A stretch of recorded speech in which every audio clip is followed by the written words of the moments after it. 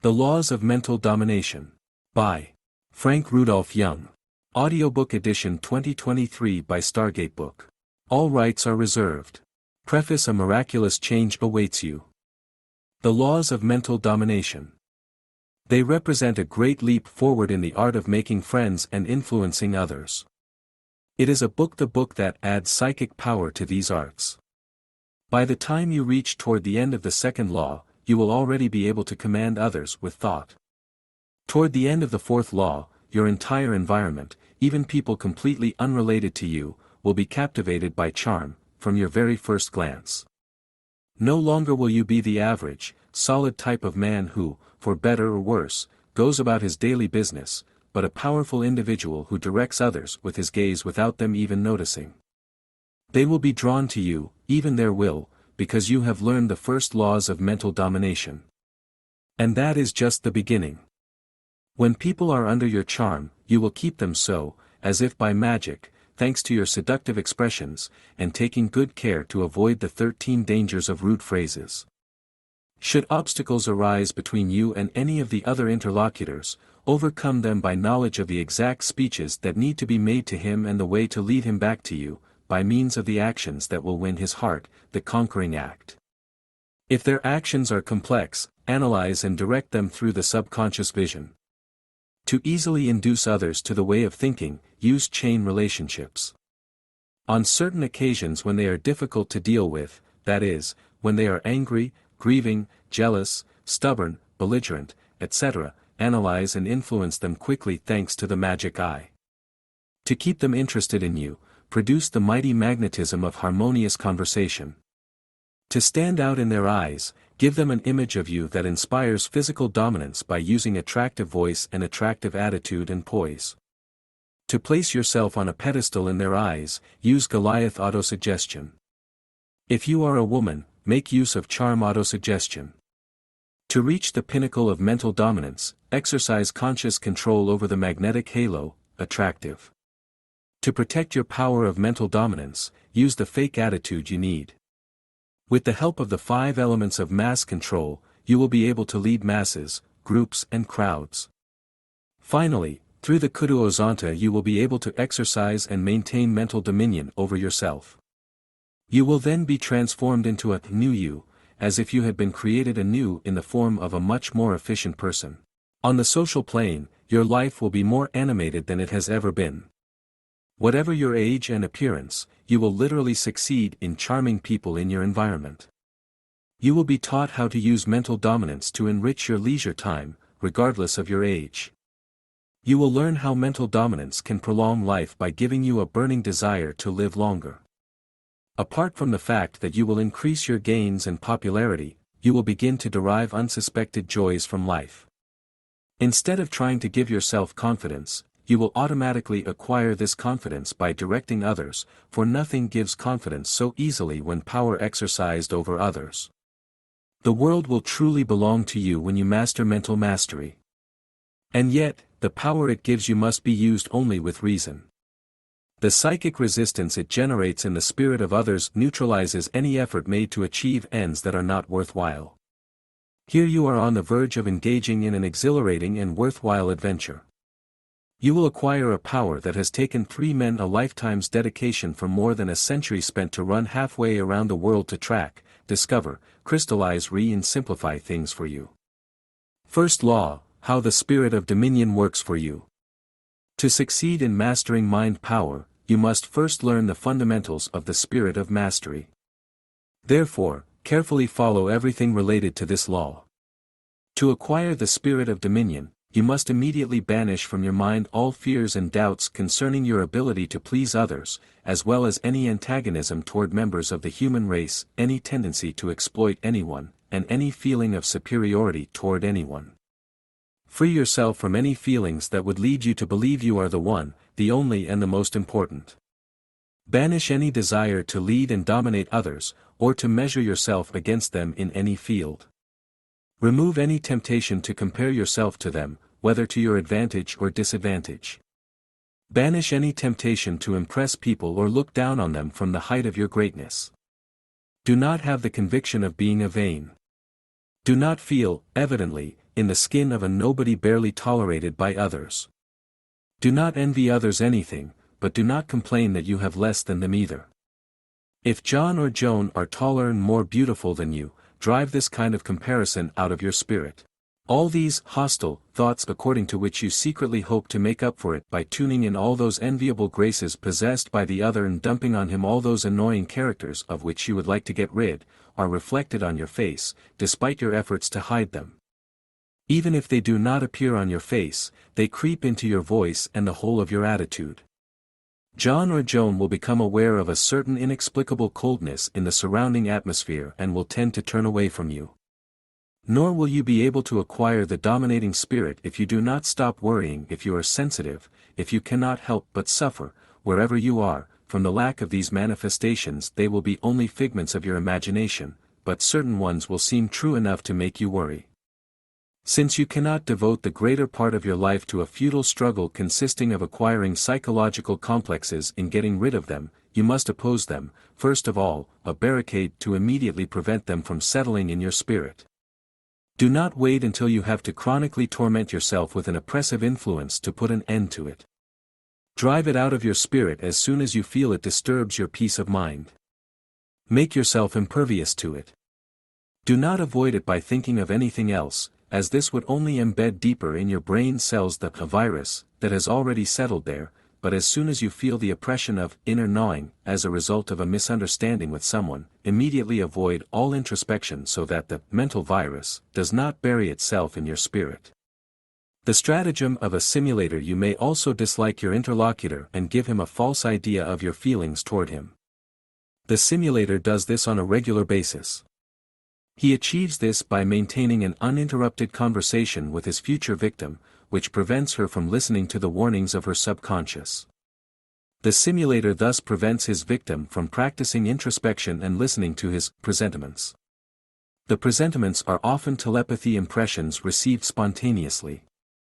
When the simulator leaves, taking away his halo, the victim loses contact with him and does not use the psychological impressions to realize what the situation is really like. Moreover, the victim's spirit is stuffed and tingling with visual and auditory lying impressions instilled in her by the simulator and, on the topic, is hermetically closed to all logic. Her imagination makes the simulator a demigod. In short, the simulator has concealed from the victim his true opinion of him under an uninterrupted stream of flattering words and wisecracks. In addition to the infamy of the proceedings, the simulator's stratagem requires an extraordinary dose of resourcefulness. The smallest mistake on his part would reveal his ploy, in any case, a dangerous suspicion. The simulator's stratagem is worth just taking the risks. The sensible way to ignore vulgar people with the spirit of dominance: you have nothing to fear from your interlocutor and nothing to hide from him. If he continues to glare at you, as he often does, even after you have tried to win him over, you stop wasting your time. There is an extraordinary percentage of people who allow themselves to be dominated. Ignore, therefore, this tiny amount who cannot be influenced. But try not to have contact with these people lest you have to avoid them later. Do not exhaust your mental strength in this kind of situation. If this person is rude enough to ignore you, ignore him, too, as you would ignore a puddle in the street.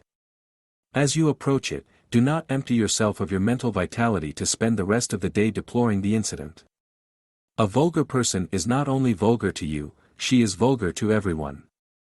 If you adopt an attitude of bitterness toward her, without realizing it, she will meddle in your relations with others and you can no longer exercise mental power over them. The spirit of domination and lack of security. The spirit of dominance banishes a lack of confidence. You lack confidence if you doubt your ability to please others and lead them.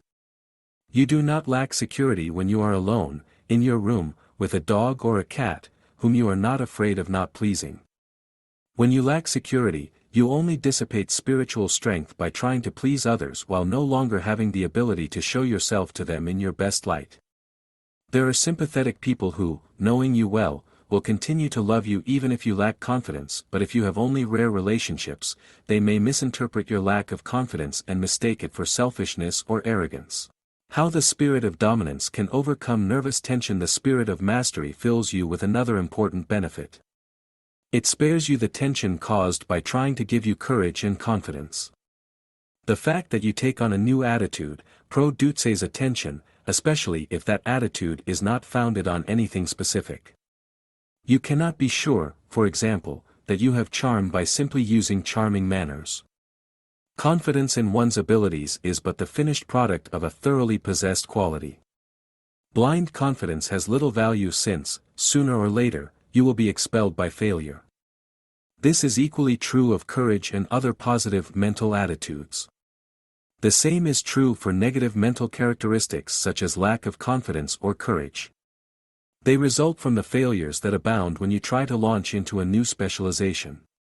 Never hastily conclude that you cannot succeed at a certain thing, just because you have previously done it poorly. But neither should you claim that you can do something if you do not already know that you are capable of doing it. How to by the basics of the spirit of domination exercise make a void in the spirit. This very simple exercise will rid you of all self-consciousness, so much so that you will be able to banish all doubts and fears about how to please others, about your rivalry and the need to outdo, to subdue, to impress others and to look down on them. It will also free you from the opposite needs, that of feeling inferior to others, or of fearing that they will not like you, despite all your efforts. You will have established, then, the basis of the spirit of dominance. Standing alone, in your room, imagining that you are walking on a sidewalk and meet someone you do not like. This person triggers feelings of inferiority in you and destroys your charm naturally. But, as it is impossible for you to avoid it, it will become the ideal element to practice this exercise simultaneously in fantasy and in everyday life. From the moment you set your eyes on her, make a vacuum in your spirit by casting out all thoughts of her. Fix any point on the wall and mentally repeat to yourself, point. Dot. Dot. Now, project the kindest thoughts toward her and fill yourself with the desire to meet her. As you get closer, exclaim, I am so happy to see her again. Prevent any introspection by thinking again, period. Period. Period. Smile at her and stare fixedly at the base of her nose, right behind her eyes. Do not stare into her eyes because you will risk meeting her hostile gaze. But, she thinks you are looking her straight in the eye. Do not wait for her response and add to what you have said a peak the unimportant thing, for example, about the weather. You will know more, about harmonious conversations, in a forthcoming law. Keep smiling at her while staring at the base of her nose and keep walking. With this process, you will be able to get past her without really seeing her and without having to be rude.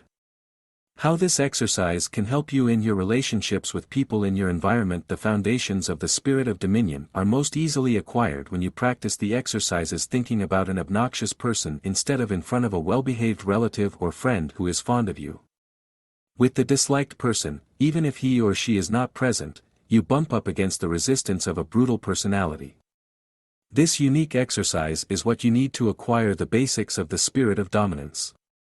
It frees you from fears and doubts in regard to people, not by creating tensions in you caused by the desire to have courage and confidence, but by limiting the emotional reactions that others may provoke in you. It allows your spirit not to be impressed by the people closest to you and to react only to your suggestions.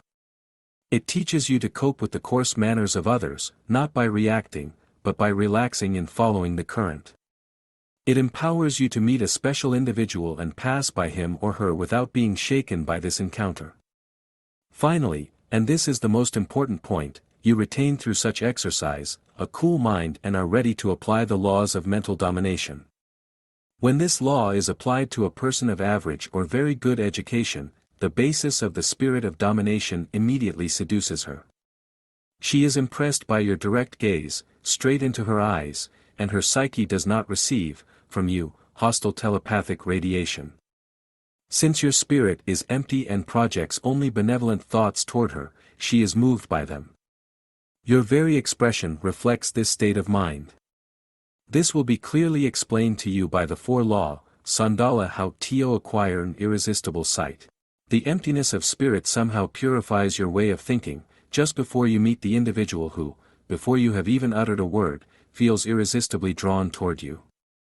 How the spirit of domination works for you is the first law of mental domination. Master it at once by practicing the exercise consisting of making the empty in the spirit. Second law, Kizuma, how to guide others' thoughts through imaginative thought command. Now you are ready to attack the second law and the exercises concerning it. Study it, for of the 18 laws, it is certain mind the most effective. It represents one of the amazing specialties of the yogis.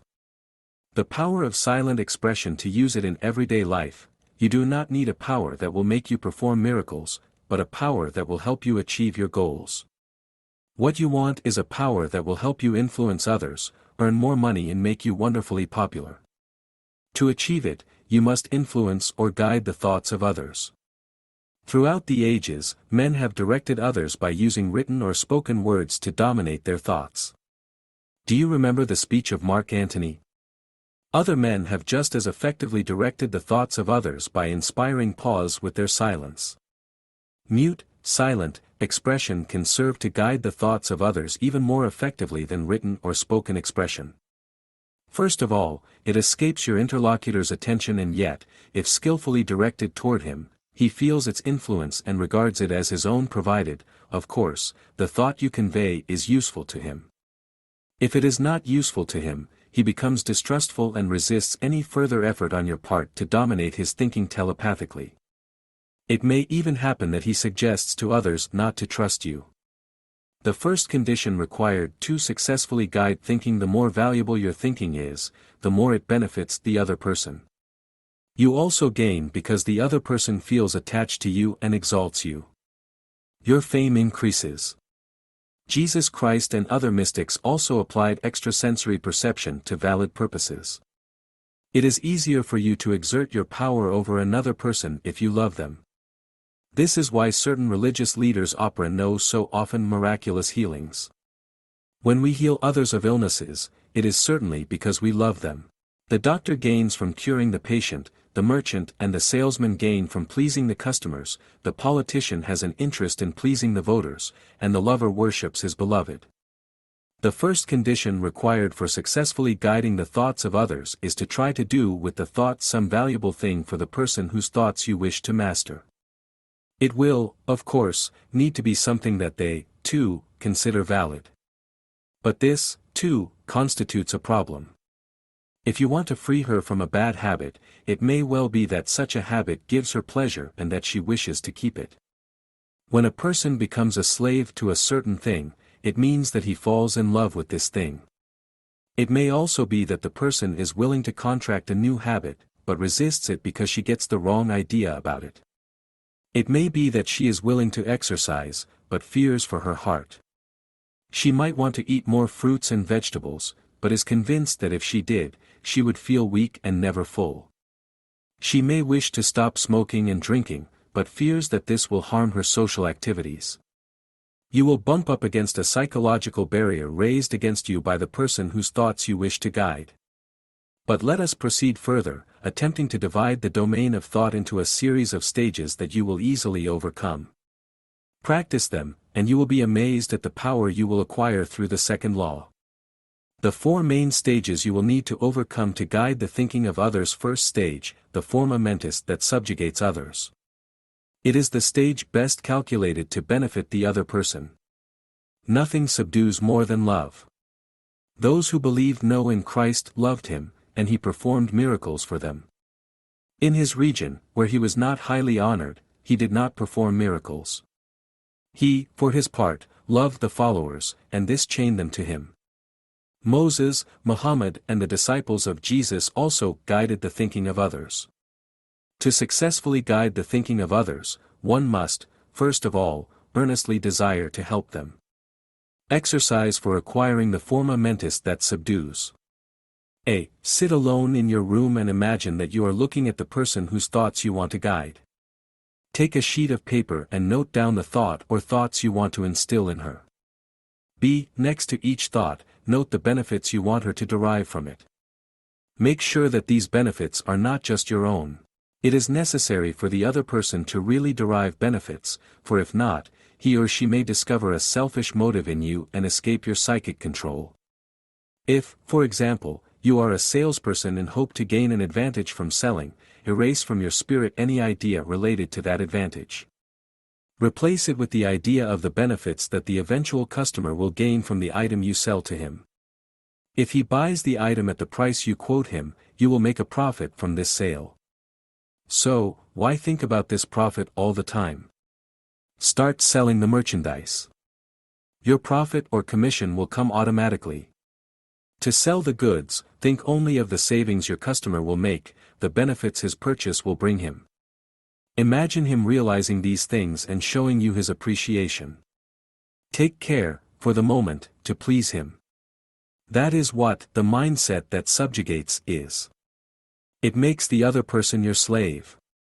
Act the same way if you are a businessman, a husband, a relative, a friend. To bind someone to you to the point of subjection, imagine him with conviction as he profits from the ideas you inculcate in him by guiding his thoughts. Second stage: selective subjugation. It is equally necessary. Although you have a sincere desire to help an individual, it may be that you try to instill in him an idea that displeases and irritates him. If you are a doctor who wants the patient to stop smoking, he may take it very badly. If you are the father or mother of a girl whom you want to prevent from dating a man you dislike, it may be that she resists you because she is, or thinks she is, in love with him. It may also be that you want to sell someone a product of which he absolutely needs and that he does not realize that need. These are the kinds of difficulties you bump up against every day. Under these conditions, guiding another's thinking to your liking is not an easy task. You will need a lot of tact and perseverance. Even succeeding, when you stop influencing his or her thinking, the other person will revert to his or her old ways. In the case of the girl blinded by love, it may be easier to send her to a distant school and let hopes and new interests detach her from the man you dislike. If you are a salesman, you may have to resign yourself to selling your customer something that conforms to his tastes. If you are a doctor, you may have to compromise by persuading your patient to smoke less. In life, you can never predict 100% success. The man who succeeds best is the one who knows when to compromise. The unsuccessful man never resorts to compromise, he throws himself forward, head down, toward disaster. However, do not resign yourself to failure just because you cannot completely look at the thinking of a quirky or original person. If you can influence her to some extent, you have already gained some advantage over her. After several attempts, you may be able to influence her thinking in an appreciable way. Exercise to arrive at selective subjugation. Note down, next to each of your thoughts, the exact reaction you expect from the person you want to influence, imagining that you are orally imposing these thoughts on her. If you think that her friends will laugh at her and taunt her until she heeds your advice, note it down. Do not overlook any of the difficulties you might encounter. If it seems to you that the person would have a tendency to buy your goods if you do not insist, note it.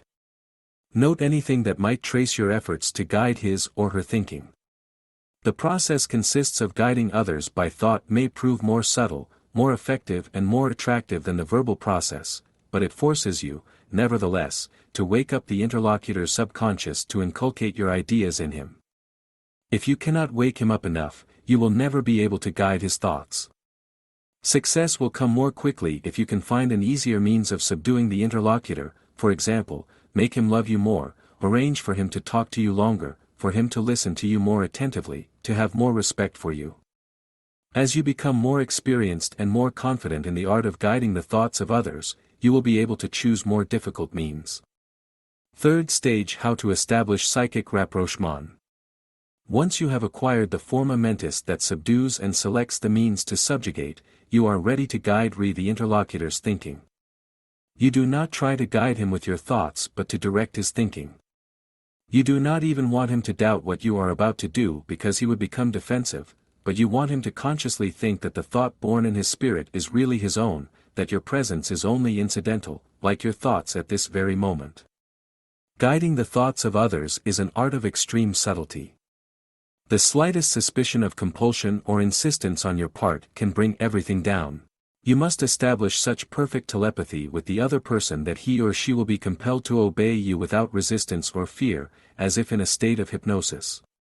You must that she obey spontaneously, without hesitation the orders you transmit to her, except to be surprised later by her own attitude. Exercise to achieve psychic rapprochement. Sit in your room in front of a mirror and imagine that your image is that of another person. Remain calmly seated, breathe quietly and stare at this image benevolently. As you stare at it, think of the other person. I want to do you all the good that I am capable of, and even better, going so far as to sacrifice. I am ready to do anything to make you happy. My main care is to serve your interests in the best way. It is evident that this statement is by no means a reflection of the truth. If you are a salesman or a businessman, your interests are your main concern. But you cannot allow the subconscious mind to transmit this thought to the other person by telepathy because it would become psychically defensive. Instead, you want her to open wide the doors of her spirit to receive your telepathic messages with as little resistance as possible and to regard them as her own at least for a time. You will then have established a psychological rapprochement with her. How to realize that the psychological wall is about to give way. When you have established rapprochement with the other person, you will suddenly feel the resistance that was resisting the telepathic pressure you exerted on his or her spirit diminish. It is as if you had struggled to drag a huge log into the darkness to put it against the wall, and that all of a sudden it had turned into a hole in the wall into which it would enter without any difficulty. This is what you feel when the psychic wall gives way. At first, you will not feel this impression. You may even think that your psychic orders are either completely accepted or completely rejected by the other person. If the other person is in front of you, you will be more aware that the wall is about to give way the moment this happens. If you are in the habit of telepathy, you will have already had to experience this impression. Perhaps, during a public meeting, you were not at all influenced by the people who were near to you. Then, all of a sudden, a new face appeared and attracted you in such an irresistible way that your heart jumped in your chest and almost prevented you from breathing. Your tongue became paralyzed, despite the desire you had to speak to this person. Despite the emotion, you pretend to care about her, and let her disappear, perhaps forever, from your life, but you will remember her eternally with deep regret. Probably, the other person also had the same feelings for you. That is why your reaction was so violent. Each of you felt the psychological wall give way and each of you felt immense upset. Learn to establish psychic rapprochement as long as you feel the psychological wall giving way. When you feel it giving way, and that could not be too late, you will be ready to guide the thoughts of others. Fourth stage: how to guide the thoughts of others. Both words and images can be used to effectively guide the thoughts of others. Both methods are effective, but one is more effective than the other depending on the circumstances. The method consisting of using imagery is more effective with strangers. The verbal one is more conducive when it comes to your family and intimates. This is for several reasons. Strangers have not heard you speak often. It may be that we have never heard you. They are not accustomed to either talking to you or listening to you. Conditioned reflexes caused by encounters between you have not arisen in their subconscious. It may even be that they expect from you a voice and a way of speaking completely different from yours. When you have gained sufficient experience, it will matter little which method you use, but at first it will be useful for you to apply the visual method with strangers, and the verbal method in the family and with intimates. They are conditioned by your verbal relationships and will better assimilate verbal messages. How to guide thought by means of image. If it is an outsider, choose well the target you want to use to subdue him. This applies equally well, whether to a prospective client, a new sufferer, or a new customer.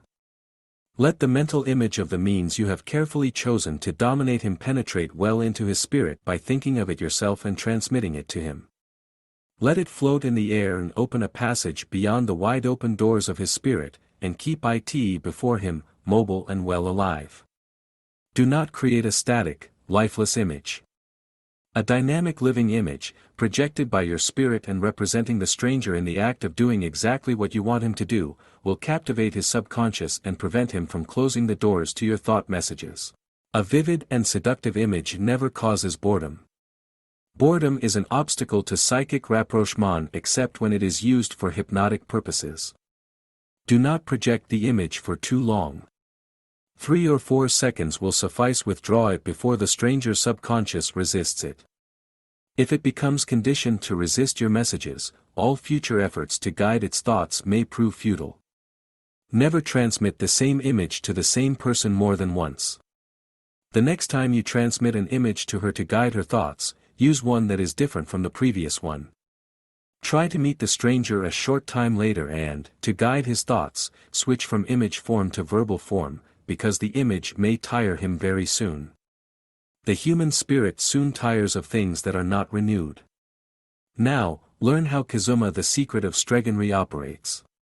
Superstitious people of ancient times said that sorcerers had connivance with the devil. But sorcerers also used mental imagery. By concentrating on their desires for a long time and projecting them, they were able to acquire an amazing power of mental representation, and the psychic power brought them extraordinary success. In their confessions they revealed the methods they used. Most admitted the following facts: 1. They would fix their attention on other people or their animals, and 2. They would focus on the mental image of these people or animals by transmitting waves to them that contained the curses with which they wanted to load them. These were such powerful waves that the magicians were able to shake the psyche of these people deeply and, very often, make them really sick. More secrets of witchcraft. Another method admitted by sorcerers and magicians in their confessions was psychometry. They would obtain objects belonging to those they wanted to make their victims, hold them in their hands to establish astral contact with the owners to whom they transmitted evil waves. This method was found to be most effective. Other sorcerers fashioned clay or wax figurines depicting victims, pierced them with countless pins and cursed them daily. They thought that these figurines possessed a supernatural power that allowed them to attract wishing curses from the sorcerer. Evidently, this was not the case. The figurines served the sorcerer only as targets onto which he projected his mental representations. They also helped him to represent his victims more clearly and more easily. Such figurines were used exactly like your own image reflected in a mirror, when you stare at it imagining it to be that of another person, which allows you to project your psychic power onto it. One could arrive at the same result without resorting to this means of support, which, nevertheless, gives us a necessary security. Nevertheless, if you become too accustomed to a means of support, it becomes impossible to do without it. This support does not possess any power in itself, it simply gives you security. Nevertheless, the fact that it does not possess psychic power does not imply that you do not possess any either. This is also true of sorcerers. The fact that their wax or clay figurines do not possess psychic power per se does not mean that sorcerers do not. Only, their pruning was not a necessarily supernatural power. Instead, it was most evidently a power of thought transmission developed to an extreme and irresistible degree. You can realize the extent of such power by putting it in the service of good. You could use it to help others overcome disease, to instill in them courage and ambition, to persuade them to make a wise decision. Arsenic is a deadly poison, but it is also an effective medicine if it is used by the doctor. How to project the mental image that helps guide others. The mental image is more effective if John or Joan expect it and agree to receive it. For example, if Johnny is convinced that you love him and want to help him, he will be more receptive to your projection.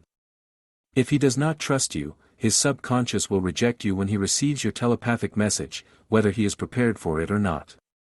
Therefore, you will learn Kazuma earlier in the beginning if you know John well and if you already know that he is devoted to you. Now, suppose that John lacks self-confidence and you want to make him acquire it to enable him to better realize his possibilities. You could directly insufflate it into him, but his devouring doubts would risk assailing him again after your departure. Fill the gap by intensifying the projection of the image you want to instill in him. Look fixedly at a photograph of John or hold an object that belongs to him and imagine the scene about him that you would like to see come true. If he suffers from inferiority complexes, imagine him brimming with confidence.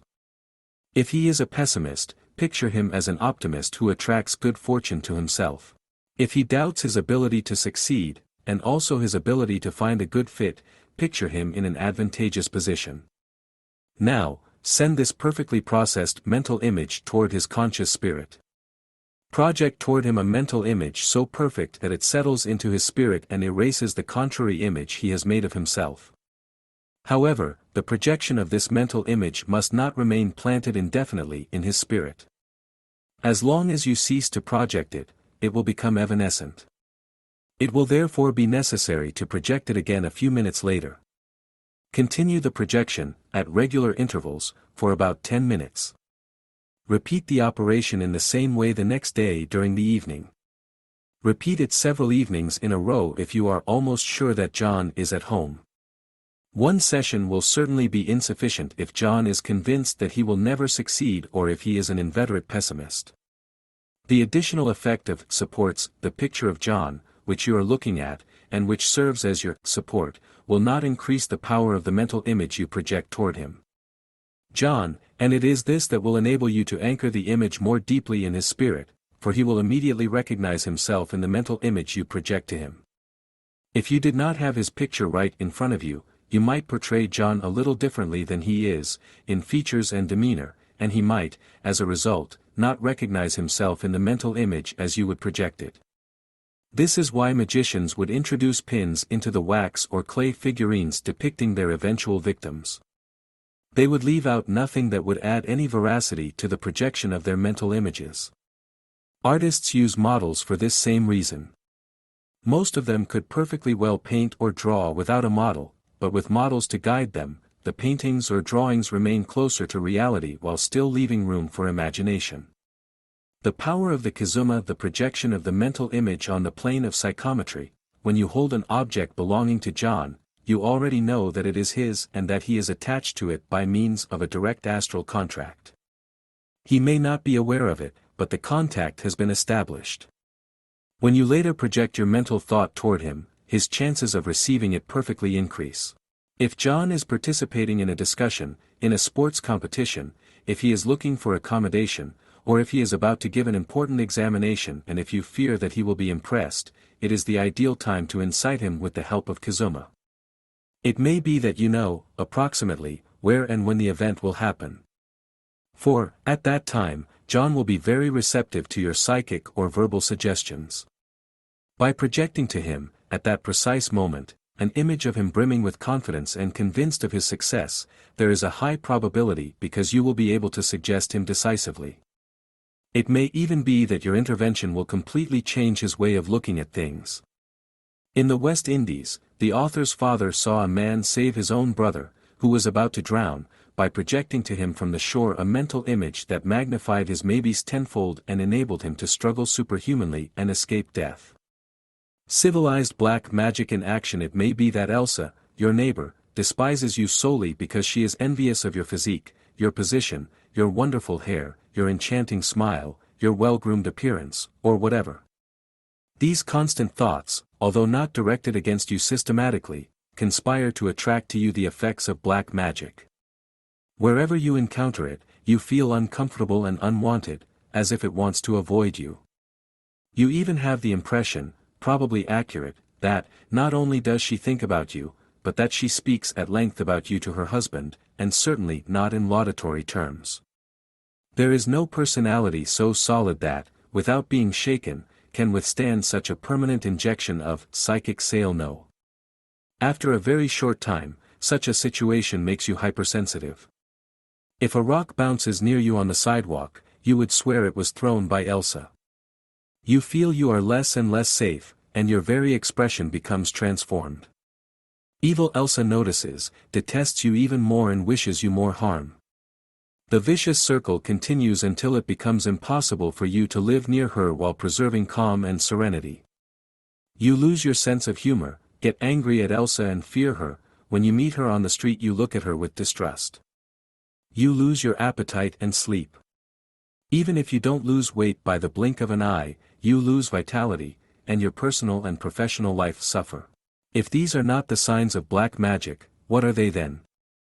How to neutralize civilized black magic. It is difficult for you to escape the constant injection of psychic poison emanating from Elsa unless you leave the neighborhood. But because it pleases you, it will be necessary for you to make use of self-defense on the psychic plane. Waste neither time nor strength in trying to prevent Elsa's mental projections from deteriorating your spirit. This would only cause you to lose vitality. Close your spirit's mind completely to everything about her by doing a complete blank, or think of something pleasant and let Elsa run out of steam to pour her bad thoughts into your spirit, which will no longer be receptive. Exercise. Imagine that you meet Elsa on the sidewalk. Immediately think back to the wonderful movie or soccer game you saw recently. See again your favorite actor in his part, or the team champion in his tryout. Follow this thought for at least 10 minutes until you have forgotten Elsa. By engaging in this way for 10 minutes, you will avoid being upset by her black magic after she leaves. The more sensitive you are, the more you are condemned to loneliness and the more this kind of situation perturbs you. You must therefore learn to neutralize thoughts quickly. By learning this exercise well, and applying it with reason, you will save yourself from ending up with hostile and resentful thoughts toward this person. Practice this exercise until you can easily apply it when needed. Examples of the indescribable power of mental image. First example: the Trinidad planter. Jonas Cook, a brutal sugarcane planter, treated his workers like slaves. This happened in Trinidad in the 19th century. He mistreated and punished them mercilessly. Many of them died young. No longer knowing what saint to turn to, the workers sent one of their own to the wizard Bejan, promising him a barrel of molasses if he could save them. Bejan accepted the bargain and sent the worker back with a small package. Back at the plantation, the envoy gathered the other workers and opened the package. It contained a clay figurine representing a human being with a green leather strap around his neck. At the moment when Jonas Cook was preparing to retire for the night, he discerned the figurine on the sideboard. None of the servants looked as if they knew what it was. But they murmured that it was a bad omen and might even foretell death by strangulation.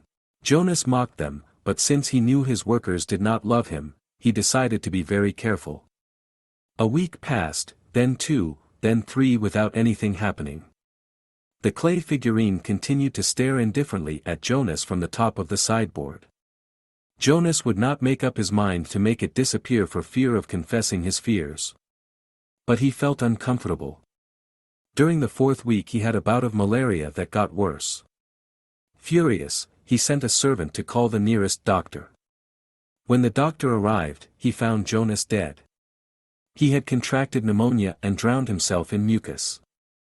When the doctor learned the story of the statuette, he could find nothing on the corpse that would change his diagnosis about the cause of death. What was surprising was that the figurine always towered over the sideboard, but it was decapitated. As the green leather strap had dried out, it had shrunk tighter and tighter until it clutched the head of the figurine, breaking it off. Bejan, the magician, still had this mental image in Jonas's spirit, so that as the green leather shrank, Jonas would get sick and die himself. Bejan knew how long it would take the strap to shrink to the point where it would decapitate the figurine and, every day, sent telepathic messages to Jonas' subconscious mind. The fact that Jonas knew himself guilty and felt disturbed by the presence of the statuette made him receptive to the evil psychic currents.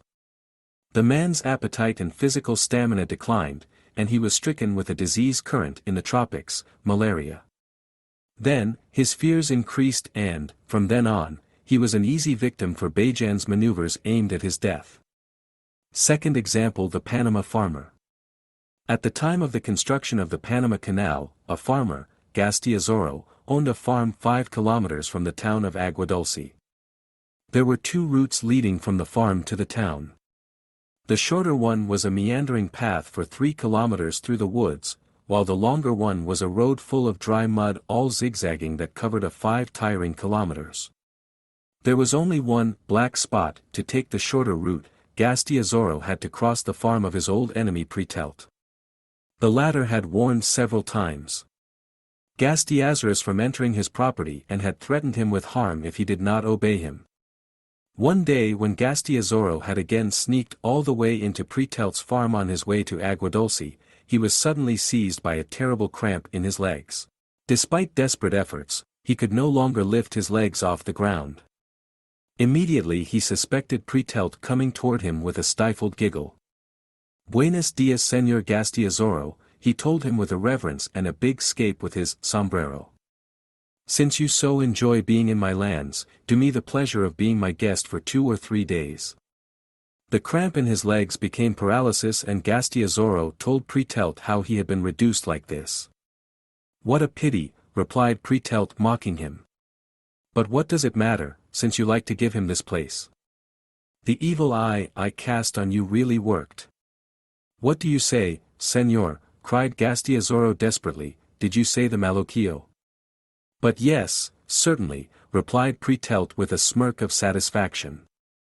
"I have cast a spell on you to prevent you from passing through my lands until I remove the nail I have planted on the footprint of your footsteps in a spot over there." In response to Gastiazoro's frantic prayers, Pretelt admitted that the spell would be valid only within his property, but not on neighboring lands. And with a great laugh of satisfaction, he walked away giving him a big hat salute and throwing him a "Buenas noches, Señor. My farm is yours. Stay there as long as you like. And don't worry about the mosquitoes tonight. What does it matter if they throw themselves at you by the hundreds? Your lean will be much fuller and more beautiful after their bites. Truly, hombre, could you wish for a cheaper beauty treatment?" Gastiazoro spent a hellish night, screaming for help and feverishly trying to chase away the countless waves of giant mosquitoes that burst upon him and indulged in a feast. By morning, he was covered from head to toe with huge blisters, was no longer himself and was on the verge of hysteria. As the already hot sun rose, the insects gradually retreated to the nearest swamp, and Gastiazoro, ever paralyzed, tortured his brain to come up with everything he knew about witchcraft.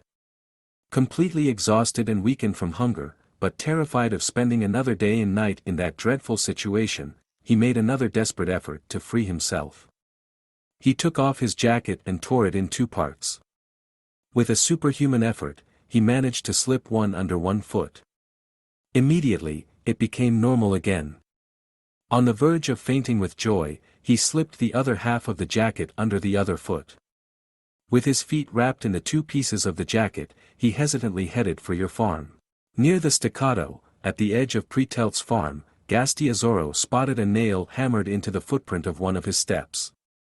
He tore it off, freed his feet from the rags that wrapped them, and found that he was no longer under the effect of the spell cast on him by his enemy. He had all of a sudden become a sadder but wiser man. As he walked away, he heard Pretelt's huge laugh.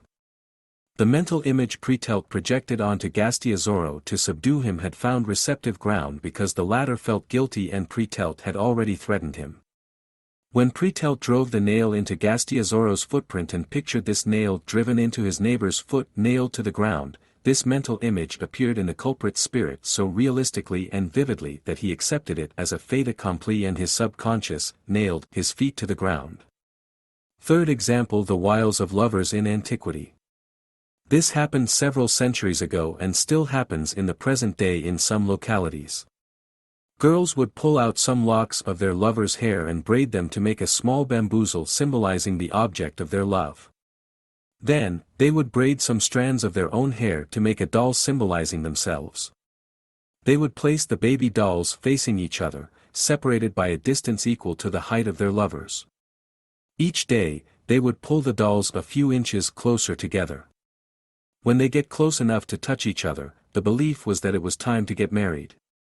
This same process, but this time in the opposite direction, was used to remove an undesirable suitor, a rival, or any bad omen. It is evident that, if the girls achieved the desired purpose, they did not owe their success to the symbolic puppets but to the mental images these puppets helped them project. The mental images were helped, certainly, by the psychological and psychometric results of the braided hair. Fourth example: the costumes of Oriental lovers.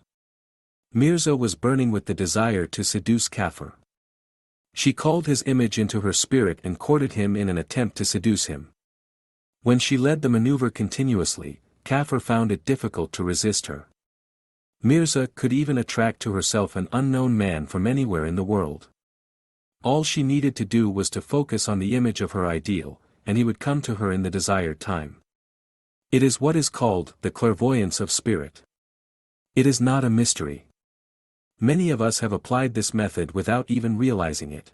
They projected mental images through space until they reached the suitable human being to receive them.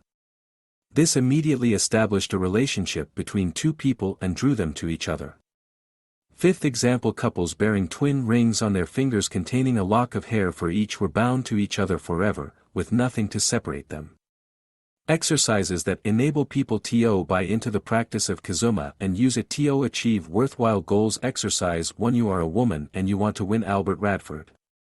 Obtain a photograph of him or an object that belongs to him. If, in order to do this, you have to resort to illegal or condemnable schemes, you had better do without. Sit or lie down in the darkness of your room. Close your eyes and imagine Albert in his bed but not yet asleep. This is the best time to project effective psychic power. Create in your spirit an image of yourself as you would like to settle it in Albert's spirit.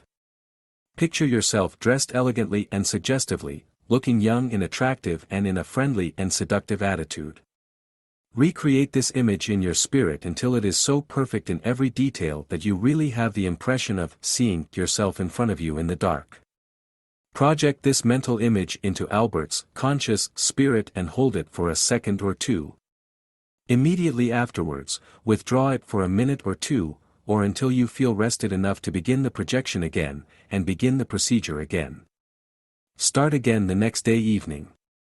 But you must be almost certain that Albert is at home, in bed, otherwise, the projections would lose vigor in trying to find him.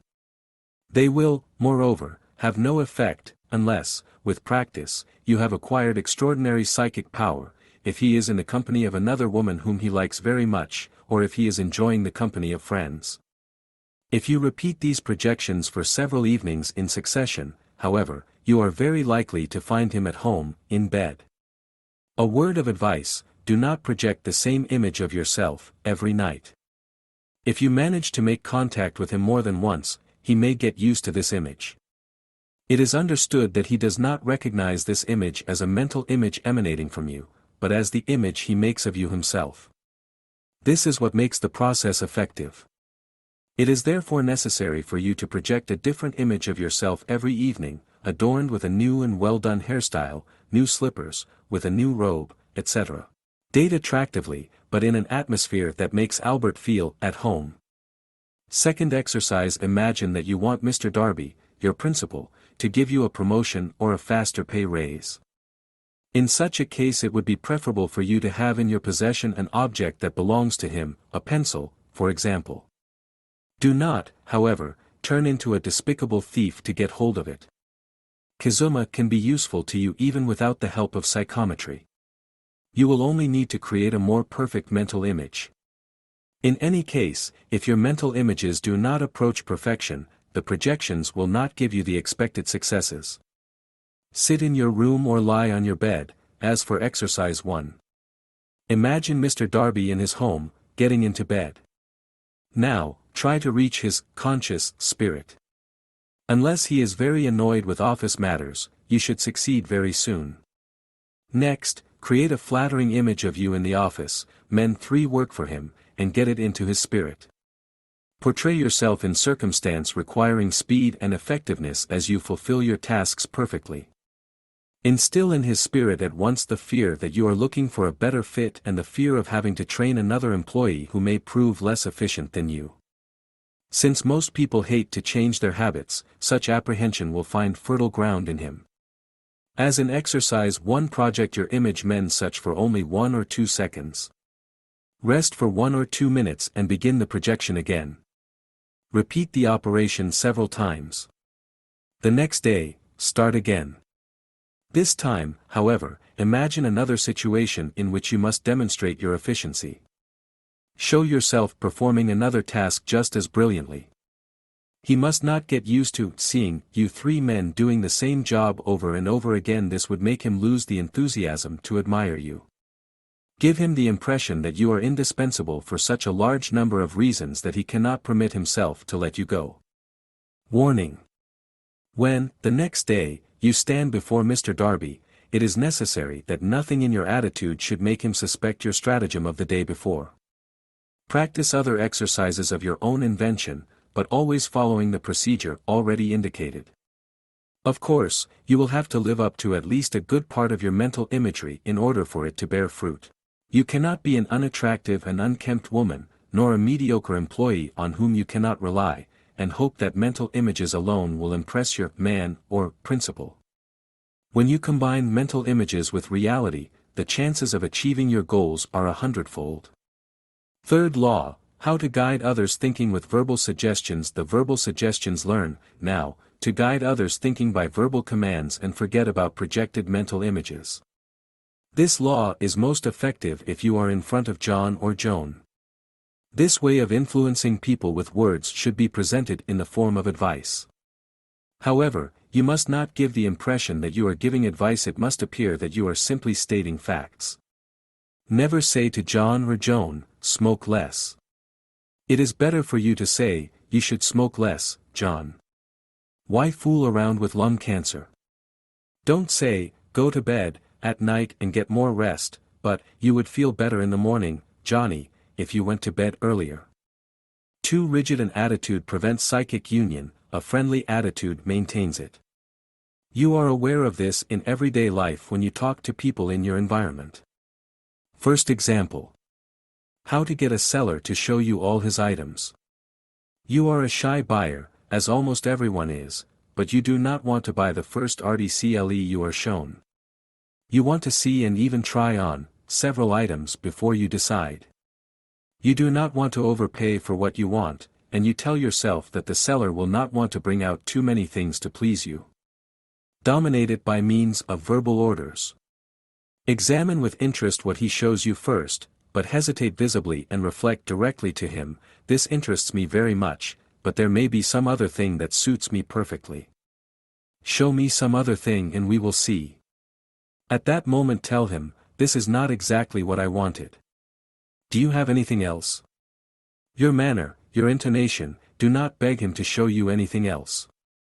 He must not think he is doing you a favor. You must induce him to think that you are in even more of a hurry than he is, but that you will not be an easy customer to live with.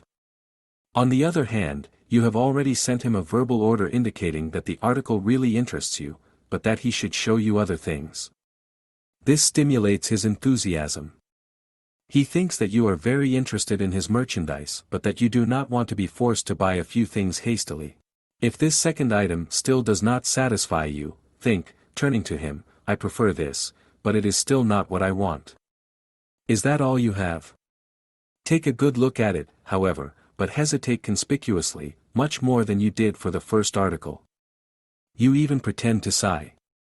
The seller, now convinced that you are dying to buy, but hiding your feelings from him, he will soon go looking for some other thing for you. Do not look too closely at the item this time if it is not yet what you want. Instead, make yourself look desperate at the thought that, after all, he may not have what you want. Say to yourself, "But for him, it's almost this, but..."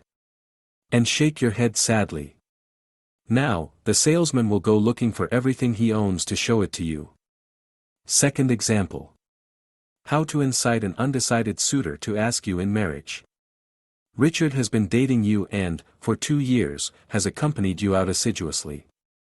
You know that he is very much in love with you but has not yet asked you to become his wife. You wonder if he ever will. Last month, he happened to invite Joan a few times. You know he is the man for you, but he is too shy to ask you in marriage, or he prefers to remain celibate while still dating you. Or perhaps Joan is maneuvering him. You love Richard, but you are too proud to take the first step. On several occasions you were sure he was about to take the first step. On several occasions you were sure he was about to make up his mind, but nothing happened. No doubt he deceives you, or he is the one who changed his opinion. Use verbal suggestion to push Richard to declare himself. The next time you see him, when you are both alone and the time seems propitious, suggest to him with your thoughts, "It is time, Richard, it is time. Do not think of a marriage proposal. That would be too direct an order that might cause him to flare up. He must, instead, think that the idea comes from him. Sink deep enough into the couch so that your head rests on his shoulder. Not only will this increase physical contact, but it will prevent you from plunging your eyes into his. You must not look too impatient. You want him to always think that the idea is coming from him. Keep thinking toward him, say it soon, now, Richard. Don't make a long speech. Say it soon, simply, dear, and let's finish it. Squeeze his hand more tightly in yours and let go, abandoning yourself on his shoulder. Remain silent for a few moments to allow him time to assimilate your mental suggestions. Think, say it now, Richard darling, will you marry me? That is all you have to say. Say it, Ricardo. If you don't do it now, someone else may do it instead of you. Say it soon, it's easy darling, will you marry me? It's that simple. It may be that your words sound too much like orders, but impose it, and abandoning your head on his shoulder, clasp his hand in yours. Things need to be decided quickly. You must therefore be more insistent and more persuasive in your suggestions. Chances are high that he will declare himself now. If he does not, ease the pressure of your hand on his. Nevertheless, do not give up the game. You have just begun to. Now stop him from thinking by flattering him. You will find in the fifth law a whole list of suitable flatteries. Otherwise, his subconscious mind may get used to your menial suggestions and resist them. Continue to caress him, then plunge into a pleasant silence before you begin again to mentally suggest that he ask you to marry him. Richard, it must be done this evening. I am so well disposed to welcome your application. Do it soon, Ricardo, and I will accept it immediately. We are so made for each other. Squeeze his hand very tightly in yours again, then loosen your grip and lightly caress his fingers with your thumb. Just say darling, will you marry me? If he didn't last time, it is very likely that this time he will ask you in marriage. If he doesn't, make no further attempts that night. But after he leaves, project mental images to him of the two of you married, and happy in your hearth. Also, project to him images of the two of you attending evenings with other couples and having the time of your lives. Project to him images of your home life with two beautiful children and Richard in charge of this little world and treated like a pasha. Only project images to him that overlook at him. Don't suggest, now, that he ask you to marry him, but you are not forbidden to propose images of the two of you on your honeymoon. In the imminence of meeting him again, suggest to him again with the thought of asking you to be his wife. Do not order him to do so, but imagine him asking the question. When you are reunited again and the time is propitious, apply again the method of mental suggestion to incite him to ask you in marriage. If he is truly made for you, this time your efforts should be successful. Third example: how to get rid, without offending her, of a person who wastes your time. You are in a great hurry, but you meet old Bill. He is a nice old, retired man who has all the time. You can't just walk past him and throw him a "good morning, goodbye, I'm in an awful hurry." Bill is very sensitive and would think you are avoiding him because it is very difficult to stop him. Greet him as if you are excited to see him. Do not give him the impression at all that you want nothing more than to leave him. Do not ask him about his health, but tell him that he is looking very good. Do not give him an opportunity to talk about his real or imagined ills. But continually repeat mentally, "I'm late for work, Bill. I need to leave you right now, right now." Before he questions and latches on to you, look at your watch and exclaim, "What? Am I so late today?" Sigh deeply and think toward him, "You are kind, Bill, tell me to hurry." Shake his hand warmly and say to yourself, "One of these days, Bill, we'll spend a good deal of time together up front, but I have to go now. I'm not being rude, I love you too much." Shake his arm affectionately, and leave immediately shouting, "I'll see you again soon." Evidently, you cannot be as polite to him as if you had stopped to chat with him all morning. You must do as well as you can under the circumstances. Note you will be amazed at the effectiveness of verbal suggestion. It penetrates into Bill's subconscious and prompts him to do what you want him to do, as long as it is not something dishonest or dishonorable. Fourth found law: how to acquire an irresistible look. The previous 3 laws taught you how to influence John or Joan directly, while the laws that follow, how to increase your ascendancy over them. They will also bring you material gains. To achieve this, psychic dominance alone would not be sufficient. The irresistible look, like everything related to mental dominance, is best acquired through thought. Cunning women and men can employ irresistible gazes and fool people most of the time. But they are soon found out. If they use irresistible looks for dishonest purposes, they must be wary of the law. If they are dishonest, their irresistible gaze is only a pantomime. Certain kinds of irresistible looks are not recommendable. There is little to be gained, after all, by being shrewd and disappointing. Moreover, when you have nothing to fear from the law, you acquire a peace of mind that expands the disarming power of your irresistible gaze. How your irresistible sight produces its effect on others. Although it receives a boost from your spirit, its effects on John or Joan are immense. It affects the spirit of the one you dominate by suggesting to him that you are well disposed toward him. This fosters spiritual union. He regards you as a long-lost twin brother, as the only person in the world who thinks and feels things exactly like him. The power of the irresistible sight. Almost everyone judges the expressions of others from when they remember more typical expressions of childhood parents and friends. When they were in a bad mood, their expression was stern. When they were happy, their expression was pleasant. These individuals had natural and elemental reactions in front of them. Few have met or attended enough thinkers to understand that a stern expression can also accompany great concentration or intense application. Few, too, have attended enough skilled simulators to conceive that a pleasant expression can be coupled with hypocrisy. And yet, it is perfectly natural to regard a stern expression as the very appearance of a hostile and coarse nature, and a facetious expression as the very appearance of an understanding nature full of regard for others. Coarse and unkind people look unpleasant, it is fact, although they do not necessarily appear severe, while understanding and considerate people look pleasant, but not necessarily sweet and kind. As a result, almost everyone struggles to define the character of people in their environment. Simulators will be all this by instinct and take advantage of it by using the irresistible gaze. The 2 essential qualities of the irresistible look. The irresistible look possesses characteristics that are instantly liked, characteristics that indicate to people that you have a kind and generous personality, a mindset and an attitude that are favorable to them. The exercises you need to practice to apply this law will teach you how to acquire this irresistible look, to make use of it immediately. To make the best use of these exercises, you will need to know what this irresistible gaze consists of.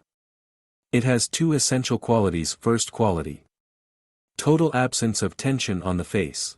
This indicates that you are easy to treat and easy to be around, that you are kind and do not like quarrels, that you are easy to please and have no tendency to offend people, that you would not try to dominate others or look down on them. The total lack of tension on your face indicates that you can be turned to in case of need, that you are without malice, but at the same time, quite intelligent, that you are not a cunning and sly simulator. It indicates that you are much younger than you actually are, that you are loyal to friends and practically loved by everyone. When you are with other people, this lack of tension consoles them of mental aberrations, doubts and fears about their personal charm. Those without an attractive personality live in constant fear of being abandoned, ignored, despised and even insulted by others. When they meet someone who possesses the irresistible look, they rush at him. In fact, you must be careful that they do not cling to you for a long time. Second quality: you show immense interest in Joan or John by the expression of your eyes, lips and features. The interest you show them will cause John or Joan to think that you want to come to their aid by being their friend and defending them. This interest indicates that you have a healthy spirit and will and energy necessary to help them in a good way. It indicates that you will not ask to be paid for everything you do. To acquire this quality, you need your eyes to be alert and fixed on their private affairs.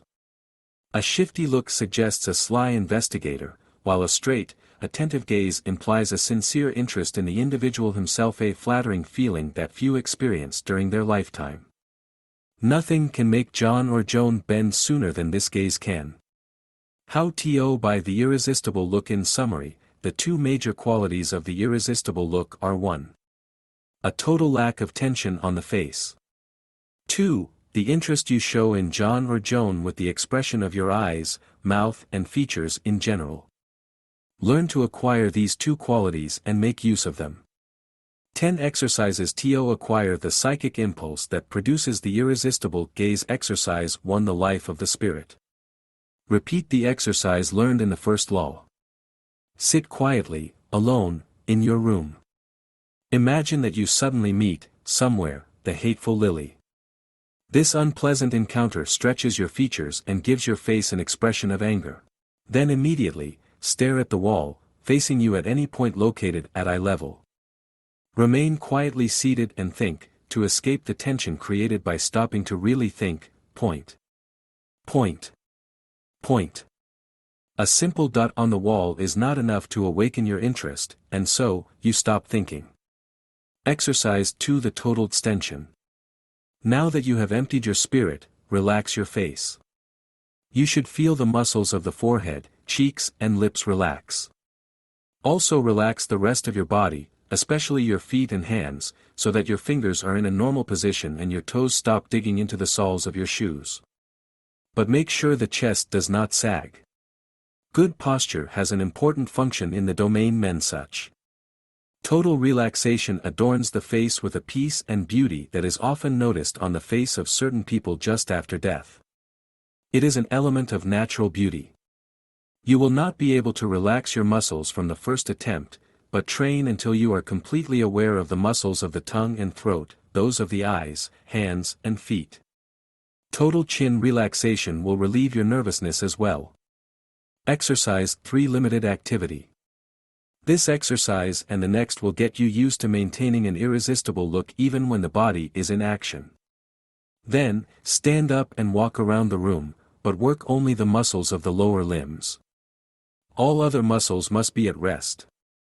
Boxers train themselves to relax even when they slide into the ring, with their fists closed, ready to throw a punch or receive one. Even when they throw a jab, their body is relaxed until the precise moment when the punch hits the opponent.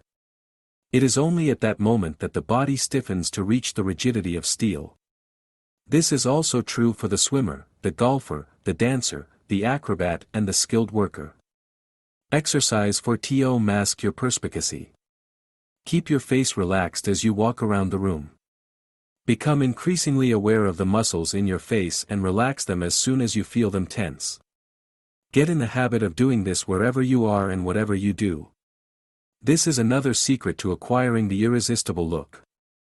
If you look at yourself in the mirror while relaxed, you will notice that your eyes look bigger, younger and more innocent than usual. Never try to have a discerning look. Keep your perspicacity to yourself. It is necessary that others do not find out. This would prevent you from exercising mental dominance over them. If the one in front of you thinks he can easily deceive you or make you his victim, he will love you even more. Clever impostors go to great lengths to pass themselves off as fools in order to snare their eventual victims when they are not alert. The clever impostor well realizes that people are always looking for a bargain, so he lets them think they are about to be cheated, while it is he who cheats.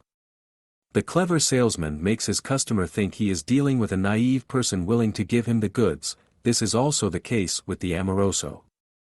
If the seller or the amorous one lets their interlocutor believe that they are dealing with a shrewd person, they are wary. Instead, it is convenient to be regarded by a prospective buyer as a seller who is stupid enough not to realize the value of the goods in his hands. People deal more willingly with this type of seller. This explains that by masking your perspicacity, you can make a fortune. Exercise 5. Superactivity of certain muscles. Now, you are about to come to a test that requires more difficult muscle activity. Lift a very heavy object or do a fairly difficult exercise. Let the muscles involved in lifting the object or doing the exercise work and contract. At the same time, stretch the muscles of the forehead, eyes, cheeks, lips, and tongue. Classical dancers train themselves to smile pleasantly while doing difficult movements. When posing for the photographer, athletes relax their faces and smile while supporting huge weights. Exercise 6to mask concentration. Pick up a serious book and read it earnestly, or even try to solve a problem or understand a theory exposed therein. Your forehead will contract as it normally does whenever you reflect. Neutralize this effect by relaxing every muscle of your face again. Repeat the operation with different books. Exercise 7. The trick, consisting in talking to a flower. Stand in front of a mirror and speak spontaneously to an imaginary crowd about something you know well, but which requires a lot of thought. Or, teach this imaginary crowd, in private, how to practice a specialty in which you excel. See to it that the facial muscles do not contract. Stretch those of the forehead, eyes, and lips. The muscles of the lips and tongue will automatically contract and relax as you speak, but keep the larynx relaxed like an experienced speaker. Whenever your arousal increases and you are tense, decongest your facial muscles and continue as if you were speaking to a flower. In effect, really address a flower or other inanimate object, especially in the beginning. This will save you the discomfort you might feel when speaking to John or Joan. It is addressing yourself to someone that makes you contract speaking. The stutterer would no longer stutter on the telephone if he knew that the line is broken. Speaking to a flower will allow you to relax completely and more easily. As you talk to him, keep your complete mind aware of your facial muscles and relax them as soon as they contract. When they are relaxed, your eyes will no longer look at the flower with fixity, but will resume their natural mobility.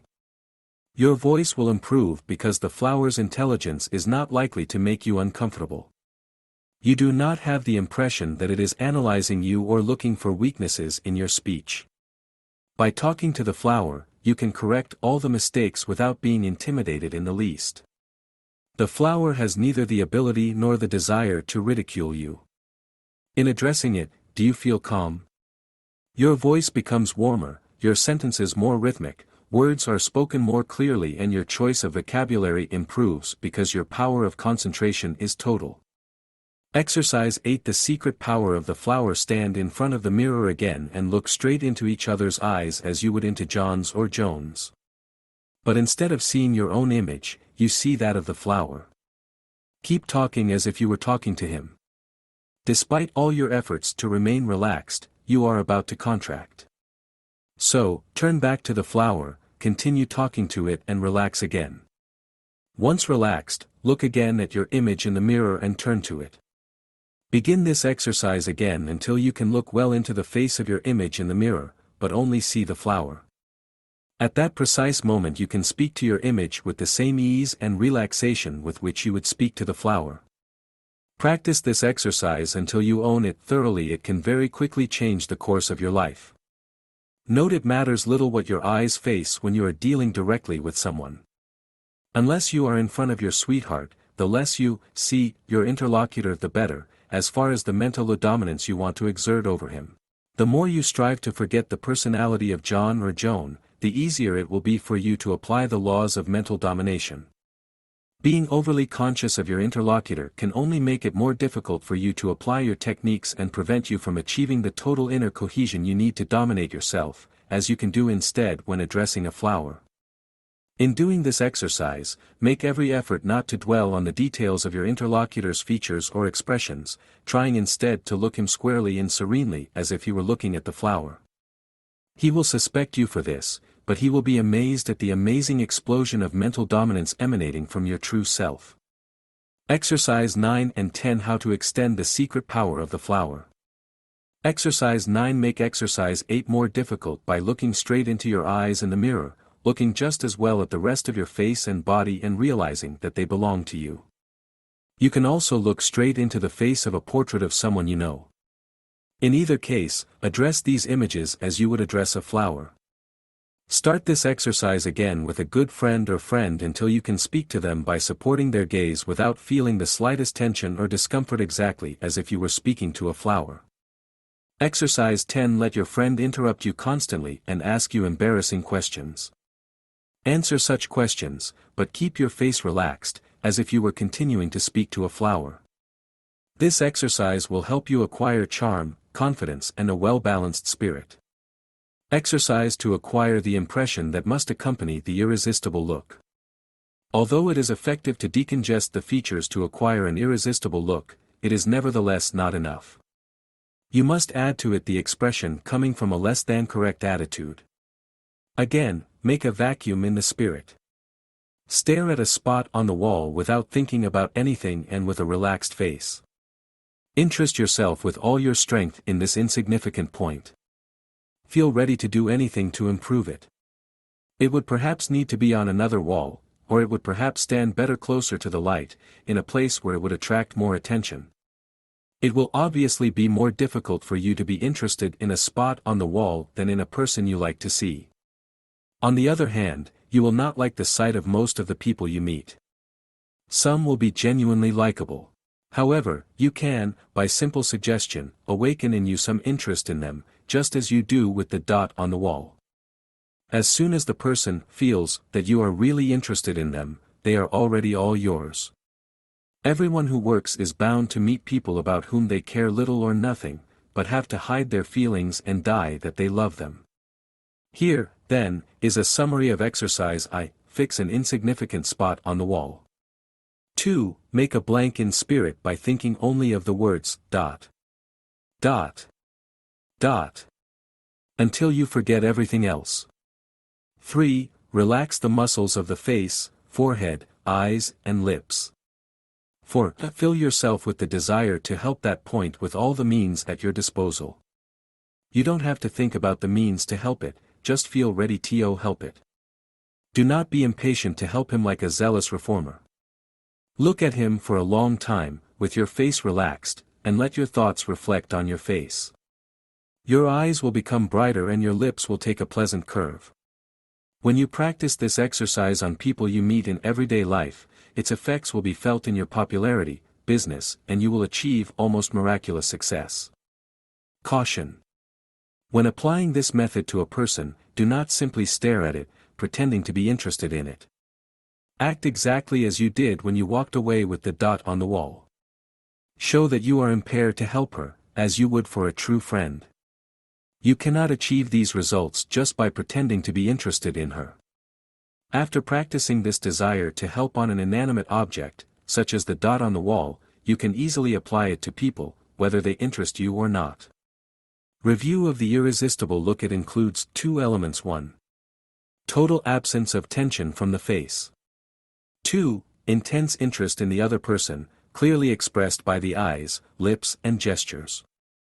Acquire the second element by doing a number of exercises that enable you to make a complete vacuum in your spirit to conceal your cunning, concentration, and other feeling minds that have nothing friendly about them. To do this you must practice flower power, the correct mental attitude and the correct expression to achieve the irresistible look. 5th law, how to use the magical power of words pleasant to hear. When your irresistible gaze has filled John or Joan with faith and confidence in you, you will be ready to pass the next important step toward practical and profitable mental mastery. The 5th law, how to use the magical power of words pleasant to hear, is the law you now need. You must go further, converse with your subject and even hang out with him if you want to gain popularity. Popularity is not about just one person. For it to be possible, you need at least 2. To enjoy it, you have to attract 1 or more individuals to you and engage in some kind of life of work or worldliness, whatever it may be. Up to this point, all you have learned of the previous laws is a potential for popularity. The necessity of words pleasant to hear. Whatever the strength of your ascendancy over John or Joan, with what you have learned so far from the laws of mind domination, you can lose it in the twinkling of an eye if you tell them what not to say. Nothing can hurt or injure it more than a clumsy sentence from a person in whom it all of a sudden has confidence. That is why, now, you must study the 5th law. How words that are pleasant to hear act on others. By telling people words that please, you act on their morale and fill them with joy. They feel, finally, that someone appreciates them as they are. There is finally someone who fully understands them and values them at their proper value. You have explored their inner sanctum and they accept you as a dearest relative and wish to have you constantly near. Each person has had enough of the brusque and indifferent attitude of petty people. When a person meets one who can talk, he is amazed. He will do anything to never break away from you. Words that are pleasant to hear are undoubtedly the path that leads most quickly to popularity. The 8 secrets of pleasant words. Here it is impossible to enumerate everything you should say to people to get or keep them in your power. It depends a lot on your gender, personality, and circumstances, depending on which things you have to say change. Even if it didn't, you would be wasting your time if you tried to store and remember catchphrases to pull them out when the time comes. Everyone is wary of hypocrites, who make use precisely of catchphrases. However, by applying certain secrets, you will always know what pleasant words you should say. Therefore, you do not need to remember standard phrases. Learn these secrets afterwards. You should never again worry about the things you need to say to people. Here are the secrets. First secret: the magic power of selective judgment. Make positive judgments about John or Joan that emphasize qualities while completely glossing over them. If, through gritted teeth, they point out their faults, don't give reasons. Do everything naturally, without insisting so as not to embarrass them with too obvious flattery. Be perceptive and bring their qualities to light to point them out right away. Second secret: the disastering effect of prolonged silences. Unless you are parents, old friends or lovers, make sure that, in your conversations, prolonged silences never occur. They destroy the ideal relationship created between you by the conversation and give your interlocutor an opportunity to reflect by allowing him to pick up on certain, perhaps unflattering, judgments of yours. Prolonged silences also allow your subject to escape the ascendancy of your mental dominance. Third secret: assiduity, consisting in letting the other talk as long as possible. During your conversations, encourage John or Joan to participate for as long as possible. To accomplish this, ask them questions on familiar topics, pretending to attach great importance to the things they tell you. That is to say, on an intellectual level, you must put yourself in the position of a debtor. Do not attack him by asking him what he does and how much he earns. Let him himself, spontaneously give you this information. Instead of asking a mechanic how much he earns, rather ask him what model of car he recommends you buy this year and why. These kinds of questions give him the impression that he is an important person who gives good advice. This gives him an opportunity to talk to you about something you do not know, but which he knows thoroughly. If, in order to get him to adopt your point of view, you have to show him his ignorance of the subject you are discussing, do so without looking him straight in the eye and without bombarding him with rigorously logical arguments. Tell him, rather, that you know someone who thinks so and so about this subject and describe this person's ignorance for the purpose of identifying it with that of the mechanic. This will allow him to save face, and he will have no resentment for you. Fourth secret: the careful look. When John or Joan addresses you or a group of which you are a part, do not look aloof or indifferent. Respond to them with your irresistible gaze and lower your head from time to time to express your approval. Give them the joy of seeing themselves listened to attentively. Certainly, your attitude should not appear forced. Do not laugh thunderously whenever he or she jokes dubiously. But look genuinely admiring and give them a little word of encouragement whenever the opportunity arises. Do not look strange, enigmatic and discouraging. Fifth secret: why not to avoid allegations. Don't try to avoid giving praise to Joan or John when they deserve it. Compliment them spontaneously, even if you are jealous and don't want to admit it. If you try to hide it, John will feel your secret jealousy.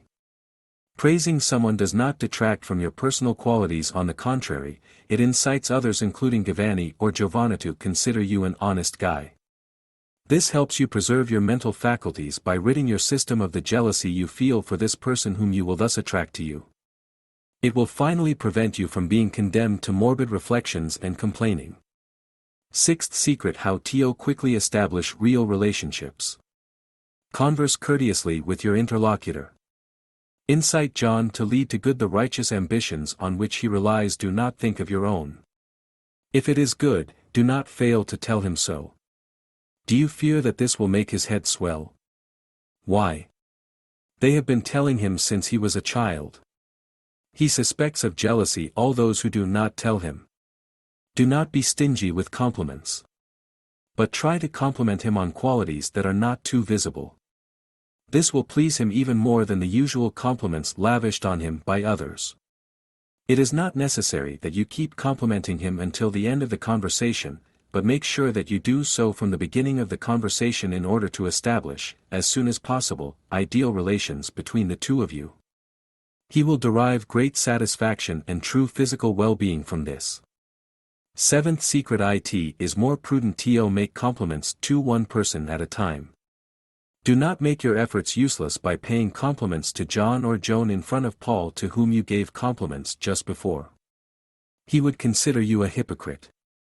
Compliment a person only when you are alone with her.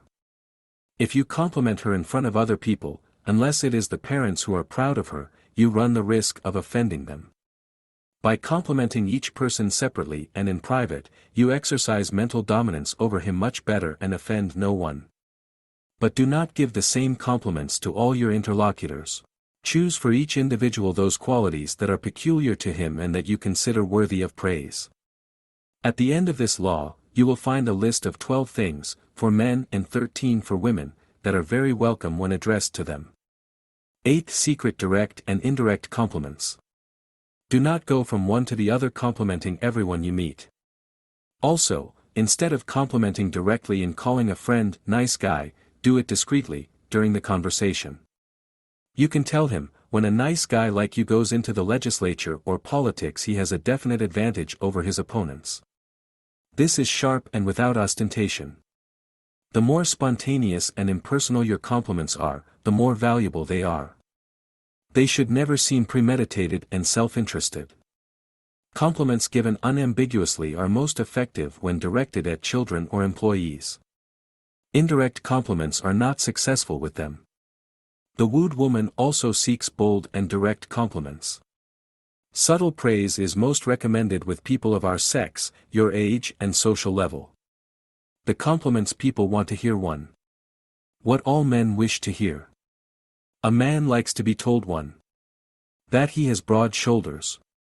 2. That he is tall. If he is small, and you are talking about stature, tell him that you were sure he was 4 inches taller than he says he is.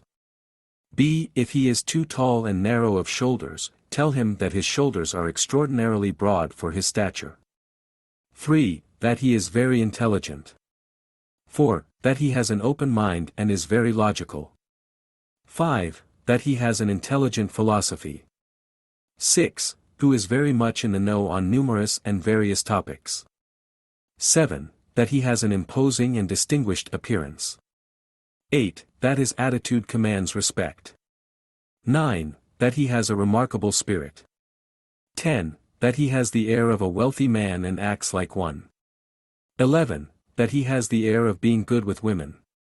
12. That he has an air of valor and courage. It is not essential to attribute all of these qualities to the same man, for no doubt, they do not all fit him. Use, for each, the most appropriate compliments. Do not name any among qualities outside of these, and you will not fail to impress all the men you meet. 2. What all women want to hear. A woman likes to be told: 1. Between the ages of 19 and 90, that she looks 3 to 30 years younger. 2. That you thought she was her daughter's sister. 3. That her complexion is as fresh and sweet as her child's. 4. That her face and body are sexy. 5. That her feet are small and her legs are beautiful. 6. That she has a pretty ankle. 7. That she wears clothes like a model or a film actress.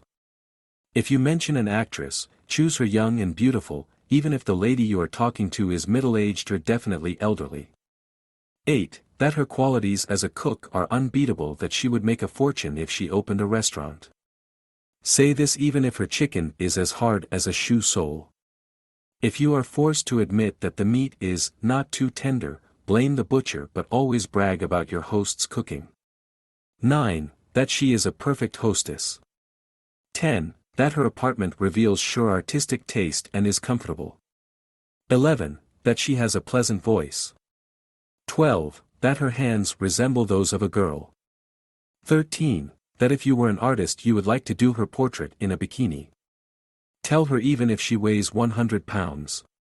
If she jokes about her fatness, tell her she has voluptuous curves. Reread this law carefully and apply its different elements. In this case, exercises are not necessary, but practice what you have learned, on all the people you meet in everyday life. Before the end of the day, you will be amazed to see the extent to which your popularity has increased. It may be that, at first, you feel all out of tune. It is always a little difficult to employ methods to which you are not accustomed. But soon, you will feel perfectly minded and a new life will begin for you. Remember well the things that men and women wish to hear. You will see that they are the open sesame of popularity. Sixth law, how to avoid the 13 dangers of words not to say. The trouble with saying what one should not say. Knowing what one should not say to people is no less important than knowing what one should say. One misplaced word, phrase or judgment can destroy the mental dominance gained over John or Joan. This is why the sixth law is so important to you. In the course of a day, almost everyone misses excellent opportunities, one after another, or fails to impress a bunch of people, one after another, by not saying what you should at the right time and in the right way. Those who are not very sensitive to others' reactions toward them do not feel that their words offend. They only know that those who are diplomatic are successful with others, while they are not. Here are the 13 dangers of words not to say. The 13 dangers of words not to say. First danger: do not pull your nose into others' business. Never bombard anyone, no foreigner in particular, with personal questions about how they earn their living, their income, their family situation, their nationality, their race, their religion, their military position. Never ask a foreigner, even if naturalized, why he came to your country. Remain impersonal when dealing with personal topics. Everyone yearns to know what the other is about, but you cannot practice mental dominance over one who is on the who's who. Everyone has the right to have a private life. Do not force anyone to respond to you harshly and then keep your distance. Even if the person answered you the truth, you would not know his or her true personality, nor his or her degree of intelligence, nor whether he or she wants you as a friend, or would like to work with you, nor whether he or she has special knowledge that could be useful to you. To get a negligible piece of superficial information, you might miss the opportunity to know all these things and even more important ones. In any case, he would give you all this information himself in the course of the conversation. If he did not, it means that he would have good reasons for not letting go, and that would be within his absolute right. Second danger: don't ask anyone, how come you have this pronouncement? Never ask anyone where their pronouncement comes from. Virtually all immigrants hope to become citizens of the country they have chosen and where they have become naturalized. They do not want to be treated as foreigners. Moreover, it may be that an immigrant has lived in the country as long as you have, and has even raised a family there. He has, no doubt, lost all contact with his country of origin. Your country is his own. Just then you come along and remind him that he is a foreigner, by asking him irritating questions, because he feels like a man without a country. Unless he is a fanatical nationalist, consider him a citizen like you if you want to exercise mental dominance. Third danger: do not seriously threaten the interlocutor with your finger. Never act like an examining magistrate with people. If your interlocutor proves stubborn and impertinent, cleverly change the subject by asking him a question that distracts his attention from the ongoing discussion. Never bark, all right, think as you want, I think as I want. It really does not matter socially whether or not you can convince your interlocutor that he is wrong, therefore, why try? Don't even make fun of him or her, unless you have known each other for a long time and are in the habit of joking with each other. Talk about something else, rather, and when he starts shouting again, pretend to be fully of his opinion, then change the subject again. When, in court, you are being tried by an impartial jury, or when arguing before an impartial audience, you have an interest in pointing out your opponent's contradictions. But, in worldly life, all you want is to earn his admiration, and therefore you need mental dominance. By pointing out his flaws, you would create an implacable enemy. Fourth danger: never give freedom to emotions. If John or Joan gets crass during the discussion, deflect them from the topic and cleverly compliment them. Use one of 12 or 13 things men and women want to hear. Do not abruptly interrupt the discussion and then leave. If, underneath, you are insulted, turn a deaf ear, and above all, do not respond. In fact, you must, or feel, that you have not been touched by these insults and respond as if you had not heard them. Take care that your voice is not altered and do not give vent to your feelings. If he continues to want to bicker, smile, shrug your shoulders and walk away. Since he is not a friend, why waste your time talking to an enemy? As Eisenhower said, why do you waste your time even thinking about people who do not love you? Such an attitude avoids conflict, and in your environment you will be admired for your calm and dignified behavior. Should this happen at a reception, the hostess will bless you. At your reception, you will be invited, but the other person will not be there. It is not by having the last word that you have the upper hand in an argument. The one who wins is the one who manages to retain the respect and admiration of those who have the discussion. Fifth danger: do not blame yourself for perverse adulation. Do not adulate John before Paul only to diminish Paul. Do not congratulate Piero on his excellent speech by demeaning Michael, who listens to you and speaks badly. Compliments should be constructive and not destructive. Not only do they hurt deeply when used as a whip, they make the person to whom they are directed uncomfortable. Instead of attracting the friendship of one person, you lose the friendship of two, since none of them will ever trust what you say to them again. It is extraordinary to see how many people play this game and then marvel that they have no influence over people. Sixth danger: do not be a bad language. If you are a bad tongue, you will not exercise mental dominion over anyone. Backbiting creates a general malaise because it makes people afraid. Sometimes, it may amuse some people, but mostly it brings you enemies. It divides your friends and relationships into two groups: those who love you and those who do not. Those who love you will continue to be around you, but in order to amuse them, you must affiliate your tongue on one of them. That will be the signal of doom. You do not need to be mellifluous, but above all, do not be biting. Never be sarcastic about a religion, race, nationality, or any political party, as it would prevent you from exercising mental dominance over anyone. Seventh danger: in municipal meetings, do not attract everyone at you. Unless there is a particular reason to do so, in a social gathering, never separate a person to hoard him or her. People come together to be all together. When groups split into pairs, it is a different kind of gathering. All hosts try to avoid it because shy guests would find themselves completely isolated. Don't hold back, waiting for them to come looking for you. Approach a small group you like, listen to their talk and gradually participate. Do not leave it to the hostess to create the atmosphere.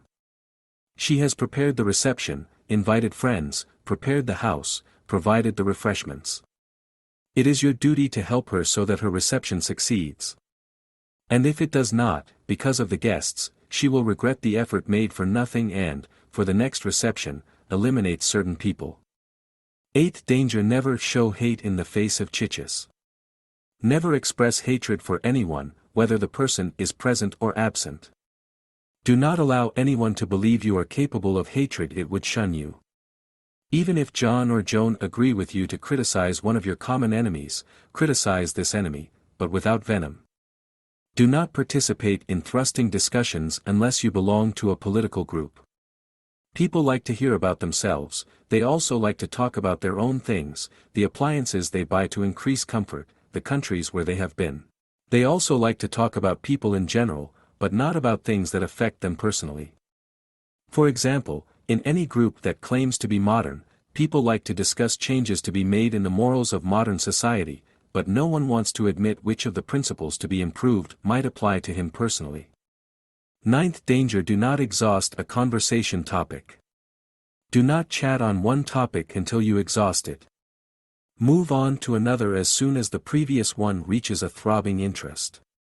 To keep the interest of the majority awake, you must keep the conversation jumping from one subject to another.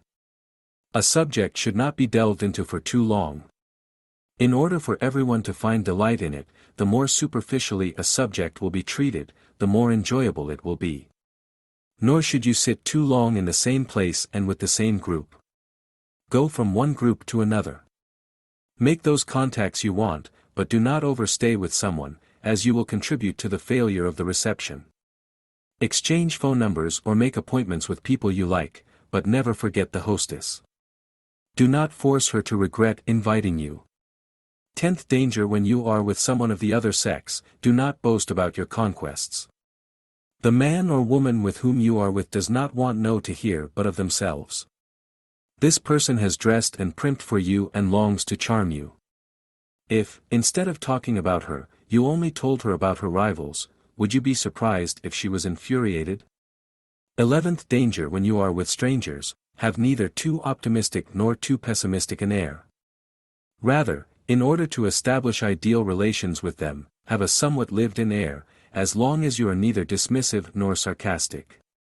Above all, never confide to strangers, nor to other guests at the reception at which you find yourself, your secret ambitions. You would only arouse the jealousy or irony of those who listen to you know. It is not by bragging and talking about you that you will succeed in exercising mental dominance over others. It demands that you completely forget about your ego in order to think only of others. 12th danger: never give orders at all, except as a joke. Never speak to people in a commanding tone, as if giving orders, unless you know them very well and consider this a joke. To exercise mental dominance, it is much better to speak in an even, impersonal tone. Laugh frankly if they tell good stories. If the one who tells funny stories is not very gifted, help him by smiling kindly and change the topic of conversation. Always try to prevent him from feeling uncomfortable. Do not offend anyone. Never point out mistakes that others may make or lack of knowledge or information. Each of us values our dignity. If John or Joan have wit and also prove to be good comedians, do not laugh as you would at a madman. They wish to be considered brilliant even in their buffoonery, but no one wants to be mistaken for an imbecile. 13th danger: never use comparative comments. Never compliment a person by comparing him or her to someone who looks like two peas in a pod, unless he or she is a celebrity or really better looking and younger than the person you are addressing. Even presented in this respect, the comparison might displease her, especially if she does not regard the other person as beautiful and attractive. Each of us would like to be one of a kind and would prefer to be admired for our originality. However, you can afford to compare certain very exceptional traits with those of people in the public eye and with much charm. The worst insult you can make to a well-built man is probably to tell him, "You are very well built.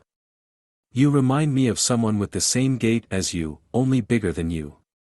Even if it is true that you know this someone, never say this phrase to the one to whom you pay a compliment. It is the surest way to lose any chance of dominating him mentally. Never tell a brunette woman that she is very pretty and looks very much like a very pretty but blonde and taller friend of yours. Whenever you make comparisons, you take a risk. The slightest sign of preference for another person, even if it is an insignificant sign, may diminish your opportunities to exercise mental dominance over them, instead of increasing them. For example, by telling John that he is better made than Piero, except that Piero has broader shoulders than he does, you have insulted John much more than if you had given him no compliment at all. Likewise for a woman not tall enough, with hair not soft enough, and with a chest too low. One more word to end. By avoiding these 13 dangers, you will never tell people what you should never say. It will be easy for you to maintain the mental dominance you have achieved so far. The things people don't want to be told: what no man wants to be told. 1. That he doesn't express himself well. 2. That he is getting old. 3. That he acts like an idiot with women. 4. That he is prodigal. 5. that he has no character. 6. That he looks effeminate. 7. That he is petite. 8. That he has narrow shoulders. 9. That he is short. 10. That he is perhaps impotent. 11. That he doesn't get the joke. 12. That he is not smart. 13. That he has a bad memory. 14. That she has a defective education. What no woman wants to be told. 1. Never tell her that she keeps well for her age. 2. Never tell her that she has white hair. 3. Never tell her that she is gaining weight. 4. Never tell her that she looks exactly like a woman you know. 5. Never ask her age. 6. Never ask her if she has been married before. 7. Never ask her if she works. If she tells you, feign wonderment and ask how, while working, she can keep herself so beautiful. Never give the impression that you take it for granted that she works. 8. Never allude to her varicose veins, onions or warts, or other imperfections. 9. Never ask her if she has children. Tell her that she looks like a girl who has led an easy and luxurious life. 10. Never ask her what size shoe she wears. 7th law, how to overcome obstacles and make friends by talking to others. It is important to say what you say well. Simply using your lips for the words that need to be said will not help you maintain mental dominance over the person in front of you. It may even be that she will regard a simple compliment if it is not done in the right way as offensive sarcasm on your part. Witty people attract relentless enmities when their jokes are misunderstood. As long as your interlocutor considers you a joker, you had better hold your tongue. While waiting for him to get to know you better, what you say or write to him with subtle humor, you risk being misunderstood. You may make a fierce enemy of him instead of a sincere friend, and what is certain is that you will have lost any chance of exercising mental dominance over him. Carefully practice the exercises that relate to this law and learn the art of saying what you say well. Not only must you express yourself clearly and intelligibly, but you must give your voice the proper inflections. The thought that dominates the words you utter is not enough to combat the impression they may produce if they are said badly. The 5 secrets to saying what you need to say well. First secret: adjust the volume of your voice to your speech. Speak neither too loudly nor too softly. Speaking loudly is unbecoming and irritating. It also draws attention to your faulty behavior and prevents you from exercising any mental dominion over your hearer. To maintain and increase mental dominion over John or Joan, you must not give them the opportunity to discover faults in you that would disappoint them. When you speak loudly, people may think that you have a habit of bickering and they will turn away from you. On the other hand, if you speak too softly, you fatigue them by forcing them to make an effort to listen to you. At some point, they will not even bother to listen to you anymore, and they will hope that someone will give them a chance to leave without being noticed. Your sense of humor may be handicapped by the fact that you speak too softly, because John or Joan, not having been able to hear one or more words, do not know what you want to say, and words of wit, when repeated, lose flavor. And yet, when you speak too loudly, your witty mottos may seem forced and intended only to put you in view. By speaking too loudly, you give the impression that you want to command, while by speaking too softly your attitude may seem servile. An exactly modulated voice, that is, neither too loud nor too soft, attracts the audience. It suggests a sense of intimacy and surrounds you with an aura of respectability, intelligence and poise. It perfectly maintains mental dominance, which is aided by the right words. Second secret: you must turn your mind directly to your interlocutor. Speak to your interlocutor and not in his direction. Imagine your words as they penetrate directly into his body. Do not speak to him as if he were anywhere around you and should overhear you. Do not look left and right, but straight between his eyes most of the time. Do not spit words in his face, but send your breath in his direction. Healthy, fresh breath is most important for the exercise of mental mastery. It emanates from the major body cavity and conveys to the other person something about you. If it is pleasant, it draws the other person toward you and calms him or her. But it must be a healthy breath coming from a well-kept mouth and a digestive tract in good condition. When you envelop your interlocutor with a breath like this, a harmony is established between your halo and his. A woman's sweet-smelling breath has been spoken of in thousands of poems. When you speak to a person and not in her direction, you are more likely to act on her spirit. She feels more important and realizes that she has been distinguished among others. To attract someone and have influence over him, the best way is to give him importance. This silences his doubts and prevents him from realizing that, with your words and thoughts, you are exerting your influence on him. It is like when you pet a cat. After petting him for a while, you can do anything to him, gently pulling his tail and even tickling him to a certain extent, many things, in short, that before petting him you could not have afforded. When you speak to another person, your words take all of him because you have drawn all his attention to you. When you speak in his direction, his attention is divided between you and some other thing. Not feeling that you distinguish him among others, John is not in direct relation with you. He has the impression that your words are directed partly toward yourself and partly toward him. However, when you speak to him, he feels that you honor only him and a perfect relationship is established between you. It is easy for you, then, to increase the mental dominance you exercise over him. That is why the best politicians try to address their partisans directly without looking at their notes. If the speech is too important to be spontaneous, the speaker must know it almost by heart in order to be able to look directly at his audience as much as possible. How to give confidence to someone. Speaking to someone intensifies his or her reactions to you because of the relationship that has been established between you. This result is of the greatest importance when you have to, for example, give confidence to John or Joan to find accommodation, to show up for an exam, to find a suitable spouse, to show up for a sports recital, etc. Suppose your son Peter has to show up in the morning for a difficult exam to be admitted to high school. He has worked hard but does not feel confident. After all, no one can be absolutely sure of succeeding in an exam, and yet, if you are confident, without being cocky about it, you can help the course of events. Confidence can not only preserve intellectual stamina, which is indispensable for coping with an exam, but also promotes the repose of the spirit by enabling it to think clearly and remember cognitions that, under other conditions, it might forget. Telepathy, by itself, is effective when Peter is already in the midst of an exam, to boost his confidence, but before the exam begins, what you say to him and how you say it to him are the best means of influencing him. Look him straight in the eye and talk to him. Do not speak in his direction. Wrap him with your breath, your words, and your full attention.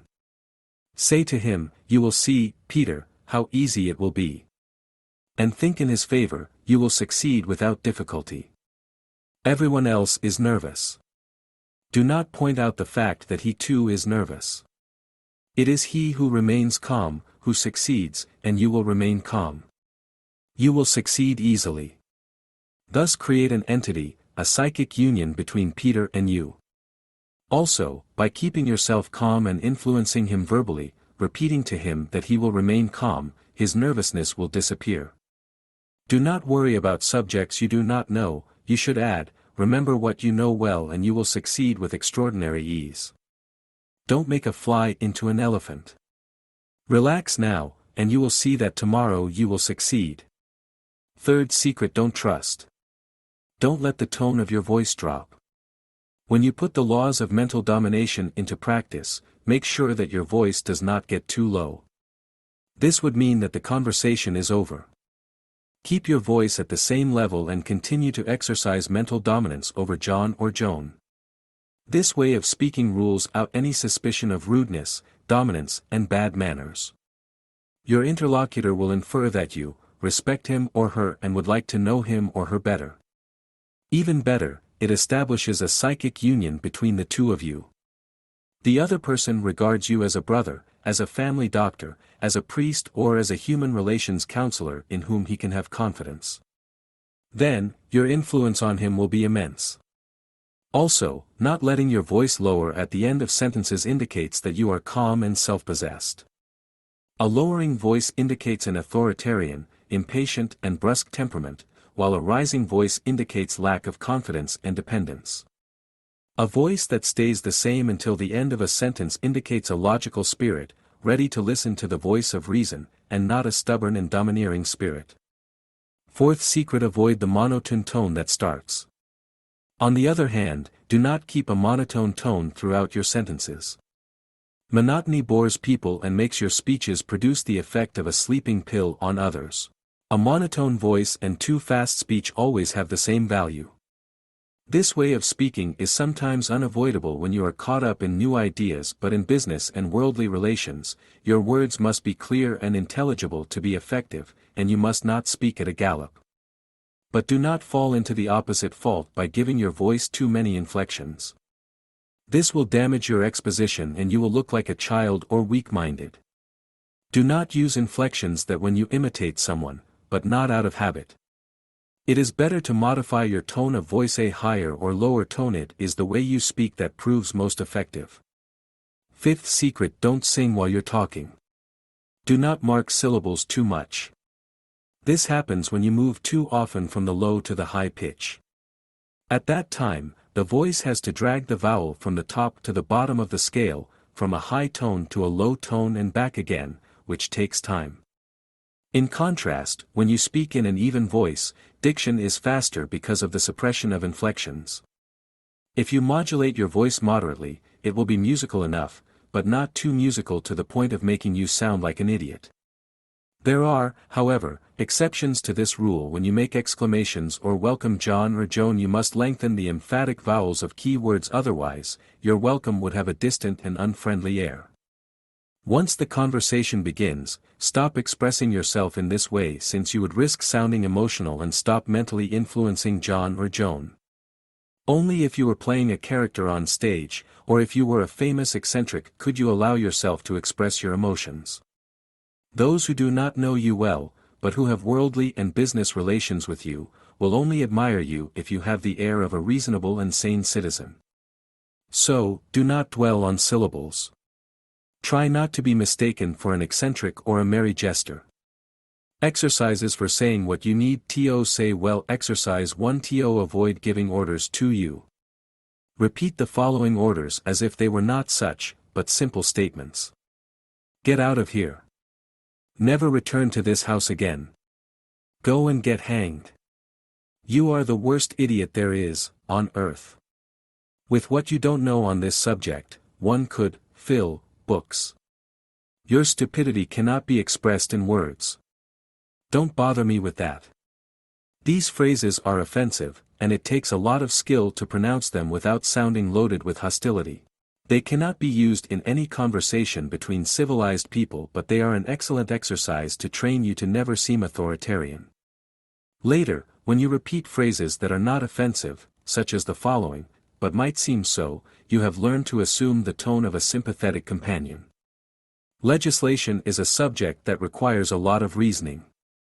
This article is exactly what you need. This color suits you better than that. Second exercise: do not speak neither too high nor too low. Read this excerpt, taken from Camille's Tirada del Cid, in a quiet and equal voice to train you not to speak either too high or too low.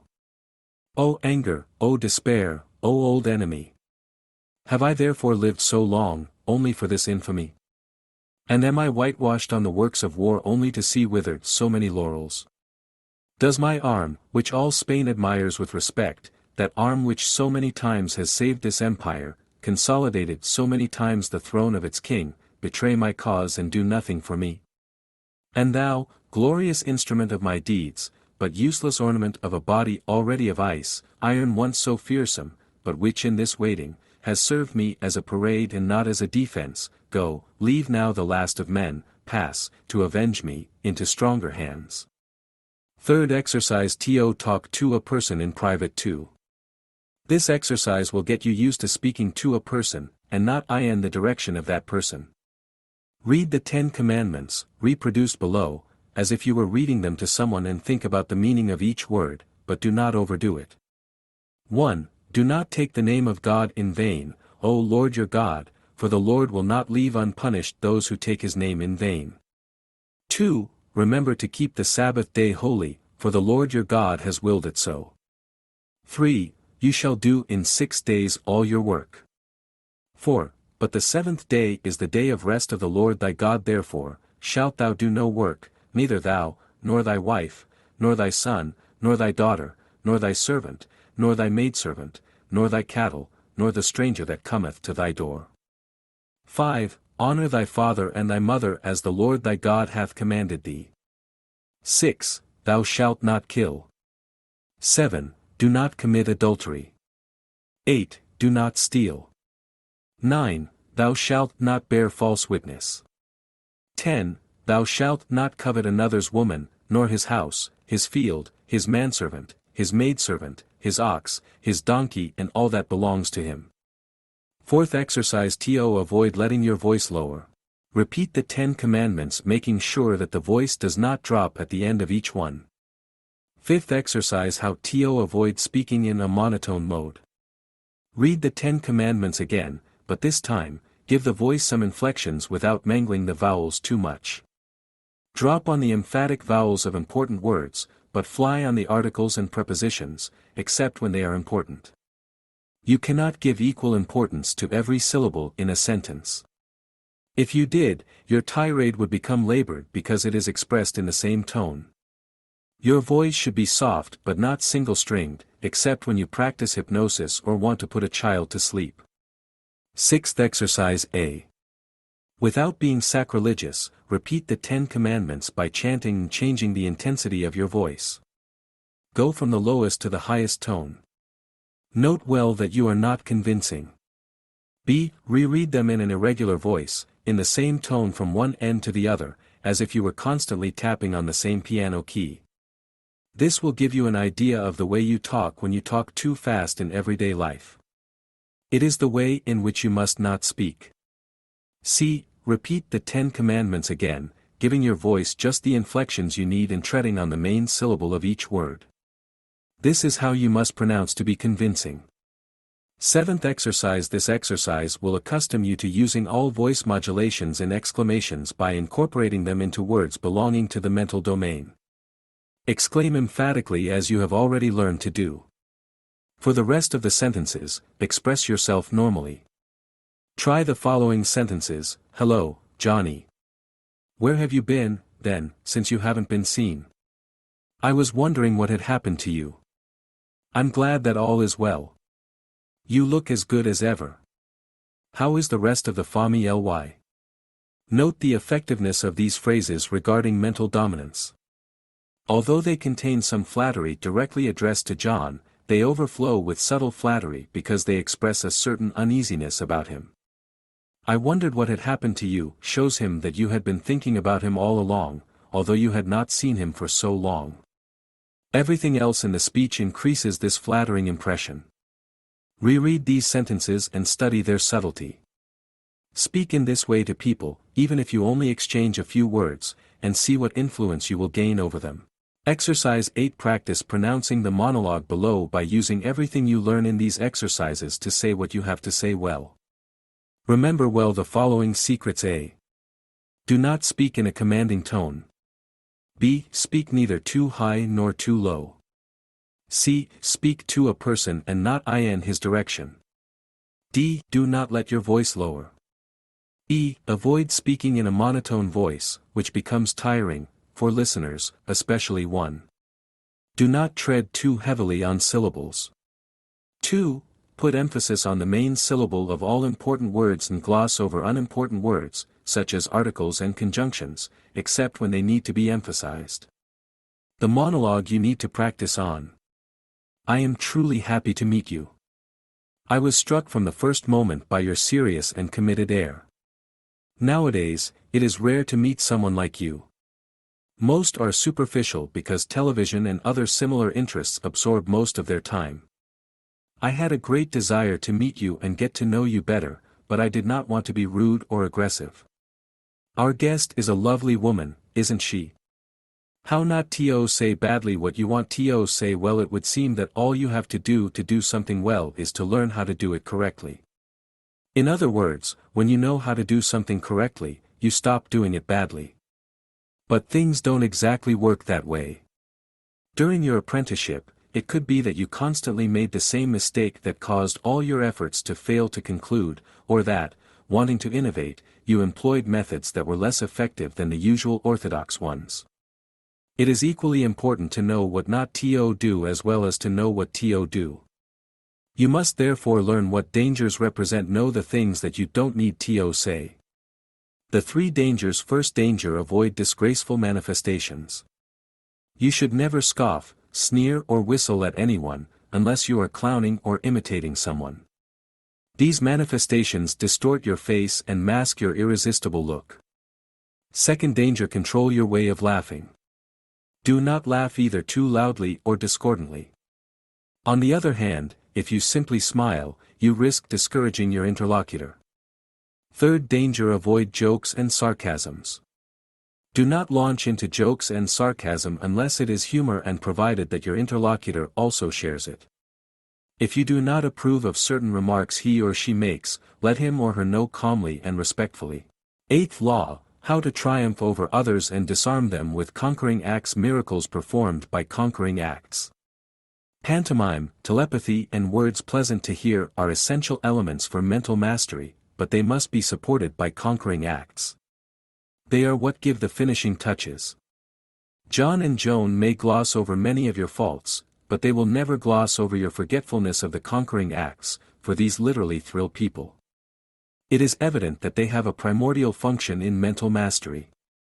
Conquering acts are easily learned. Even people of below-average intelligence can study them, apply them without much effort and profit enormously from them. It is thanks to them that several women, neither pretty nor intelligent, have found chosen husbands. Men of very low status have become collaborators with presidents, kings and queens. No other law will help you more to penetrate every environment.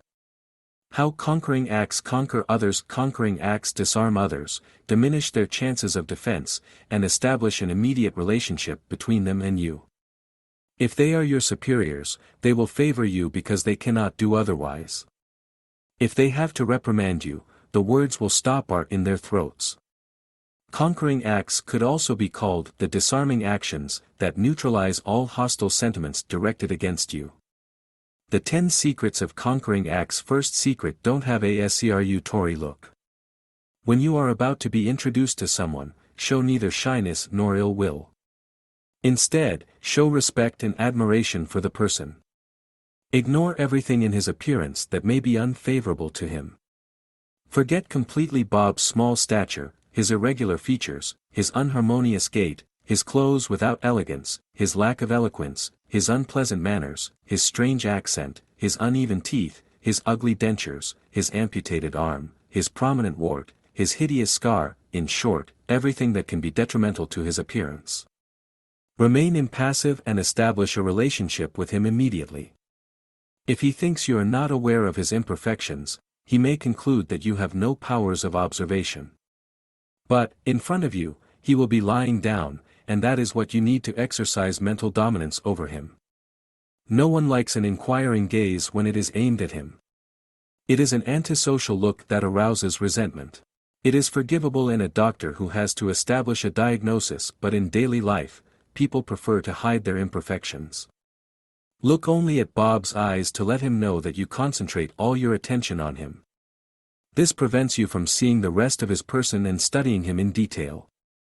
The amiable expression: always give others the impression that you are trying to please them. Never let someone abruptly lie to you unless they are really disliked.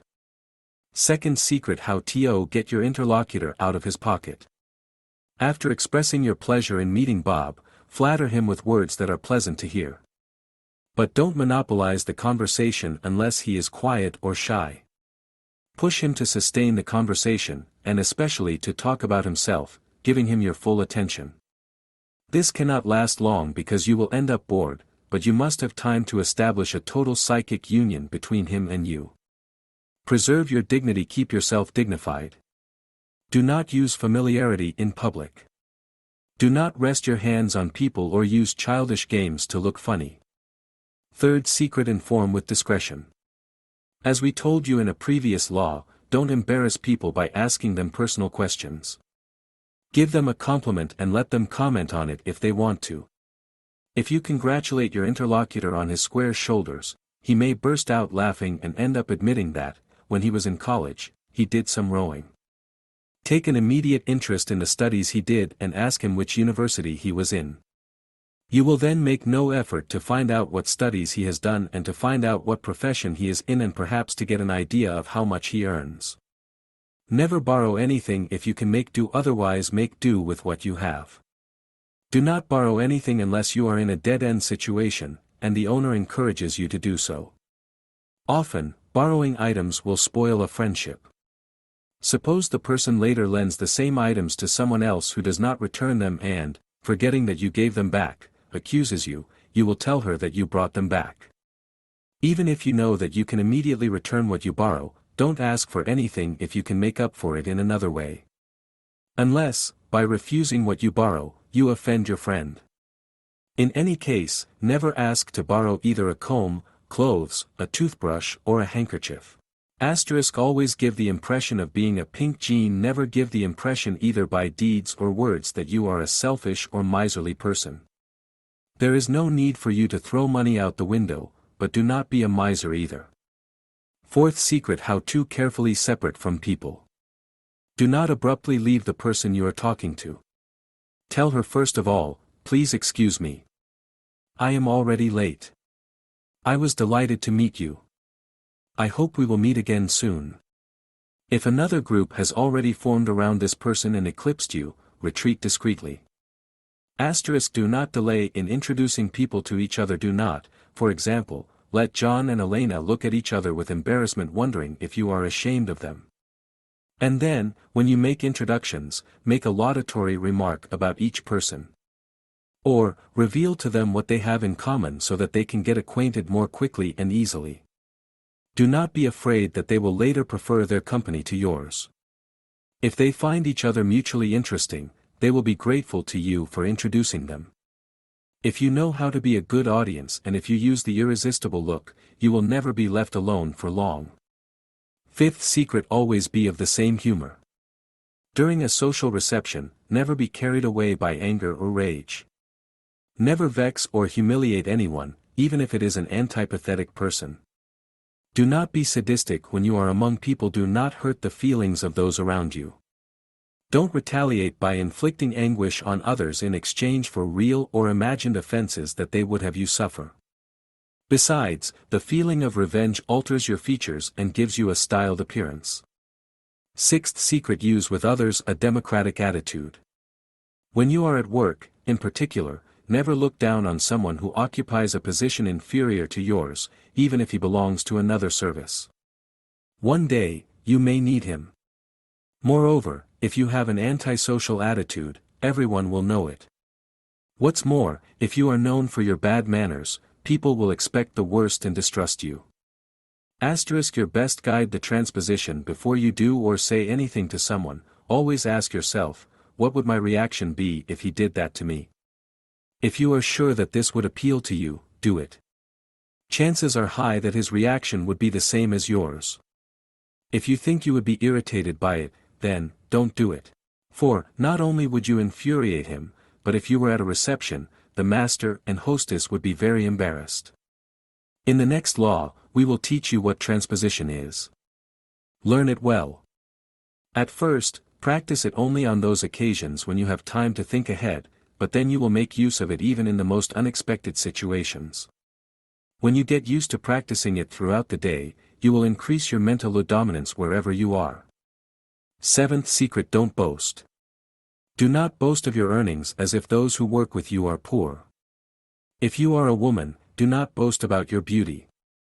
If others do not notice how pretty you are, so much the worse, other people will notice. Eighth secret: be, or praise to be good public. Don't give yourself the air of knowing everything. Don't be thought of as a simpleton who believes everything he is told, but don't be stubborn and don't give one the impression that it is impossible to influence you. People want you to listen to what they have to say. Do not walk away when your interlocutor gives you his opinion on an issue. Even if his arguments are not valid, do not insult him by showing rudeness. If he is inexhaustible, interrupt him by telling him something that interests him, then immediately move on to another subject. If this change proves difficult, turn to one of the participants in the conversation and ask him for his opinion on the topic discussed. Never bicker with the one directing the conversation. Asterisk how you can be a good audience. Never interrupt people when they are talking, unless you have a good reason for doing so. Even then, apologize in advance. In group conversations, this is indifferent because they take place without order or laws. But in business and mundane discussions, beware of constantly interrupting your interlocutor. This would prevent him from revealing to you the depth of his thinking. If he is sensitive, this would irritate and upset him. Learn to listen while maintaining a relaxed and attentive expression. The danger of knowing how to listen too well, like all qualities, that of knowing how to listen too well can be a calamity and draw tireless talkers around you. You would end up listening to everyone without ever being heard. There are too many talkers who can spoil your evening. Chatterers do not even hear a word you say, and they keep talking even when you talk. They cling to you when you show that you want to move away and continue their chatter. When you try to say a word, they are so much in the habit of monopolizing the conversation that they lash out violently at you for interrupting them. With such people, you will not succeed in anything, because they do not even leave you an opportunity to influence them. They can converse with you for years without even knowing your name. They do not regard you as a human being, but as one big AR. Therefore, know how to listen but not too much. Ninth secret: be aware to keep an impartial attitude in all discussions. Do not turn toward the one who is next to you to murmur sarcasms about the person monopolizing the conversation. This would put your neighbor in an awkward situation. You would force him to make a choice, which would be antisocial, even if he secretly agreed with you. Avoid all personal discussions. Never talk to your interlocutor about his or her private life, character, or reasoning abilities. Limit yourself to discussing the topic you have brought up and do not raise a controversy that could lead to an inflamed discussion. Arguments prevent you from exercising your power over colors around you. Asterisk: do not pose as a meditator in an argument. Do not necessarily insert yourself into a group in the midst of discussion. Rather, ask to be admitted to this group. Make sure, however, that you are not unwanted and that you have interesting things to say. Too many people are terribly eager to flaunt their knowledge or debating skills. Thus, even if you possess the arguments that would help end the discussion, do not force yourself into it to detect yourself. You would only contribute to someone else's undoing. Do not shorten the pleasure of the discussion for those who participate in it. Wait until you yourself are engaged in a similar discussion or until someone requests your opinion. You are not trying to prove your logical ability to certain people, but you are trying to draw them to you. 10th secret: respond to people with words and not with hands. There is nothing that indisposes people more and makes them accuse you of being haughty than when you respond to their words with head movements. She wonders whether you regard her as animals or as slaves. No slave would dare respond to his master with nods of the head, but more than one master would do so in response to his slave. Thus, do not insult people by responding to them with gestures instead of words, unless they are unbearable to you and you wish to remove them from you. Respond with words even if they are only yes and no, otherwise you will lose your influence on others very soon. Do not try to be a second Voltaire. Do not be sarcastic in the face of anything. Don't hold back from laughing when others expect to see you laugh, but don't laugh with an annoyed air, as if you feel that frank laughter is unrefined. Laugh naturally and spontaneously. If you don't know how to do it fully naturally, practice it alone in your room. Do not laugh at any thoughtless remark, especially if you do it to please someone who thinks he or she is funny but is, in fact, boring and tiring. Claim that you have to part one re, or that you regret not hearing most of his words. 11th secret: don't go up on the stage to recite the first part. Don't act important in front of conversing people to put yourself in view with a resonant voice. For sensitive and refined people such posturing is unbearable. 9th law: How to analyze and direct the actions of others through transposition. Transposition is faculty to see inside the other person so that you can treat them exactly as they want you to treat them. The technique of transposition, it is much simpler than you imagine. It can be summarized as follows. 1. Put yourself in the other person's place. Do your best to imagine that you are John or Joan instead of yourself. 2. Consider what strikes you as his greatest flaw and evaluate the influence of this flaw on his personality.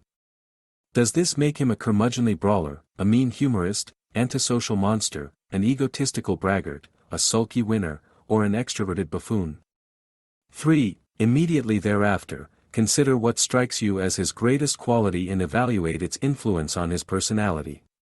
Has his masculine or feminine beauty gone to his head? Has his keen intelligence made him impatient and argumentative? Does his stature and strength make him resemble a bull?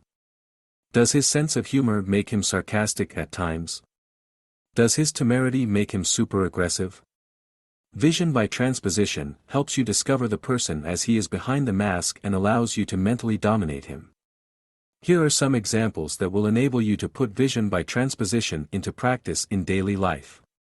First example: you meet Giorgio, whom you have not seen for a long time. How will you greet him? Will you let out a shout, give him a big slap on the back and ask him 1,000 questions about his work and his family? Or, will you greet him as if you had seen him the day before, without asking him any questions about work and family? This question cannot be answered in a few words. But you can find an answer by applying the principle of vision by transposition in the following way. First stage. Stop wondering how you should greet him. Instead, ask yourself how you would like him to be greeted. Would you like it if he made a big exclamation, gave you a big hand on the shoulders, and asked you 1,000 questions about work and family?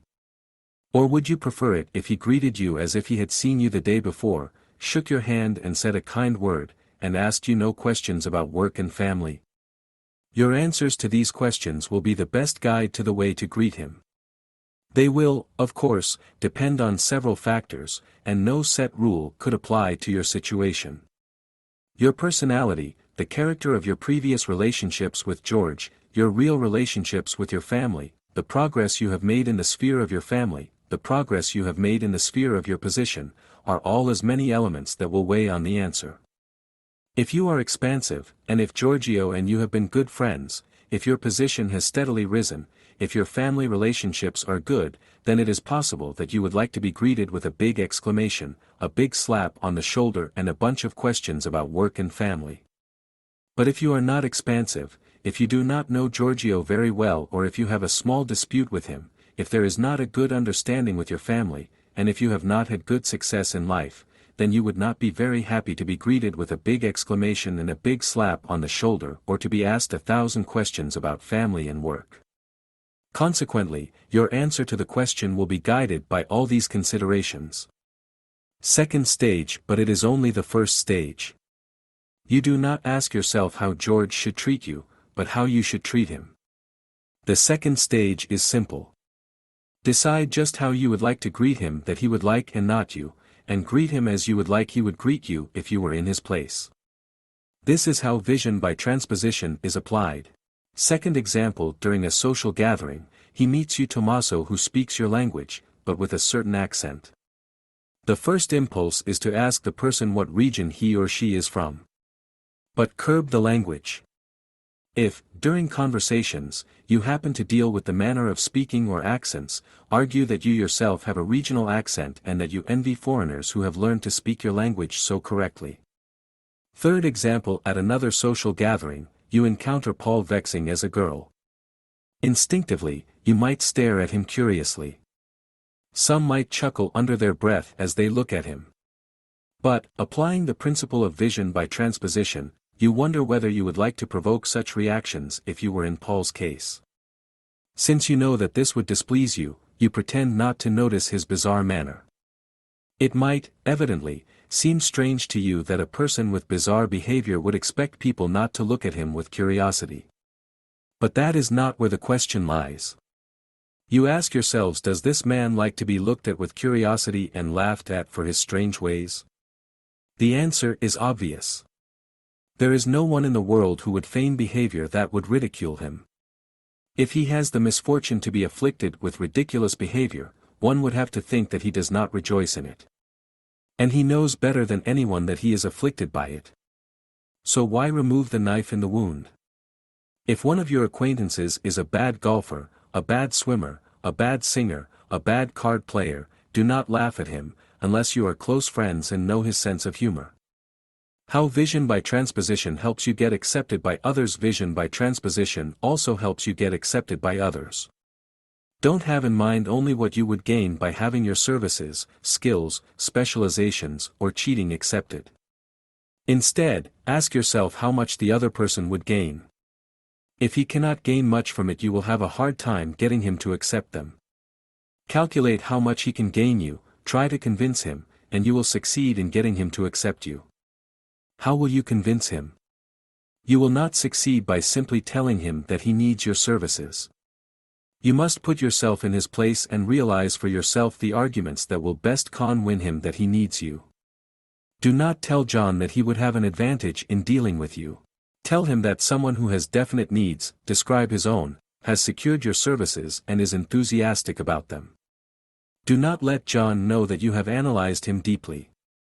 It may be that his business is less thriving than he means, and you will offend him by letting him know that you have discovered him. People will admire you by seeing that you take care of your business. He will detest you if he thinks you are also taking care of other people's. It will hate you if it suspects you are guessing what lies behind the facade. How to put yourself in the place of another person. Example here is how to put yourself in the place of another person and how to imagine what his or her needs are. Suppose you report to a director to obtain a position as a salesperson, team leader, mechanic, or other. As you walk through the workshops or offices, you get the impression that business is proceeding in slow motion and you wonder if there will be work for you. But it may be that this slowdown is only temporary and business will resume soon. To make yourself safe, during an interview, present the two sides of the issue. Explain to the manager how useful you would be in a business on the verge of failure and how useful you could be in a thriving one. Unless he asks you direct questions about yourself, insist on the urgent needs of the establishment and not on your personal qualities. Commit to explaining to your prospective employer what you could do for him. Example of using vision by transposition. To analyze and direct the actions of others. First example, how to use vision by transposition. To induce your son to choose a career suitable for him. Your son Henry is immersed in dreams that give him a glimpse of a prestigious but uncertain career. He may or may not have the required aptitudes, but you prefer that he show good judgment and pursue a career he can count on.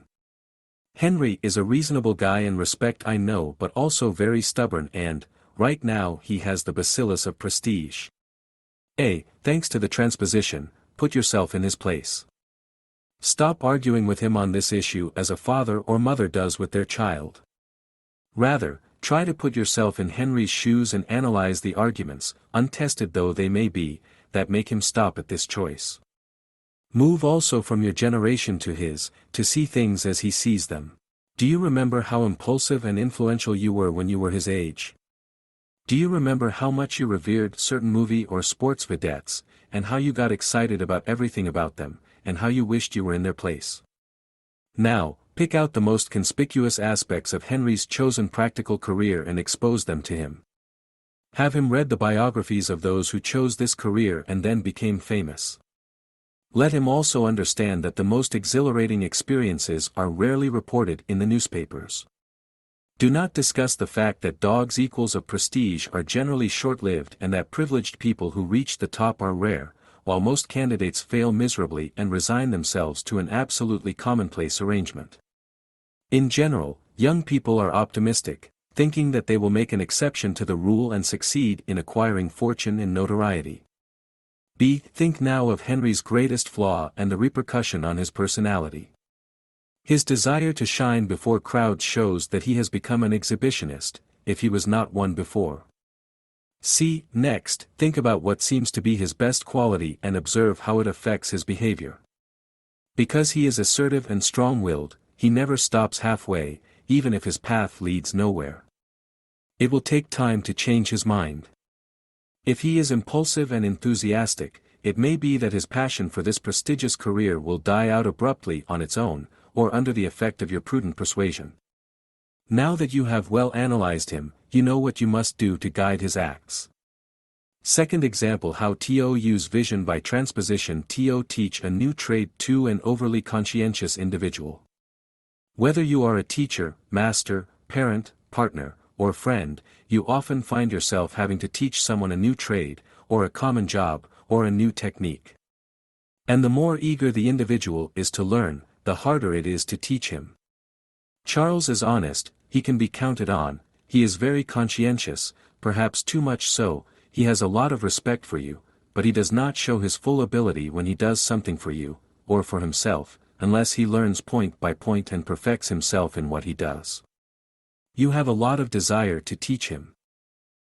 First put yourself in Charles's place and imagine that you are him. Remember the time when you yourself were learning something new with your instructor. Remember when you were nervous at first, especially when you did not follow his instructions to the letter. You remember how many times you would make the same mistake again, even after several explanations. And do you remember how you used to make even more mistakes later because he was terrified of making a spectacle of himself? Think, now, about what seems to be his biggest flaw and how his behavior is modified by it. He is too conscientious and too dogged. It follows that he makes too much effort to please others. Next, think about his most conspicuous quality and try to determine its influence on his behavior. He makes a great effort to do well in everything he does. This has made him nerve-so and too serious. You should be patient with him, correct his mistakes gently, but never criticize him. Now that you have analyzed him, thanks to transposition, you will know how to guide him. Third example, how to attract the attention of someone you wish to impress but who has not noticed an extraordinary being in you. Whether you are a man or a woman, you regularly find yourself in this situation, both in the business world and on the social level. The Burton is an important man whom you would like to impress but have not yet succeeded. Put yourself in his place. Imagine that you are him. Are you aware of his importance in your life? Take his most obvious flaw and try to imagine how it affects his behavior. If you think it is sufficiency, it would require certain people to react with hostility.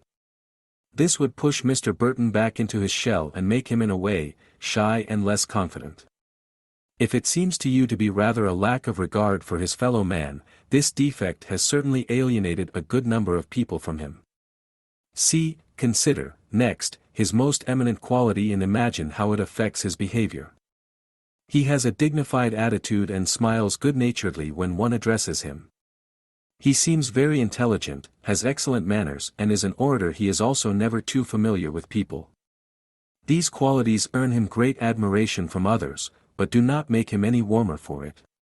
This may condemn him to loneliness. You have analyzed him thanks to the vision by transposition. Guide him, now thanks to this same method. First of all, forget all unsuccessful attempts to make him interested in you. The past belongs to history, the future is history not yet lived. Imagine that, coming from another planet, you land on this very earth and, from this moment, do everything for the first time. You leave, then, without the disadvantageous memory of past failures and with the undiminished hope of succeeding in the future. Even Mr. Burton may think that he is the one who has failed to make an impression on you. Thus, put all memories of past relationships out of your mind and act as if you have never seen him before. Approach him as if you were seeing him for the first time and be filled with the hope of mentally dominating him. Approach him with an irresistible gaze and use appropriate flattery. If he proves distant, don't mind him. Do not reciprocate. Act as if his attitude does not affect you in any way and put into practice the 13 dangers of things not to say. You will be amazed at the way he will get excited about you. Use the same technique to attract to you a person of the opposite sex in whom you are interested. Fourth example, how to turn a suffocating Indivite duo into a pleasant companion.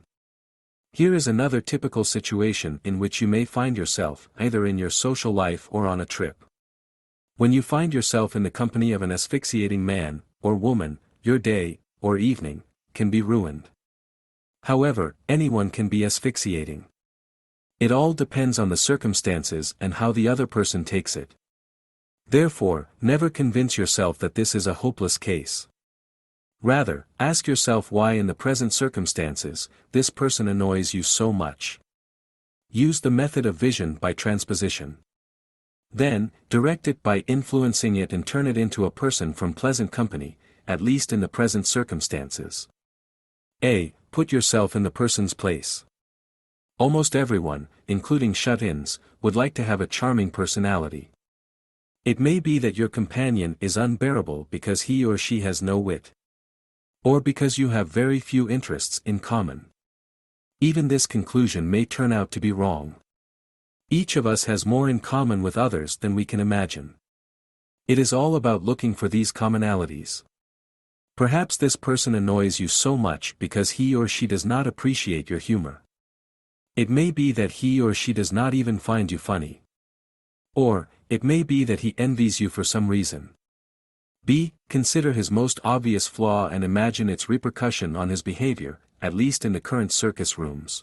This defect may be her prolonged silences and her lack of effort to interrupt them, if nothing else, with hostile words toward you when you incite her to speak. If she does not respond to you at all, it is obvious that you must stop talking to her and forget her completely by making a vacuum in your spirit. You will see that she will soon try to start a conversation herself. There are also some insufferable people who are inexhaustible on the same subject. These ones do not present generally a major problem, because they are not very sensible and you can ignore them and laugh at them. One can even interrupt them continuously without offending them in the least. C. Then consider her more conspicuous qualities and imagine how they affect her behavior. It is not easy under present conditions to reveal her most conspicuous qualities because they vary according to circumstances. But there is one quality that doesn't change, and that is that he stays in your company. Not of everyone can this be said. So, there is something about you that impassions this person, and since he certainly realizes that he is boring you, he is probably nervous and uncomfortable. D. Now that you have analyzed her, give her a compliment to make her regain confidence that you are happy in her company. From this moment, she will be more open and the conversation will take place normally. Decade Law. How to induce people to your way of thinking. Thanks to chain relationships, once you have analyzed John or Joan's actions and guided them through vision by substitution, you must continue to guide them. You will succeed by inducing them to your way of thinking by using chain relationships. What is chain relationship? Chain relationship, or mutual and prolonged mental harmony, is the ability to put yourself in unison with John or Joan on the intellectual plane and stay there. In other words, to be on the same wavelength. You bring the other person to your way of thinking, while letting him or her believe that it is SHE who has led you, and having bent them to your way of seeing, you keep them that way even when they are far from you, using a thought projection from time to time. Whether on the social plane, in work or in love, the chain relationship is an amazing law. The 4 steps to establish the chain relationship and easily induce others to think like you. First stage. During your discussions, avoid influencing John or Joan. Influence them only when it is obvious or when their reactions are rather lukewarm. Second stage. Do not try to transform your interlocutor, but simply bend his logic to establish mental harmony between you and him. He will soon deduce that you have a very pleasant personality. Third stage. If he is difficult to influence, you will only need a few minutes of harmony to overcome his mental resistance because, unconsciously, he will be afraid to end relationships that fascinate him. Fourth stage. Never end a meeting, conversation or discussion with John or Joan without having established such harmony with them on several occasions. To do this, do not wait until the end of the conversation, for you would run the risk of having their antagonism, after your departure, mutate into real hatred. The invincible rule. During an argument, never go into a rage. Never allow one of your conversations or discussions to degenerate into a quarrel. The slightest sign of disagreement between you and John or Joan can end in bickering. Do not be determined to prove that you are right or that you hold the correct information. If your verbal exchanges do not take place in the courtroom, they will rarely be very close to logical. It may be that you want to prove the truth, but it may also be that your opponent cares most about giving a demonstration of his or her brilliant wit. If you demonstrate his lack of logic, he will become furious against you and you will no longer be able to exercise mental dominance over him. Spare John's feelings during the conversation to make him believe that you agree with him on most of the issues discussed. Once you have established such a delightful rapprochement, he will be practically your slave. No more will be needed from you as far as mental dominance is concerned. All you have to do is to maintain it, thanks to the chain relationship. After that, he will not fail to praise you whenever he has the opportunity. This also applies to the general public. Advertising carefully avoids topics of discussion. It confines itself to issues that do not hurt anyone, but create a rapprochement between the public and the product to be launched. In your profession, put yourself in your customer's place, unless he is a pest who does not want to buy anything. Do not lower yourself before him, but do not provoke either his resistance or his discontent. The chain relationship technique. You must always remember the previous 4 steps and the invincible rule. But the real technique for establishing chain relationship consists of 3 very simple stages. First stage: don't jump on anyone. This applies equally to business and mundane relationships. Second stage: you will demonstrate a keen interest in his wishes. Third stage: treat your interlocutor as if you considered him to be a brilliant individual. Examples: how to get people to do you favors. Denis Lefebvre can help you greatly on the business and social level. He knows the person you want to meet. He may even say a kind word to him in your regard. But you suspect that he eludes people who try to use him because he has important relationships. You should come to your purposes by a long way, but you do not have much time. Warning. Make sure that he is himself interesting to know because of his qualities, because a person of his kind could, because of his influences, become a dangerous enemy. During a social gathering, have Mr. Lefebvre meet you and introduce himself. Above all, do not add, "I have been longing to make your acquaintance, I have long hoped to meet you," or other such things that show that you are jumping on him. Do not even add, "I've heard a lot about you," because that, too, might arouse his suspicions. Claim that you approached him because he seemed polite and interesting. But do not exaggerate too much. Do not have the sufficient air of the one who never needs anyone. At that moment, point your irresistible gaze at him and project the image of you and him together, having become the best friends in the world. Speak to him naturally, using your charm and using the pleasant words that suit him. If you have the difficulties at approaching a person or in continuing an easy and pleasant conversation, reread this example after studying the 12th law dealing with the mighty magnetism of a harmonious conversation. If Denis Lefebvre has some spirit of contradiction, avoid trying to influence him and hold your tongue by remembering the 13 dangers of things not to say.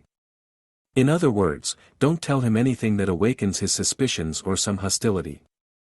Let him think of you as a person who is tactful and has a lot of consideration for others. If he invites you to have a drink with him, or if he offers you a cigarette, accept without hesitation, even if you do not drink or smoke. Just take a sip and take a puff of the cigarette without breathing in the smoke. What you want is to establish between him and you a mental harmony. When you get to know him better, you can skillfully excuse yourself and evade his invitations. Using your irresistible gaze, you should not struggle to convince him that you are bright enough to continue the relationship with him.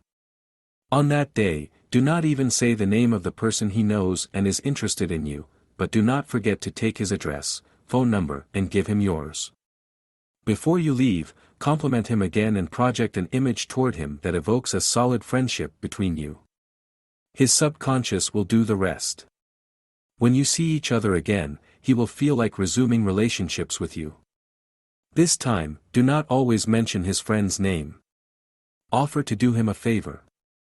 This will increase some understanding that has already been established between you, and it will make him think that he, too, will have to do something for you someday. It is, in any case, the best course of action. When you try to get a few things for nothing, you find that you habitually get less than nothing in return for a few things. After leaving, you project toward Denis Lefebvre another image of lasting friendship between you. The third time you meet him, offer again to do something for him. But this time, name his friend or the subject that concerns you and about which you would like to get in touch and observe Mr. Lefebvre's reaction. Waiting longer would mean aborting your efforts, for since familiarity breeds habit, Mr. Lefebvre would no longer be impressed by your originality. If he is willing to accept favors from you, he should, after all, be willing to return a favor. In any case, there is a high probability that, having reached this point, he is under the effect of your mental domination. If he seems willing to talk about the person or topic that concerns you, follow him on this path.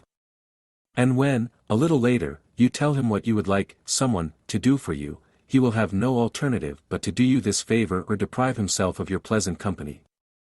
Take a reversal with polemizers by passing to contract. If John or Joan prove prone to polemics and seem difficult to influence, push them, playing smart, to attack you verbally.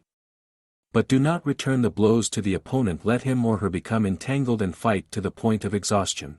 Only then oppose him with your arguments to induce him to your way of thinking. Do not expect, however, to change his way of thinking. Let him spontaneously approach yours with the impression that it is he who has arrived at the conclusion you have suggested to him by himself. You will come to it by claiming that you agree with his theses, then opposing him with your own as we set out before. Your tone should be neither sarcastic nor choleric nor hostile. Do not even attempt the tone of joking. Simply remain calm, attentive, sympathetic and conciliatory. Ignore John's angry outbursts until he begins to enjoy your company and approach you. Exercises. Exercise 1. Sit alone in your room and imagine that you are conversing with a stranger. You have just settled in a new town, or in a new neighborhood, and belong to neither the nationality, race, nor religion predominant there. The stranger with whom you speak is an inquisitive neighbor or trader, and he lets slip about you some words against the race or religion to which he thinks you belong. How to answer him without attacking quarrels, but drawing him toward you. Write the answer on a piece of paper, then read the right answer below. Right answer. It all depends on the case, Lord. There is good and bad in everything. Yes, I have heard that too, about your race or religion. The same thing has been said about several races or religion of immigrants now highly esteemed. After 1 or 2 generations, the hostility diminishes and a person is accepted for what he or she is, namely, a citizen of the country where he or she lives. This question is sensitive. It needs to be answered calmly but also without apprehension. Exercise 2. Your profession is not as well regarded as another, and at a social gathering someone mocks it. What will you say to him if a response is necessary? Answer as if it did not concern you and provide neither facts nor statistics to defend your profession, for this would only procure matter for an argument that you could feed endlessly. Sketch on paper the answer you will give, then study the answer below, which is the one that suits you. It seems that this comes down to a matter of opinion. There are good arguments for and against. For the sake of mankind, I hope that the two sides will one day agree and that everyone will mind his own business. Your host will then breathe more freely and the other guests will continue to enjoy the reception. You have impressed everyone with the dignity and good-naturedness of your response. You have attracted more sympathy to your cause than you could have done with a volume of statistics. Almost everyone feels that your response was the only appropriate one and everyone is proud of you. Even your opponent holds no grudge against you. Your total absence of hostility has shaken his ideas on the issue. And do not add anything more to your answer. Instead, talk about futile things. Praise someone for changing the atmosphere. Treat the one who criticized you as if he or she had never dealt with this topic. Do not hold a grudge. Exercise 3. You are a man and are introduced to a girl you admire. Her hairstyle and the color of her dress do not suit her. You may be interested in her on an intellectual, business or love level. The unflattering hairstyle and color of her dress offer you a good opportunity to converse with her quite intimately and to establish a rapprochement between her and you. How would you take advantage of this opportunity offered to you to attract her sympathy? Write down the answer, then study below the appropriate response. After introductions, compliment her on her hairstyle and dress. Probably, her family has told her that they are tacky, and she will snort with laughter when you compliment her. But, deep down, she hopes her family was wrong. Indeed, you tell her in response to her burst of laughter, "This hairstyle is so original that it takes a pretty face like yours to enhance it." Other uses of the chain relationship. 1. If you are old or of mature age, how to attract people who are nice but much younger than you. All of us, as we age, do not like to be pushed aside. Yes, we want to hang out with people our own age and even older than us, but we also want young people to seek out our company and appreciate it. Hanging out with young people rejuvenates us. We also enjoy the physical presence of youth. Roberto is only 23 years old and you are 61. You meet him often and wish to see him more often. He seems to be a respectable, serious and intelligent young man and is probably a student. Put yourself in Roberto's place. He is 2 generations younger than you. For a boy of his age, a man of yours should have been buried long ago. He thinks your ideas are outdated, your gait deplorably slow, you are very near the end, and your interest in sexual matters, dead forever. Unless you look much younger than your age, or he is very lonely, there is little chance for Roberto to be attracted to you. But you can get his attention. Don't make propositions to him. Don't take him by the arm, saying with a light in your eyes, "I have a story to tell you," and then overwhelm him with such a flurry of words that you won't let him utter a single syllable, which will elude you for the rest of his life. And this is not an exaggerated description of the way older people make young people flee. From the beginning of the relationship they show their age. Rather, start a conversation with Roberto using an appropriate compliment. He needs to think from the beginning that he has met an admirer and not a suffocating old bum. Remember the 13 dangers of things not to say in order not to lose the ground you have gained through compliments. Increase Roberto's interest in you by means of the irresistible gaze and project toward him mend such images by painting yourself as good friends who enjoy each other's company mentally. Especially if he is well built, use words that please and suit him. He boasts you, for example, his square shoulders, then ask him what sports he plays to be developed in such an extraordinary way.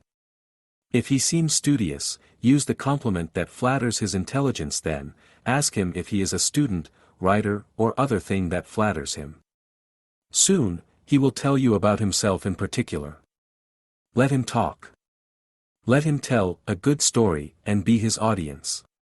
If he happens to express an opinion different from yours, or tries to attack an argument, do not emphasize it. Charm him with the irresistible look. If necessary, argue that you are also of his opinion. People, and especially young people, often change their minds.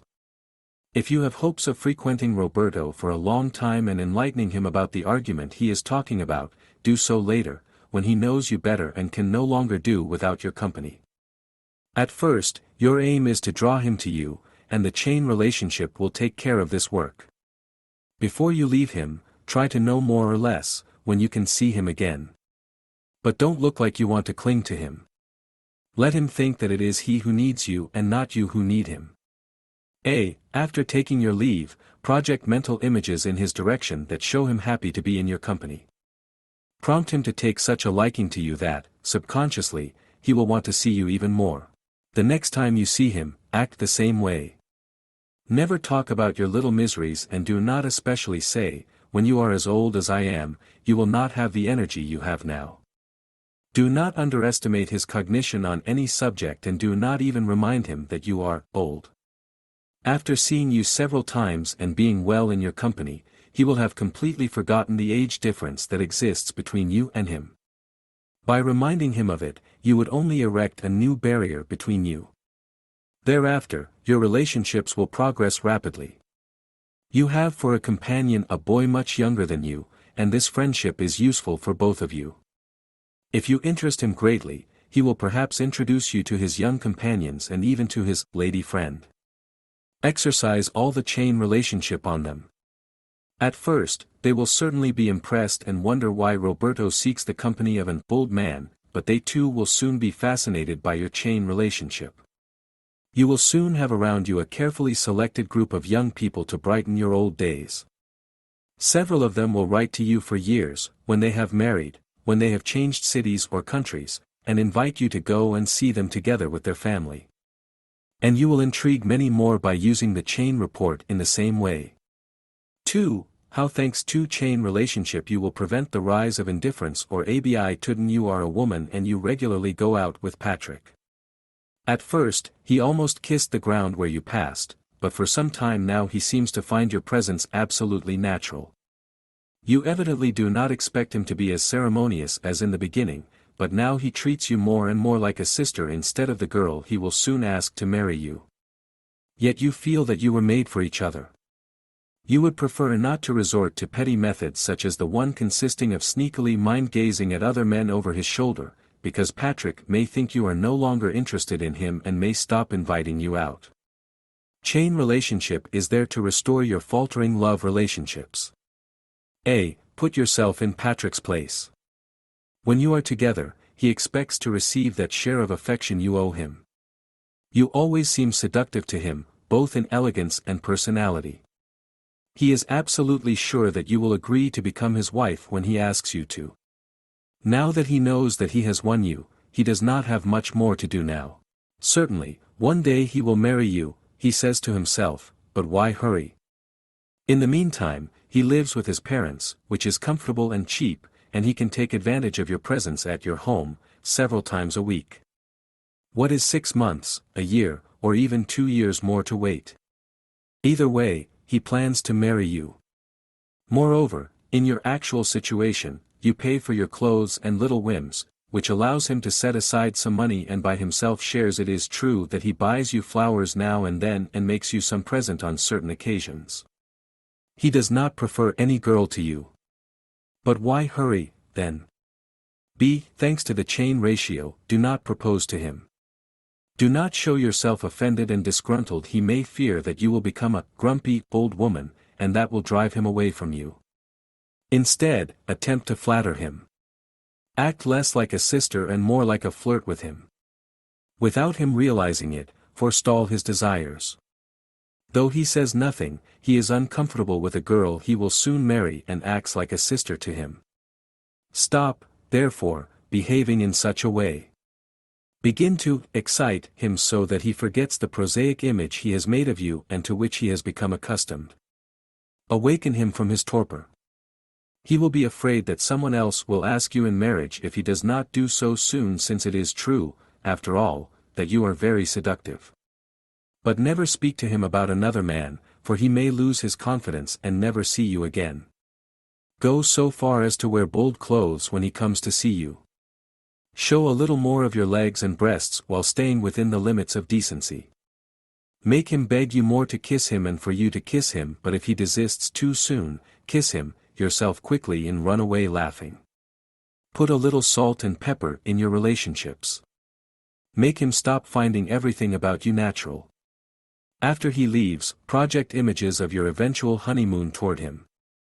Show yourself in a fluffy chamber robe and in the act of flirting deliciously from one part of the room to another.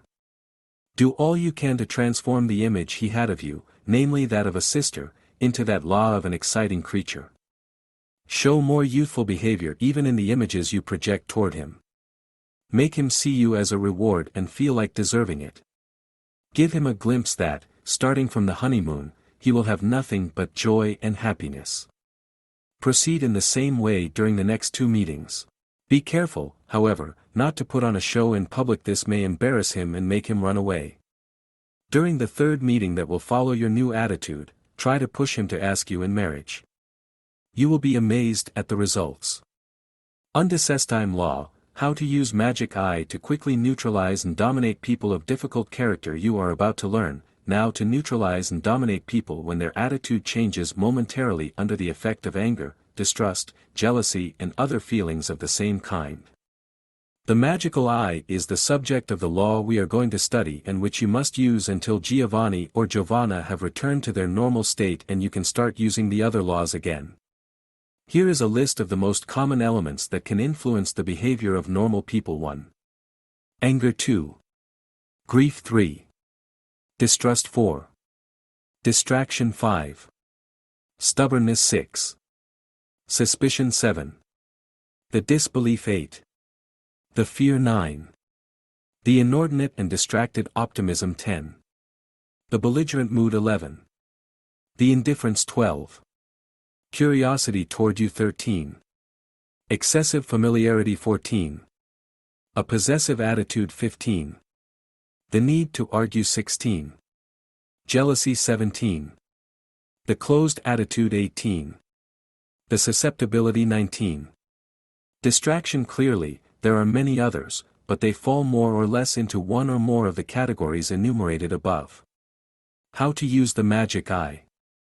Whatever unpleasant attitudes John or Joan may have, if you follow certain directives, you will very soon be able to analyze and influence them. These directives, concerning the magic eye, are as follows. 1. Quickly notice the general appearance of John or Joan. Study their expression and behavior and identify as best you can the cause of that behavior. Fear, sorrow, belligerent mood, jealousy are moods close enough to each other to enable you to assess the probable attitude early enough. 2. Do not detect the hostile attitude or even attempt to change it. Do not even let it be suspected that you are aware of it. It is better to let them believe that you were surprised, confused and deeply hurt. In other words, let them think they have insulted you for no reason. Let them not think they did not hit you, but it is clear that you should not leave with the pyre. Let them feel guilty and remorseful, struggling to mitigate the death blow they gave you. Let them forget their own importance to think only of you whom they had intended to hurt, but not to this extent. 3. You have succeeded in influencing them morally by suggesting that they want to apologize for hurting you. Unconsciously, they will tell themselves that the best way to redeem themselves is to do something for you. Root this idea well in their head by conveying the appropriate idea. Here, then, are the 3 points to look at to quickly analyze and influence people of difficult character. You discover to your amazement, that when people are in distressful moods, they are easier to influence than when they are calm, balanced and self-possessed, even though, at first, it may seem impossible to reach and guide them. It is more emotionally unstable and consequently easier to influence. How to use the magic eye according to the case. Anger. How to exercise mental dominance over a person in anger.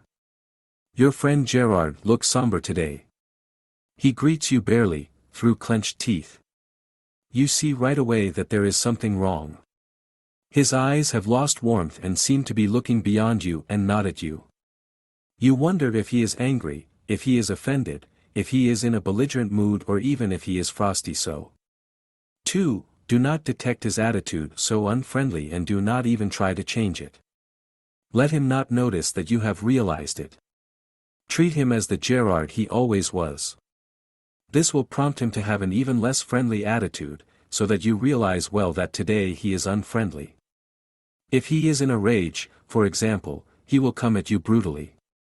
3. This is exactly what you wanted to see him do. Pause, now as if you have just realized that he is in a rage, and give a deeply offended look. After 3 or 4 seconds, lower your eyes and pretend you want to leave him. He immediately changes his attitude for fear of losing you as a friend, as a partner, as a colleague, as a relationship, as a client, or as an admirer, especially if you belong to the opposite sex. Thus, he comes under your mental domination. After leaving him, suggest to him by telepathy that he would feel completely alone in the future if he did not have your irresistible gaze and the pleasant compliments lavished on him by you. He may also feel completely depressed. This will push him even more to let you dominate him. Grief. How to mentally master a grieving person and how to help him or her overcome that state. It is within everyone's reach to help a relative or close friend in grief. But it is not as easy to help a person who does not know you well and would rather not confide his or her troubles to you. And yet, if you want your friendship with this person to become more intimate, it is when she is grieving that it is easiest for you to influence her, if you know how. 1. Irene looks exhausted today. Her "good morning," or her response to yours, is distant, barely moving her lips to speak re. You quickly realize that something is wrong. She frowns and her lips are sad. You wonder if she is distressed, offended or jealous because she has seen you with another woman. 2. Do not detect her unfriendly attitude or even try to make her change it. Treat her as usual. This will exasperate her and make her run away. She may even treat you with indifference. 3. This is just what you wanted. You want her to offend you for no reason. If she runs away, do not chase her. However, if she bursts into sobs, which will mean she is distressed, show alarm, take her by the arms and ask her to confide her troubles to you. If she refuses to talk, look deeply irritated at her attitude and ask her to apologize for asking her to talk about personal matters that she could only confide in a true friend. But do not leave her until she cries. She will appreciate all the attention you use on her at that time. You are applying mental dominance. If she continues to refuse to confide in you the reasons for her grief, look dejected and, when she has stopped crying, apologize and withdraw with a humble air. This will immediately make her forget the reasons for her sorrow because she will be afraid of losing a relationship so full of solicitude for her. As you turn away from her, mentally suggest to her that she may be without you in the future and that she may lose forever the joy your kind reflections and gentle, friendly gestures bring her.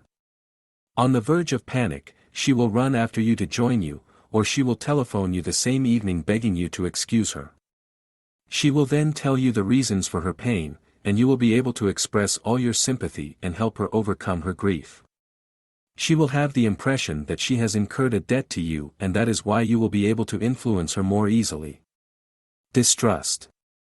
How to mentally dominate a distrustful person. 1. Lorenzo is on the fence today. He greets you in a very kind way, but he doesn't trust you. You can see right away that something is wrong. He seems to want to keep you at a distance. You wonder if he is full of distrust and suspicion, or is this a special reason for not being more communicative? 2. Do not detect his unfriendly attitude or even try to make him change it. Do not even let him know that you have realized it. Treat Lorenzo as at solely to. His attitude will become more unpleasant. 3. It is just what you wanted. All of a sudden, show that you have realized his state of mind. If he insists on his attitude, look him straight in the face, then gradually assume an air of disappointment. He will feel embarrassed at having treated you in such a way and will be desolate at the thought that he may lose you as a friend. He needs you now. It is up to him to make an effort and show gentilleux. This will bring him more and more under your sway. If he follows you, showing that he wants to make honorable amends, show that you forgive him while remaining deeply grieved. He must regard you as a good soul who has just received a disappointing blow. In leaving him, project these words toward him: you were about to lose an admirer who had done nothing to you. Everything happened in your fantasy. Lorenzo will profuse in accusations and you will no longer have to do anything but dominate him. Susceptibility. How to influence a susceptible person. 1. Today, Frederick seems to frown. His "good morning" is abrupt. His eyes are like wrinkled and bright. You immediately notice that something is wrong. His eyes no longer have a friendly expression, now they look at you with distrust. You wonder if he is angry, or if he is distressed, touchy, jealous or just in a belligerent mood. Do not, however, detect his unfriendly attitude or try to make him change it. Do not even let him take that you have realized it. Treat him as usual. This will put him off and he will respond to you in a very rude tone. 3. That is exactly what you wanted him to do. Act, now, as if you have just realized that he is trying to irritate you. Based on your recent dealings with him, think that he is perhaps offended by something you may have done or said without realizing it. Take a good look at his face, as if you are amazed at his new attitude. That is to say, you must make him understand that if you have displeased him, you have done so without meaning to and that it all happened in his imagination. Immediately afterwards, give yourself a very disappointed look and openly claim that you must run away in a hurry.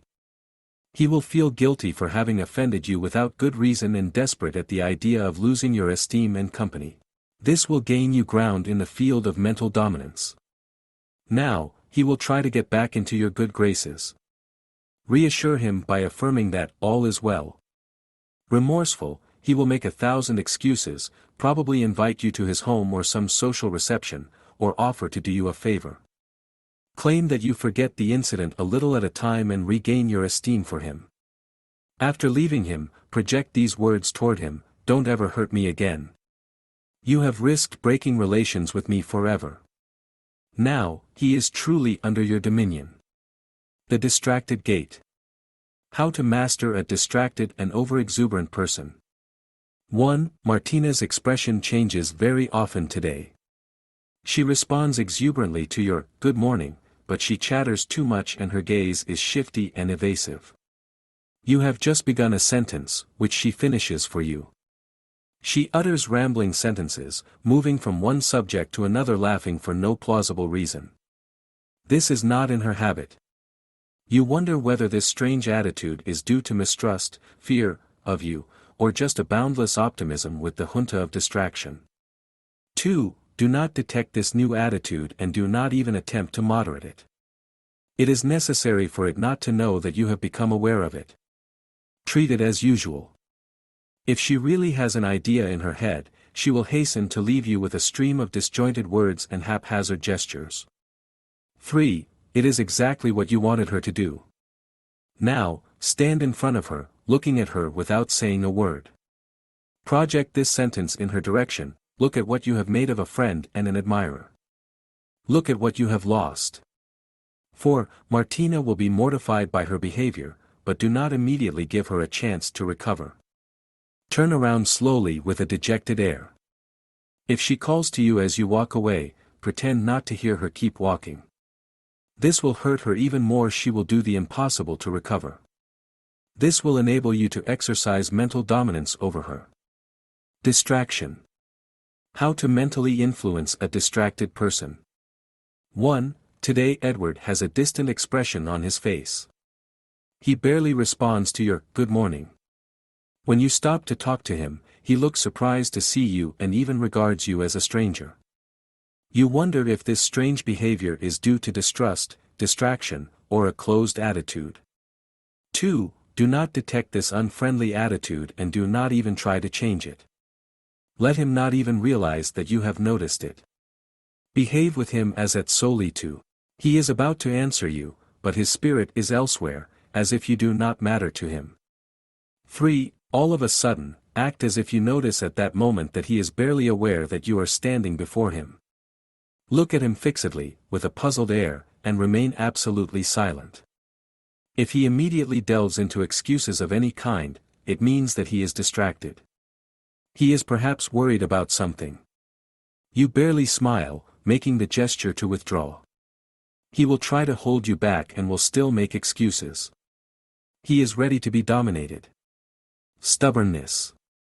How to influence a stubborn person. 1. You and Laura discuss business or worldly matters with great pleasure. During the discussion, she completely disagrees with you on one point. This time, she is completely wrong, but she does not want to hear about it. 2. Do not give the impression that you realize her obstinacy and do not even try to reason with her so that she will change her opinion. Act as if the discussion is normal. But, suddenly, act as if she agrees with you and carry on, developing your own point of view. This will make her go off the deep end. 3. It is exactly what you expected. You want her to insult you and not simply dismiss your reasoning. Look at her fixedly and in amazement. Then, lowering your eyes and retreating back to your chair in a voice that is barely audible, mutter, "Whatever." Flabbergasted, Laura will try to leave your pens erect. Reassure her in a resigned tone that you will do or say exactly what she wants. Exasperated, she will find a compromise between your argument and hers, at least up to a point. You have one, and she is under your mental domination. Suspicion.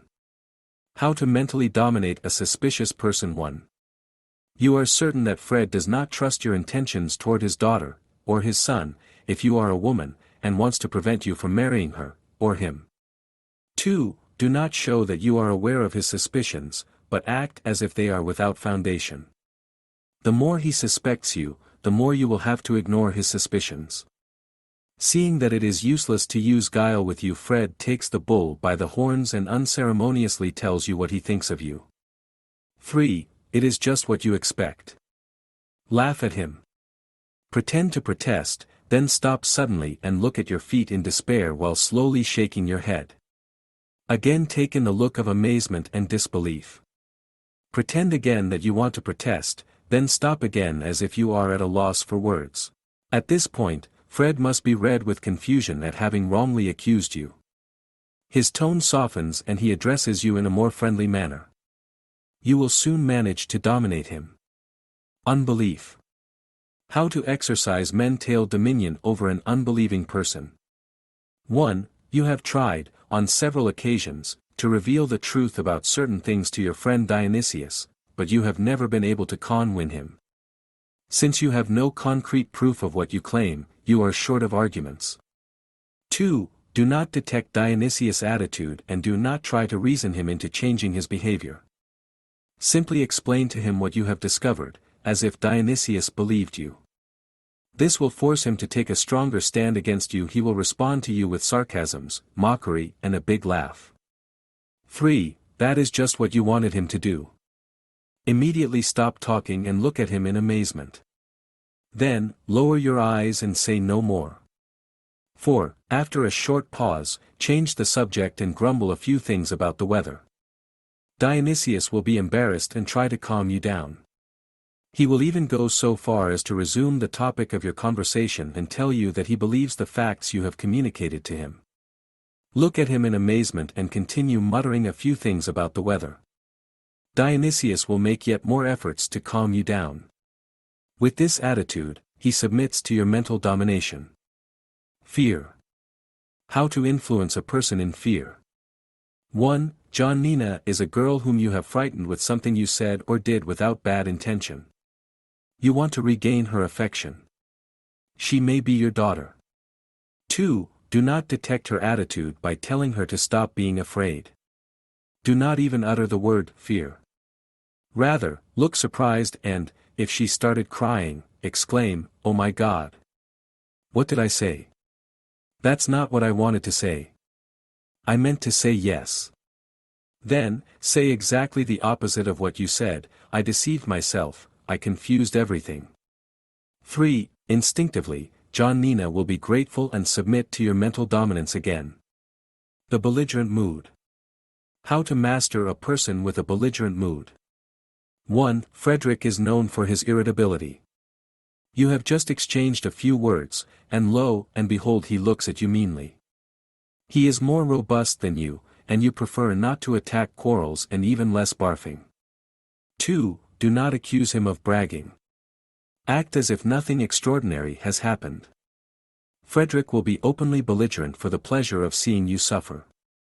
3. It is just what you expected from him. Throw him an astonished look, as if you realized at that moment his unbearable villainy. Then, look away in deep disgust and ignore him completely. Since you have shown that you are not afraid of him, Frederick will feel completely ridiculous. He will do anything to make himself to donate. Everything is ready to be dominated by you. Indifference. How to mentally dominate an indifferent person. 1. Betty is very seductive, but she shows no interest in you at all. The more you try to make a good impression on her, the less she will pay attention to you. 2. Don't let her see your discontent. Keep trying to interest her in you as if you do not notice her indifference. This forces her to intensify her rejections and even to try to irritate you. 3. That is exactly what you wanted her to do. Stop abruptly and look at her. Pretend to start a sentence about her, but stop abruptly and say nothing. Stare at her again in dismay, then back away slowly. Betty will go to great lengths to redeem herself. You will thus have gained influence over her. Abusive curiosity.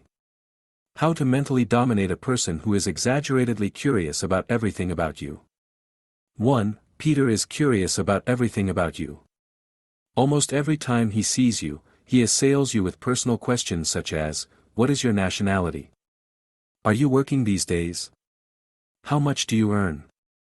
What is your age? How long have you been married?" 2. Don't irritate him by asking him to stop. Simply pretend next time that you do not understand what he is telling you. When he repeats the question, look at him strangely and bewilderedly. Then, politely, talk about something else. 3. Peter will realize that his attitude has been obnoxious and that he has lost some of your esteem. He will do the impossible to redeem himself. You will thus have succeeded in dominating him. The excessive familiarity. How to dominate a persona from excessive familiarity.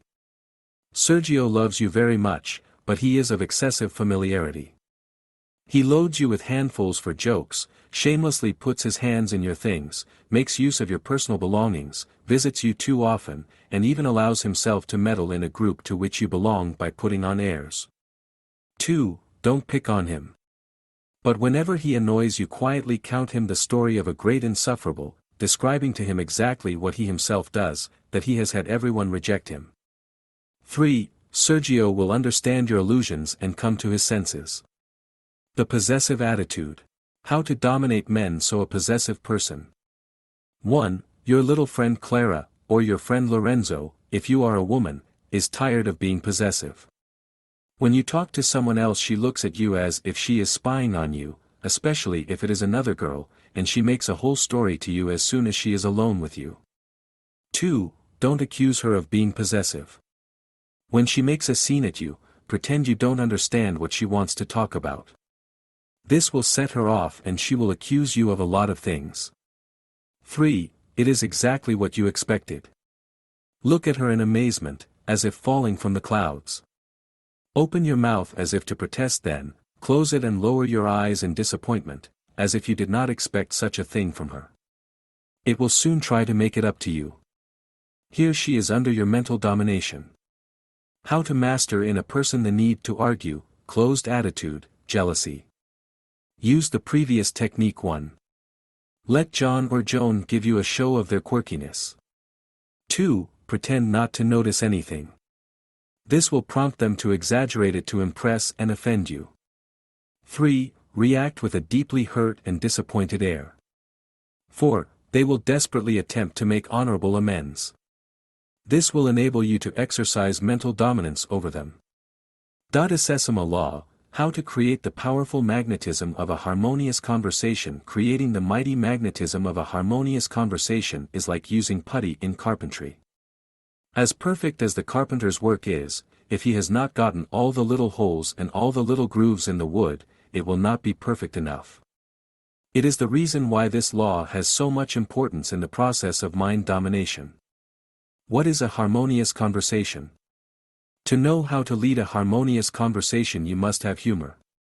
People get tired of you if they see you as serious all the time, or if you don't get the joke, as this prevents them from being in your company for too long. But not everyone is lucky enough to possess a sense of humor. By being funny, you always run the risk of offending people, because it is not always possible to guess other people's reactions to everything you say or do. Also, it is not easy to be funny. Depending on the circumstances, you have to have the right words on the tip of your tongue and use them without hesitation.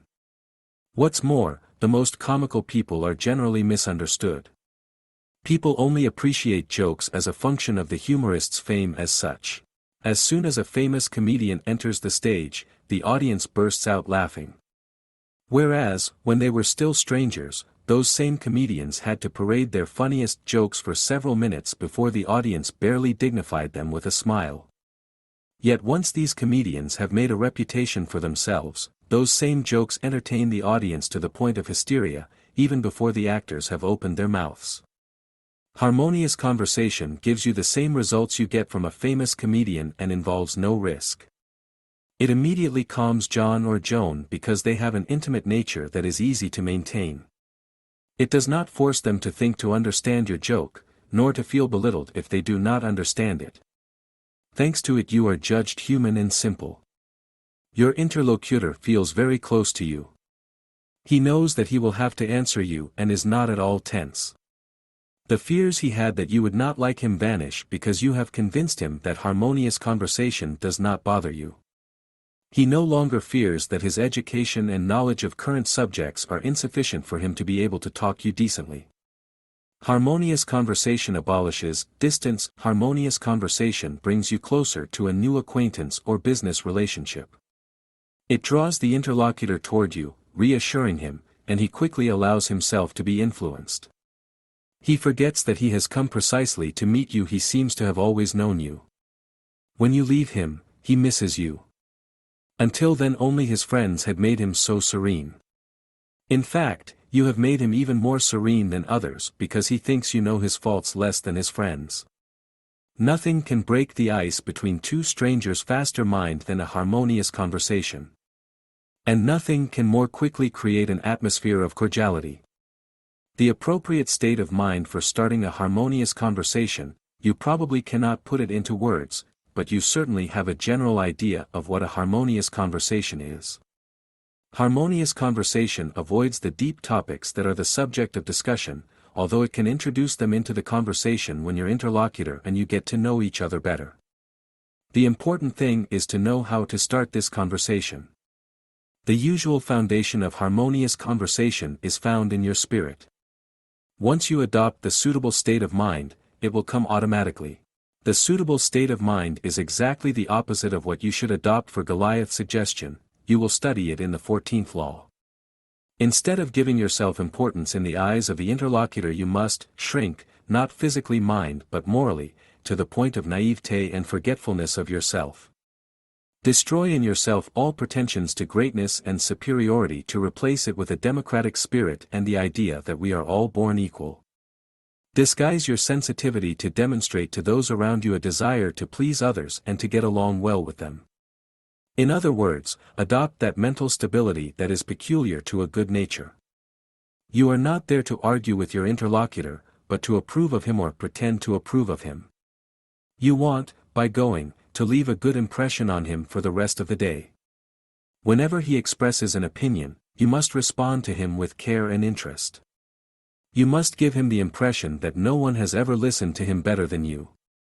There is no need for you to prostrate yourself in front of him or to laugh like mad at his every facetiousness, or to nod your head continually in approval. But respond with yes or ums to his statements.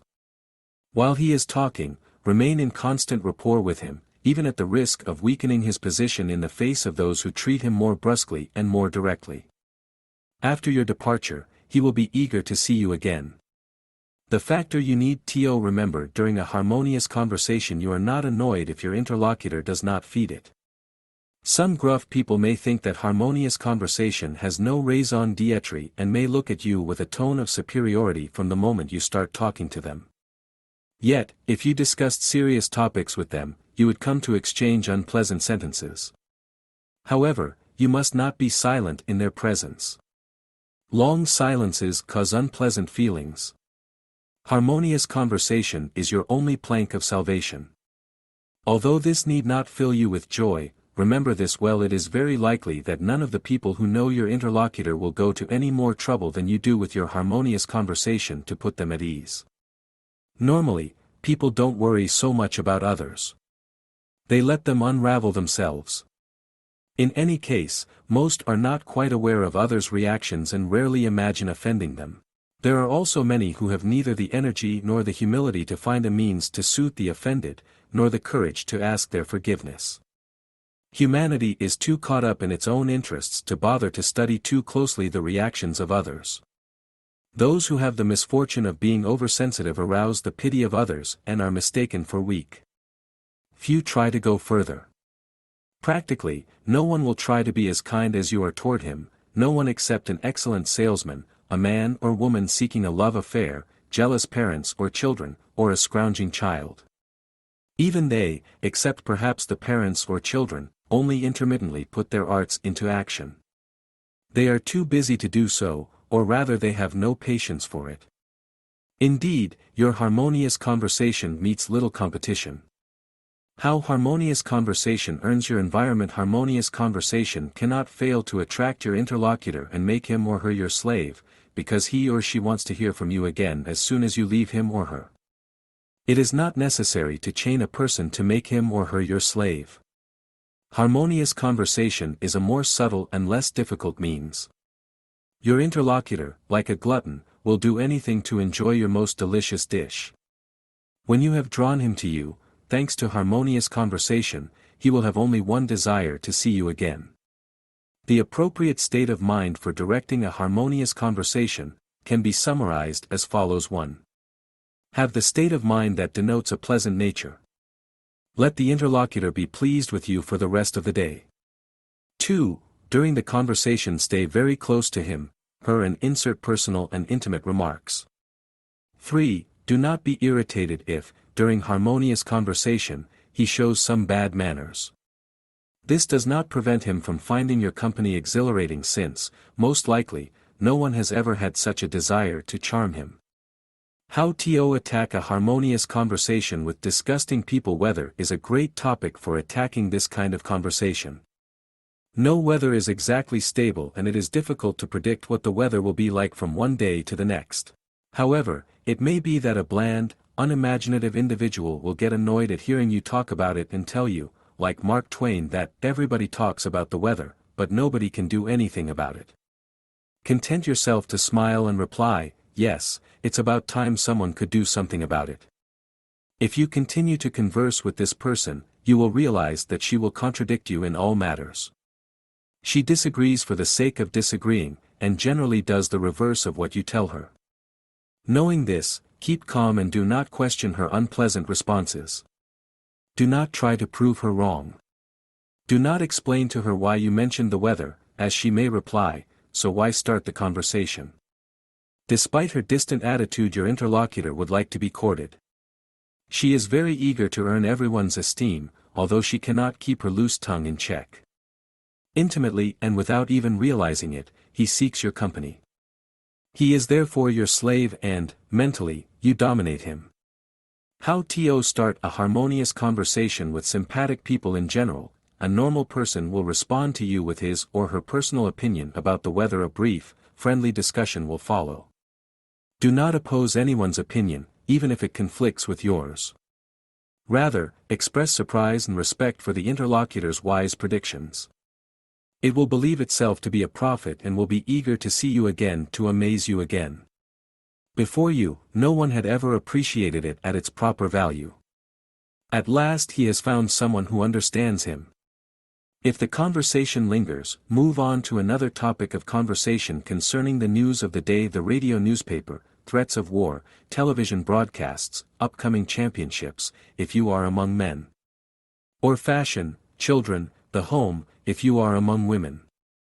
Rarely will you find anyone expressing truly personal opinions on such subjects. Even if this happens, and you disagree, do not let it show. You are there to dominate people with your spirit and not to change them. Clearly, mind domination can be a mighty tool for a reformer, but the reformer soon creates a crowd of enemies, and that is not your purpose. Listen as much as you can. When the interlocutor is running out of ideas, ask him questions to get him to talk more. Exercises to guide harmonious conversation. Exercise 1. Tomorrow morning, when you go out, practice harmonious conversation with everyone you know and meet. On your way home, make a list of everyone you saw and answer the following questions for each person. A. Did you have with each person the appropriate mood for harmonious conversation? B. Did you argue at any time? C. Did you listen attentively or pretend to? D. Did you pretend to agree even when you did not? E. Did you refrain from talking about personal matters to limit yourselves to subjects that could not provoke discussion? F. Did your voice and general attitude remain pleasant throughout the conversation? G. Did you avoid prolonged silences by asking questions? H. Did you act as if your interlocutor and not you were the important character? Mark the questions whose answer is not satisfactory to refine it later. Exercise 2. Look in the mirror or space and repeat the conversations you had, but correcting, this time, the mistakes. It is not necessary for you to remember all the sentences spoken.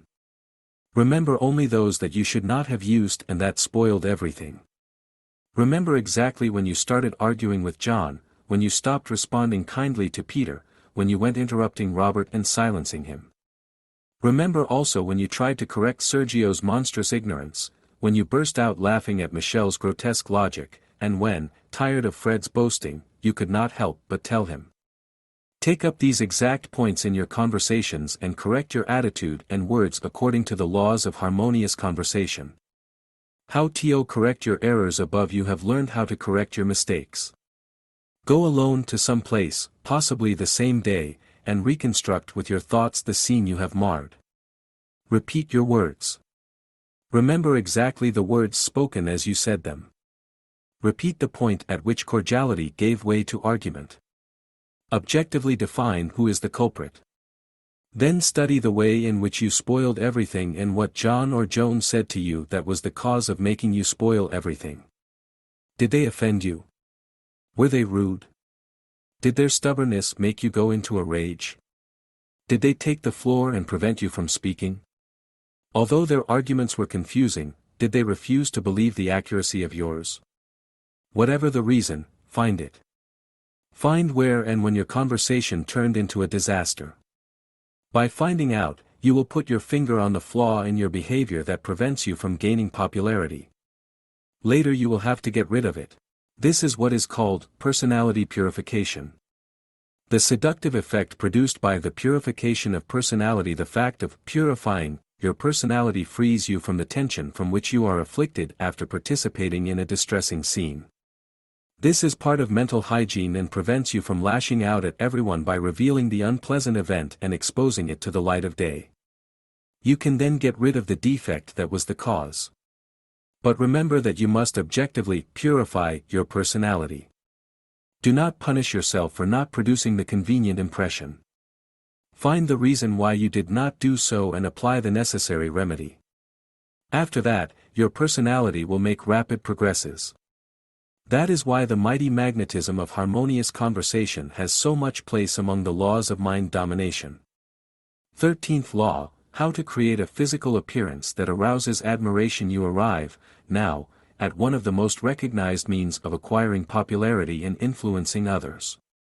It is the physical appearance that stands out. It includes 1. A convincing voice. 2. A convincing attitude and behavior are used to convince people easily and quickly. The convincing voice. Your voice merely conveys thoughts to others in an already attractive form. It has a positive effect on the listener because of its timbre, its musical quality, its clarity, its accent of sincerity, its sweetness and its modulations. It also reflects a large part of your charm since it comes from the deepest part of the body. The air of the lungs is saturated with your psychic and psychological ten, so that the voice is like a second soul. To those in your narrower circle, when you speak, it seems that your voice can only travel a certain distance, beyond which it is assumed that you cannot be understood. Yet it has happened to hear people in distress miles away from the place from which they cried out for help. This means that the voice cannot be heard by the physical ear at a great distance, but can be heard at any distance by the psychic ear. Your interlocutor can therefore be very close to you, speaking to you and surprising your thoughts, even without realizing it. The visual aspect, created by your voice suggests to others, rightly or wrongly, that you are a person of a certain type. If your voice is not the right one, it gives you a different impression from the one you would like it to give. Even if your words are carefully chosen, the fact that the voice does not coincide with that image of you, visual appearance, that you want to give will cause you to be taken for a different being than you would like to appear. Many puny, insignificant men are considered robust and mighty solely because they have a thunderous voice. Their voice surprises people and draws attention to them that they would not get if they had a thin voice. We are not encouraging you to use a thundering voice, but this example should demonstrate to you the function that voice has on your visual aspect. In short, your voice can amazingly alter for better or worse the impression people make of you. It can serve to influence and dominate others very quickly. The sound of your voice alone can change the meaning and scope of your words. Even if you don't say anything important, you will almost succeed in hypnotizing the listener and even the mere timbre of your voice. In fact, the hypnotist relies more on the monotony of his sentences than on the meaning of the words he uses to act on his patient. In difficult cases, he repeats the words as monotonously as possible so that the subject becomes so bored that he plunges into sleep. Even if you did nothing more than combine the voice that is needed with the right words and ideas, you could improve your business and mundane life in an extraordinary way. How to buy a persuasive voice exercise. Speak in your room to an imaginary character. Say whatever comes to mind, but speak as if you had a rubber ball in your mouth pressing against your tongue. By doing this movement, you will immediately feel your throat relax. When the throat is relaxed, the air coming out of the lungs presses against the palate, which is the sounding board of the nasal cavity. The result is a deep, sonorous and impressive voice. We would need too much space to explain why this simple change in the mechanism of the voice produces such fantastic results. But, for the sake of brevity, let us say that it allows air to flow out of the lungs in a more rhythmic way, facilitating pronunciation. Psychically, your fluid propagates more completely. We will tell you more about this later, and totally envelopes John or Joan. Precautions to take when using persuasive voice: do not go too far in the illusion of a rubber ball in your mouth. It would make you speak in a guttural voice. Instead, speak normally without raising or lowering your voice for no reason.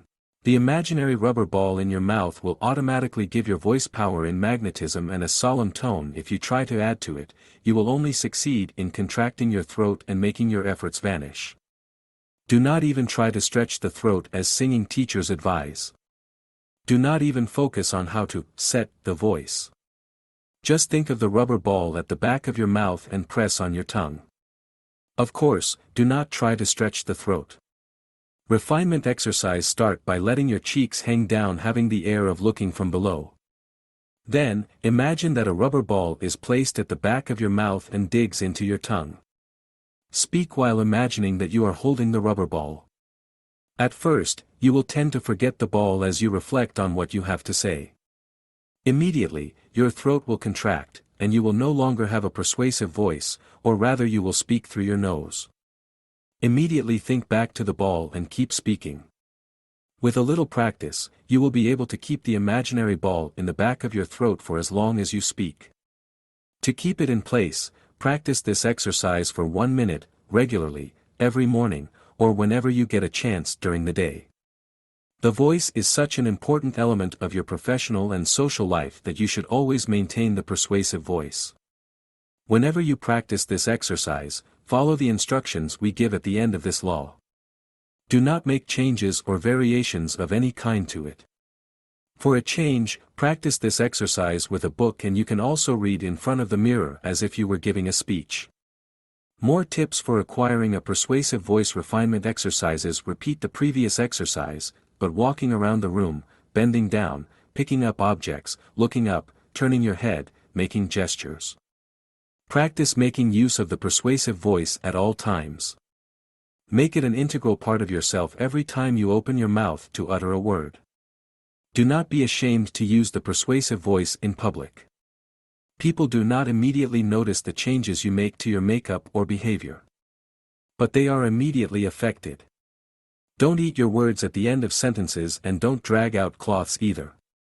Give the impression that you speak naturally, but do not speak naturally, since, if you did, you would completely forget the rubber ball that must be at the bottom of the rubber. Always speak as if it were there. The different steps to overcome to acquire a persuasive voice: 1.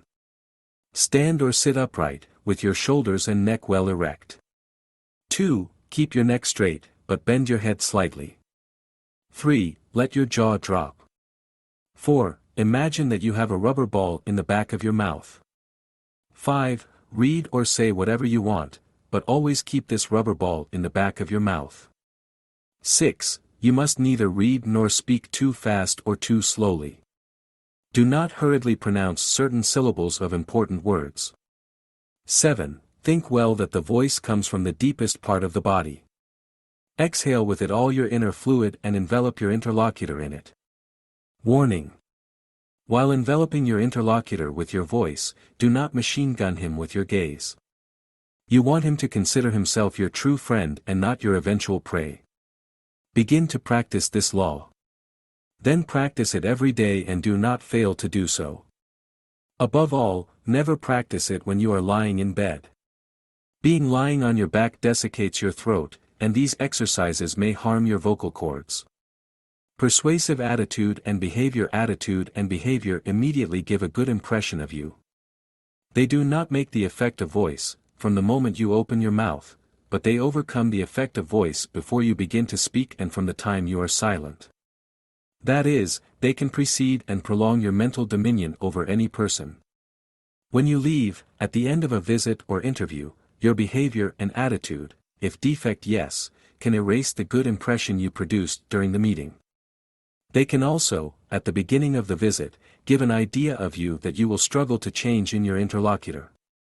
However, if you have the necessary composure, you can from the outset win over the interlocutor and make less effort to induce him to your way of thinking. When you have left, convincing attitude and behavior will strengthen your hold on him when he remembers them. If you do not present yourself properly, you will have to convince the interlocutor every time you are in contact with him. If his first and last impressions are not good, he will hesitate to recommend you or your company or products to other people. Undoubtedly, it is not right for him to react that way since your capabilities and the quantity of products have nothing to do with your outward appearance. But each of us is impressed by what we see. Although people try to banish deceptive ideas from their minds, they linger in their subconscious. Moreover, a defective demeanor denotes an unkempt physique and mental laziness, while a good demeanor denotes a quick and active spirit. How attitude and counting can damage your voice. From a voice perspective, attitude and demeanor are of the utmost importance. As you have discovered by practicing the exercises to acquire a persuasive voice, it is not easy to speak well while standing hunched over or with your head turned to one side. Likewise, it is not easy to speak in the best way when you do not hold the proper attitude or position. Singing teachers correct your stance from the very beginning. Since the use of the voice is done in a purely mechanical way, the attitude and position must be correct, otherwise the air coming up from the lungs does not have all the force needed to add the sound box of the nasal cavity. The voice will be less sonorous and lose its persuasive power. Incorrect posture apparently diminishes stature. Although being stooped decreases your height by only 2 inches, you appear to be 6 to 8 inches shorter. Bad posture swells the neck, shortens it, ripples it, and deforms the spine from the neck to the legs. In short, it prevents you from looking young. On a physiological level, it can cause a lot of discomfort. How to by the ideal attitude exercise 1. Stand against the wall. Your heels, legs, 150 shoulders and head should touch the wall. This is the correct position. To achieve this, you must inflate your chest, sag your diaphragm, push your shoulders back slightly, and keep your head straight enough to see what is at eye level. Step forward, holding this position for about 10 seconds. Without correcting the incorrect position you may have taken during these 10 seconds, step back to approach the wall again. Check, now, whether your legs, shoulders, head and heels are touching the wall. The part of the body that does not touch the wall is the part that needs to be trained to assume the ideal position. If, after 10 seconds, you have not taken a bad position, try to hold it for 20 seconds, then for 1 minute. Exercise 2. Instead of simply walking away from the wall, walk around the room once. Walk backward to stand against the wall and check the position of your limbs. If your head does not touch the wall, it means you are not keeping it straight. If the shoulders are not touching the wall, it means you have bent over and let them sag. And so on for the other parts of the body. To correct these mistakes, tirelessly repeat this exercise. Check the position every time you go around the room. It is one of the laws of mental mastery at which you will eventually excel, for you will have to fight bad habits and develop muscles that have long remained inactive. But at least, you will be able to hold a correct stance when you meet someone. Once out of his sight, your position will no longer matter much as far as he is concerned. But it may be that other people you intend to influence will be watching you at that moment. Therefore, it is worthwhile for you to get used to permanently holding the ideal position. Exercise 3. Step away from the wall again. But, this time, make other gestures as you go around the room. Duck down to pick up a few things. Make the gesture of placing something on a shelf, or putting on your hat, or opening a drawer. Then, all of a sudden, stand with your back to the wall, making no effort to correct your position. Check the position again with regard to the wall. Practice this exercise regularly at least once a day. Check the position and constantly improve it. How to by the ideal demeanor exercise 1. Walk around the room imagining that your spine is not a flexible stem but a rigid plank holding up the rest of your body, like the mast of a boat holds up the sail. Let the rest of your body, the sail, move comfortably while keeping your spine straight and rigid. Keep it straight, but without contracting it. This will make you pull your head and chest up, while allowing your shoulders to sway back and forth along with your arms. Also walk outside in this position in order to get used to it. Exercise 2. Walk around the room again, but turning your head to one side and the other as if you were looking at different objects. Walk naturally and not as if you were trying to walk while keeping your spine straight. Your stance must look natural to produce the desired effect well. If people who know you were to find anything a little unusual in your gait, a wall would rise up between you and them that would prevent you from forming any bond. They would mentally keep you at a distance, preventing your fluid from integrating with them. Exercise 3. Let us now take care of the legs. Go forward with your toes tightly stretched. Walk the length and breadth of the room. Walk on the outside of the feet and not on the whole foot or on the inside. This will arch the foot and shorten it and prevent the arch from drooping because the outer side of the foot is solely dew almost like bone, while the inner side is barely solely dew than cartilage. Exercise 4. Stand for a few seconds in a certain spot, bringing all your body weight to the outer sides of your feet, never the inside. This position spares your feet and prevents you from leg varicose veins. It projects weight onto the hard, solid parts of the feet and not onto the ankles, which are relatively fragile. Remember this well when you have to stand for a long time. Not only does this position save your strength, but it gives your feet a graceful position. When you are in a bathing suit, if you use this position, it will make your calves appear rounder and more graceful, your feet and ankles thinner, and your instep higher. Exercise 5. When walking, always, first of all, rest your toes and never fall back on your heels, but on the outer sides of your feet. Constantly practice walking in this way. Exercise 6. Combine the previous 5 exercises to make one. Stand against the wall to acquire the ideal position. Move away from the wall and walk correctly around the room. Keep your spine straight but, as you walk, swing your arms. Start the steps on the big toes. Keep the big toes well extended but decontracted. Fall back on the outer sides of the feet. Stay in this position for a minute or two. Finish by returning with your back to the wall without changing your body position and control it. Warning: do not look down at your feet while walking unless you have a special reason to do so. If looking down at you, do so only with your eyes while keeping your back and neck straight. Look around the room for spots located at eye level and fix your eyes on them. Never lower your gaze below such points. As we said before, this law will give you results less quickly than the others, but it will be of extraordinary use to you in exercising mental mastery. Fourth law: how to make use of Goliath autosuggestion and charm autosuggestion. Goliath autosuggestion is a law of mental domination that allows you to have immense influence over people. If you are a woman, you will notice that it will help you to defend yourself physically when the opportunity arises. During competitions, great athletes feel invincible, which helps them overcome rivals or break records. To feel invincible, you must study Goliath autosuggestion. Other competitors also want to win you, but with Goliath autosuggestion you destroy their confidence and belittle their efforts. At the same time, you increase confidence and multiply strength. Goliath's self-suggestion at work. This power consists of imagining that you become so huge in the eyes of others that they see you as more corpulent, and consequently stronger, at work. Because of this principle, very famous actors of very small stature have influenced audiences to the point that they are considered tall. They advanced on the stage, convinced that they were immense, and appeared to audiences far larger than they actually were. They did not have to strut or stand on their tiptoes, or stretch their necks, or try to push back their shoulders. All this, after all, would have made the audience laugh. They merely suggested to the spectators through the transmission of thoughts that they were taller than they looked. They achieved their purpose despite the presence, on the stage, of actors taller than themselves.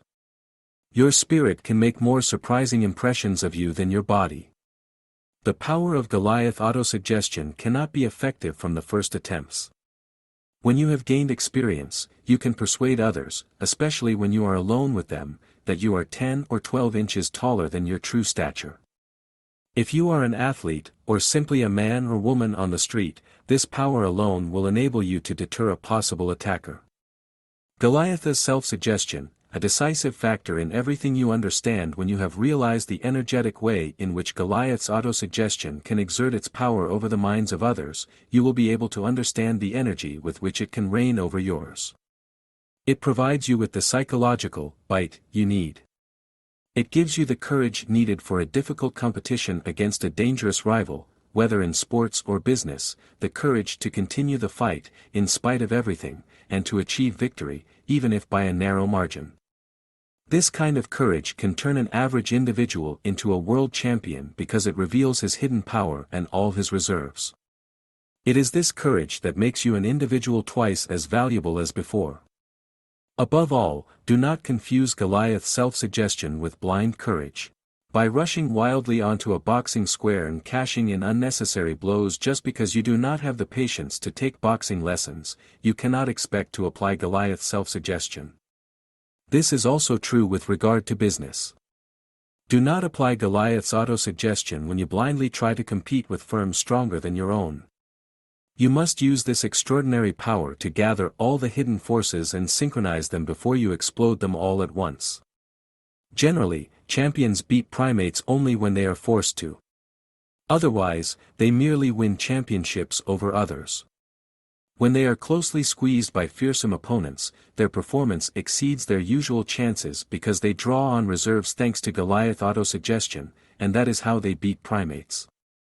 How to use Goliath's self-suggestion to increase corpulence. Exercise 1. Stand in front of the mirror and stare at your image. Keep staring at it and imagine that you grow 2 or 3 inches on the instant. Practice this exercise for several minutes until you see yourself growing faster and faster. Exercise 2. Stand in front of the mirror and stare at your image. Keep staring at it and imagine yourself widening 2 or 3 centimeters at shoulder height. Practice this exercise for several minutes until you see yourself widening faster and faster. Sit down to rest as soon as you feel tired. Then, start these exercises again until you see yourself growing and widening instantly. Exercise 3. Stand in front of the mirror and stare at your image. Stare at it and imagine yourself growing 2 to 3 inches and enlarging by as much at the same time. Practice this exercise for several minutes until you see yourself growing and enlarging faster and faster. Sit down and rest, then start the exercise again until you see yourself growing and widening instantly. Exercise 4. Repeat exercises 1, 2, and 3, but this time, grow and widen 9 to 10 centimeters in each direction. Exercise 5. Repeat exercises 1, 2, and 3, but this time, grow and widen 5 to 6 centimeters in each direction. Exercise 6. Repeat exercises 1, 2, and 3, but this time grow 10 centimeters and widen by 8. Exercise 7. Repeat exercises 1, 2, and 3, but this time grow 12 centimeters and widen by 8. Exercise 8. Repeat exercises 1, 2, and 3, but grow 15 centimeters and widen by 10. To make your interlocutor shrink. Exercise 9. Standing in front of the mirror, stare at your image. Imagine it to be that of your rival whose confidence you want to weaken or destroy. Continue to stare at it and imagine that it diminishes 2 centimeters in height in front of you. Practice this exercise for several minutes until you see him shrinking faster and faster. Exercise 10. Stand in front of the mirror again and stare at your rival. Keep staring at him and imagine his shoulders shrinking 2 centimeters before your eyes. Practice this exercise for several minutes until you see him shrinking faster and faster. Sit down and rest if you are tired. Then, resume exercises 9 and 10 until your opponent shrinks or shortens instantly. Exercise 11. Stand in front of the mirror and stare at your rival. Keep staring at him and imagine that he is shortening by 2 inches and shrinking by 2 in width at the same time. Practice this exercise for several minutes, until you see it shrinking in both directions, earlier and earlier. Sit down and rest, then begin the exercise again until the opponent decreases instantly in both directions. Exercise 12. Repeat exercises 9, 10, and 11, but make your opponent decrease by 4 centimeters instead of 2. Exercise 13. Repeat exercises 9, 10, and 11, but make him shorten by 6 centimeters and shrink by 4. Exercise 14. Repeat exercises 9, 10, and 11, but make it shorten by 8 centimeters and shrink by 4. Exercise 15. Repeat exercises 9, 10, and 11, but make it shorten by 10 centimeters and shrink by 4. Exercise 16. Repeat exercises 9, 10, and 11, but make it shorten by 12 centimeters and shrink by 6. Simultaneously for you and your interlocutor. Exercise 17. Stand in front of the mirror and look at your image. Stare at it closely and imagine that you are simultaneously growing and widening 3 centimeters, as you did during exercise 3. Close your eyes for 2 seconds, forget your image in the mirror and breathe with the impression that you have really grown, which will give you the impression that your whole body has increased in proportion. Close this image in your mind. Now, open your eyes again, but this time imagine that the image you see of you in the mirror is that of the other person. Look at the one well, and see it decreasing by 2 centimeters in height and 2 in width, simultaneously, as in exercise 11. Immediately, feel that you have grown yourself by 2 centimeters and have widened by another 2, and so, by contrast, you are larger than him by 2 centimeters and equally wider by 2 as well. So look at his image and consider that he is 2 centimeters smaller than you in both directions, even though your image has not changed. In other words, train your eyes to see things as they are, not physically, but psychically. This inserts suggestion into the other person's spirit, so that he sees the image as you created it, that is, he sees himself less tall and less wide than you by 2 centimeters. When you have acquired enough practice to arrive at this result, you will possess the secret of Goliath autosuggestion. Exercise 18. Repeat exercise 17, but this time enlarge and widen by 4 centimeters and make the other person shorten and shrink in the same proportions. In other words, you see him in the mirror as having 4 centimeters less than you in height and width, although the image you see in the mirror remains unchanged. Exercise 19. Repeat exercise 17, but this time you grow 6 centimeters and widen by 4 while your opponent shortens by 6 centimeters and shrinks by 4. You see him, as a result, in the mirror as having 12 centimeters less than you in height and 8 in width. Exercise 20. Repeat exercise 17, but this time grow 8 centimeters and widen by 5, while your man shortens by 8 and shrinks by 5. You then see him in the mirror as measuring 16 centimeters less than you in height and 10 less in width. Exercise 21. Repeat exercise 17, but this time grow 10 centimeters and widen by 5, while your opponent will shorten by 10 centimeters and shrink by 5. That is, you see him in the mirror as having 20 centimeters less than you in height and 10 centimeters less in width. Exercise 22. Repeat exercise 17, but this time you take 12 centimeters in height and 6 in width, while your rival shortens by 12 centimeters and shrinks by 6. That is, you see him as measuring 24 centimeters less than you in height and 12 less in width. Warning 1. Practice exercise 22 until you can realize it instantly. 2. The more difference you see between your rival and you, the more difficult the exercise will be, because while your image will not change, you will have to imagine him much larger or much peak low in the sense of height and width. To practice mental dominance, you do not have to know more about Goliath autosuggestion. If this law is not very easy and does not give you quick results, it will not, however, take you too long. And what reward will you get?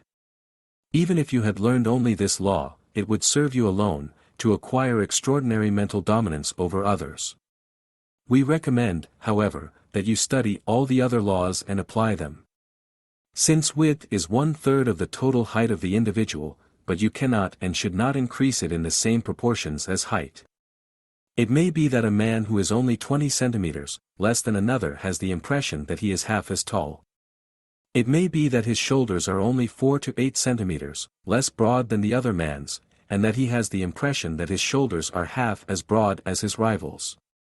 Similarly, you do not need to be twice as tall or as wide as another person for him to have the impression that he is half your size. By making you grow 12 centimeters and making the other person shrink 12 centimeters, you can give him the impression that his measurements are half of yours. As a result, he feels half less strong than you. His confidence is shaken as a result, and so you can guide him. The autosuggestion of vicinity. If you are a woman, if you belong to the weaker sex, the autosuggestion of charm will serve you to the same extent as Goliath autosuggestion serves men. It consists in imagining yourself one. That you are 20 years younger if you are 50, and less in proportion if you are younger, considering only your face. 2. That your face and body are attractive to the opposite sex. 3. That your feet and calves have attractive curves. 4. That you wear clothes like a movie actress. 5. That you have a most graceful voice. 6. That you are slender like a girl. 7. That you have a sweet, placid, compassionate expression on your face. These 7 qualities give you immense power over people when you address someone from the stage or podium. The following exercises will help you acquire them. Exercise 1A. Sit in front of the mirror and look at the image of your face. Study the signs of age that you cannot disguise either with dyes, flushes, makeup or dentures. The frowning of your eyebrows and the intensity of your gaze contribute, perhaps, to making you look older. Or the skin of the neck, just below the chin, hangs too far forward. There are perhaps deeper furrows on the cheeks and around the lips. Sit close enough to the mirror to see all these wrinkles. B. Now, sit far enough away from the mirror that you can no longer make out these flaws. Dim the light as well. This will help you. You will look 20 years younger if you are 50, and proportionately younger if you are less than 50. C. Move the chair closer until you can barely make out the wrinkles. Force yourself to not see them, and see yourself as you appeared in the mirror in B. when you were away from them. At first, you will see the wrinkles, but picture yourself as you were in A, and make the wrinkles disappear. D. Pull the chair back again. The wrinkles appear deeper to you, but again, force yourself to not see them, and try again to see yourself as you were in B, when you were further away from the mirror. Practice this exercise to perfect you. When you do it on the stage or podium, the spectators will receive the image projected by your spirit and see you as you see yourself. You will need to practice this exercise for more than one session, but you will be rewarded for the rest of your life. If you are over 50, progressively imagine yourself looking 20 years younger. Exercise 2. Stand across the room and look at your image in the mirror. Examine yourself well from head to toe and take a good look at the details that harm your femininity. Is your jawline too wide and too masculine? Are you too tall and too strong-boned? Are your ankles too thick? Are your shoulders too broad? Is your chest too flat? Is the waist too big? Fix your image well and focus well on all these points separately. Picture them as they should be in order to be seductive. Imagine your chin sharper, your joints thinner, your stature smaller, your shoulders less broad, your breasts higher, your waist narrower. Practice this exercise until you are able to instantly imagine a new image of yourself. Exercise 3. Stand in front of the mirror from across the room and look at your legs. Imagine that your ankles are thin and your calves well rounded. They must now be prominent, halfway between the ankle and the knee, then tapering toward the knee. This is how a leg considered graceful must look. Now, stand in profile in front of the mirror and observe you instep. It needs to be high to look young. Imagine that the feet are shorter than they actually are, from the front of the ankle to the base of the big toes. Exercise 4. Stand in the room, well dressed, and look at your image in the mirror. But instead of standing stupidly, imagine that you are a movie actress in front of the camera.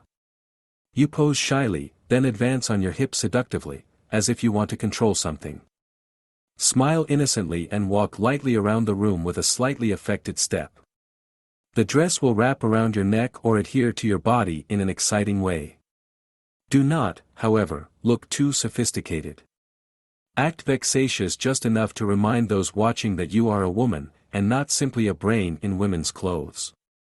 Exercise 5. Make a speech in front of the mirror, using the persuasive voice. Check your lips carefully to make sure you notice their movements well. If they do not move enough, you will not look feminine. Do not murmur rapid mind. Articulate words in a high enough tone, but without an affected air. You must sound sweet and grand ladylike. Exercise 6. Stand in the middle of the room, facing the mirror and examine your figure. Whatever your corpulence, you need to see yourself as thinner than you are.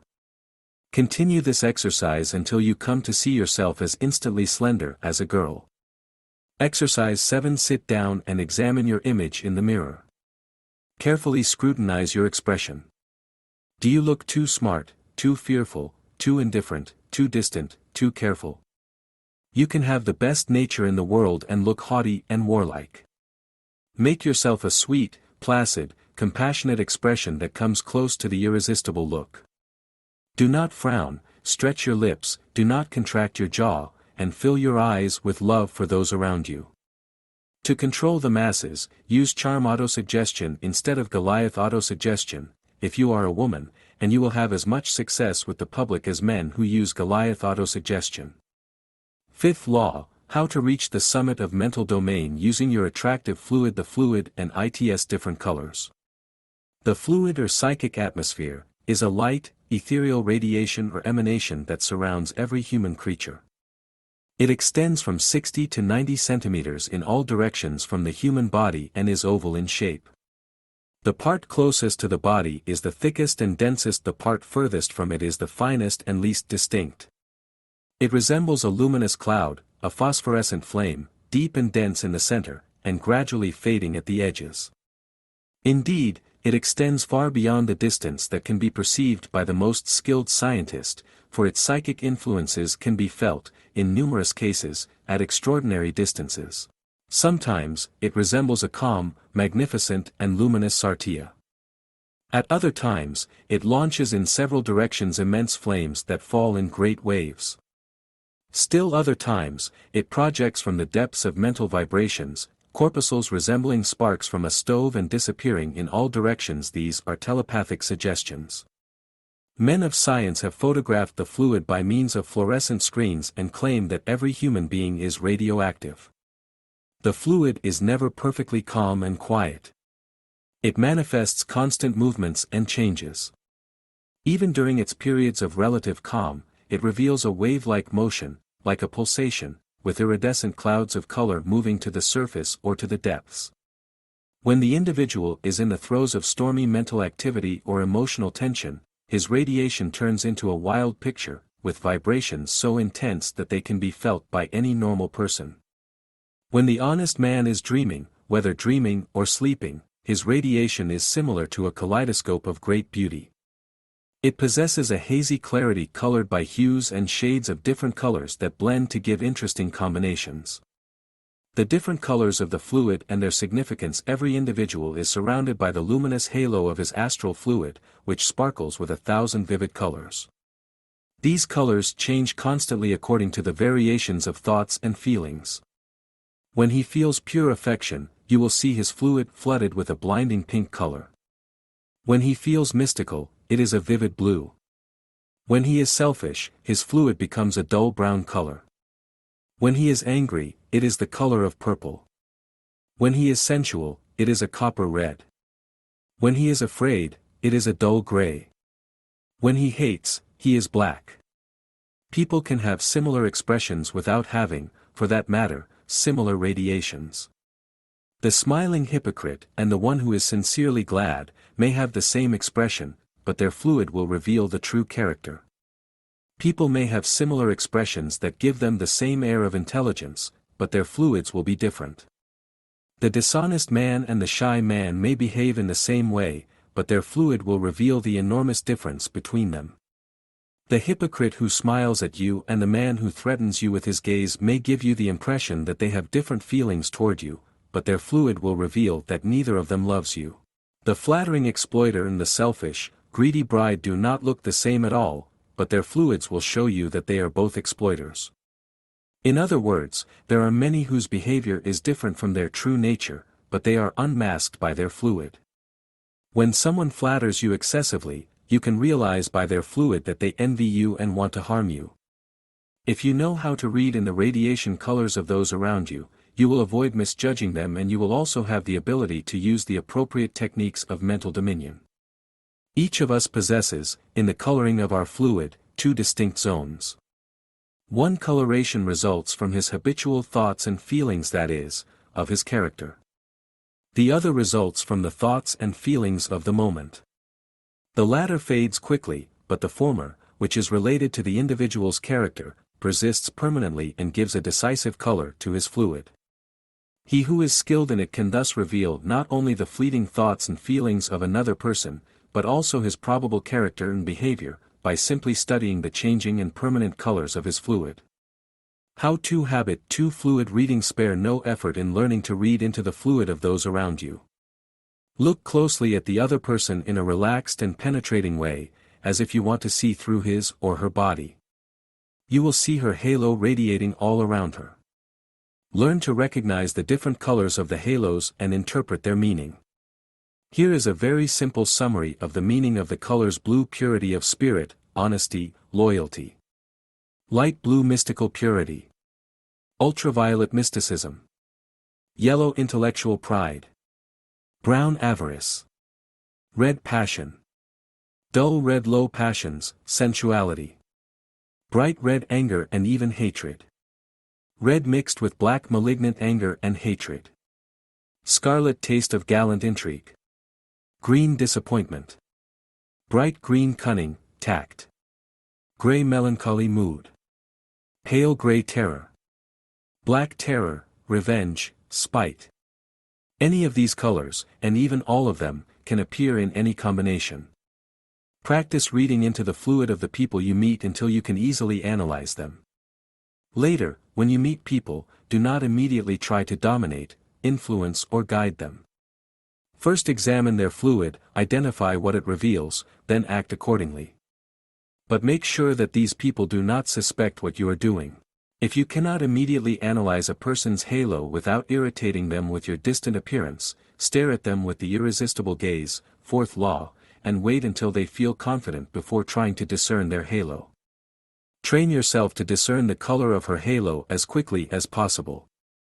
You will notice that the halo is best discerned against a dark background.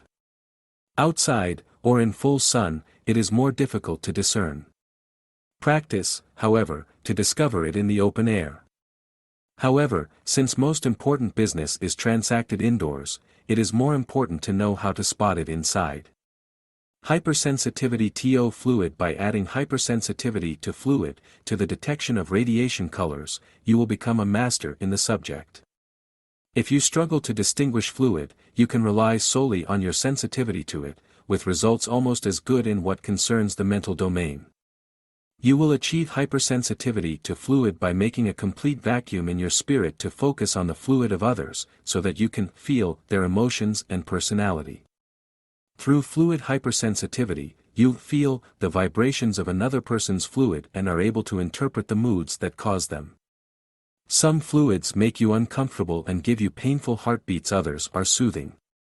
Under the influence of your spirit, the fluid undergoes physical and chemical transformations. A medium may be able to accomplish transformations by entering a trance, then, using the power of his or her subconscious with even greater dynamism than the subject in a state of hypnosis. It is not yet known how the medium manages to perform this miracle, but experiments have shown that the medium can project its fluid onto the subject to perform feats considered miraculous. Apparently, the composition of the fluid can be changed at will. How to scientifically control your fluid? Although you cannot perform the same feats as the medium, you have enough power over your fluid to influence, to a certain degree, its composition by means of your intelligence alone. By giving an order to your fluid, you can serve veins as successfully as if you used your intelligence to direct a tennis ball, the fall of a pair of dice, or the trajectory of a billiard ball. The more you make a habit of subjecting your fluid to your will, the better you can control and direct it. It has been proven by experiments that you can give a pulse to certain objects by dazzling them with your gaze. Since the fluid is a direct emanation of the body, and also of the eyes, it is it that, obeying the orders of your spirit, is able to give an impulse to objects by means of a dazzling gaze. The composition of your fluid. The exact composition of the fluid is still mysterious. But since, from what we know, everything that exists on Earth comes from physical or chemical elements, or the combination of both, we must assume that the fluid is a physical and chemical composition about which we know little. When you use it to exercise mental dominion, your fluid undergoes changes in composition. In the course of the day, the form and chemical composition change with each person. When you stiffen in hatred or anger and your blood circulation becomes charged with adrenaline, your blood temporarily becomes more acidic. This results in a corresponding change in your fluid. Whether it also becomes more acidic is something we ignore. It may also be that it loses flexibility, as happens to your body when you are in a rage, and radiates rigid wavelengths, so that all it takes is for your hand to touch others to stimulate them. The effects of your fluid are especially felt when you meet your best friend or loved one. The quiver of joy that rises along your spine at those moments is a phenomenon at once physiological and psychological due to the combination of the fluids of two human bodies that are, for the moment, at least, in complete harmony. There is a complete communion of spirit, and the chemical composition of your two fluids becomes so similar that a fusion between one and the other is established in practice mind. The resulting mutual harmony is so absolute that the nerves at one and the other produce real sparks and emit an energy that electrifies you reciprocally. This phenomenon does not occur when you meet a stranger who has no particular reason to rejoice at seeing you. On the other hand, if you voluntarily neutralize your fluid when you meet him, you can reduce his distrust and, without being able to explain it, he will be willing to love and trust you. He will feel happier and more joyful and will attribute this new state of mind to your presence. Comedians produce this effect on their audiences. The influence of the spirit on the attractive force of your fluid. The pull of your fluid is the direct result of thought. If your thought is hostile, the fluid will also be hostile and will drive people away from you. The fluid can become an invisible monster of your own making. If you harbor the thought that you do not want anyone around you, sensitive people will perceive, as they approach you, your feelings and instinctively avoid you. It is possible that telepathy underlies this perception, but it is largely due to the fact that our invisible fluid spreads out into space and repels that of others. According to the same process, your attractive fluid will attract people around you. How to develop your fluid for the purpose of mental domain? In order to develop your fluid for the purpose of mental domination, you will have to train yourself, first of all, to hold the thought.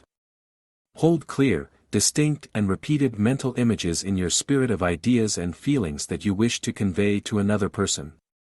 Then, intensify the effect of these mental images by imagining suitable colors. 1. You are primarily the end result of the thoughts you have had and the feelings you have felt throughout your life. To erase an aspect of your character that you find undesirable, develop the opposite aspect and train yourself to use it. Neutralize negative attitudes by developing positive ones.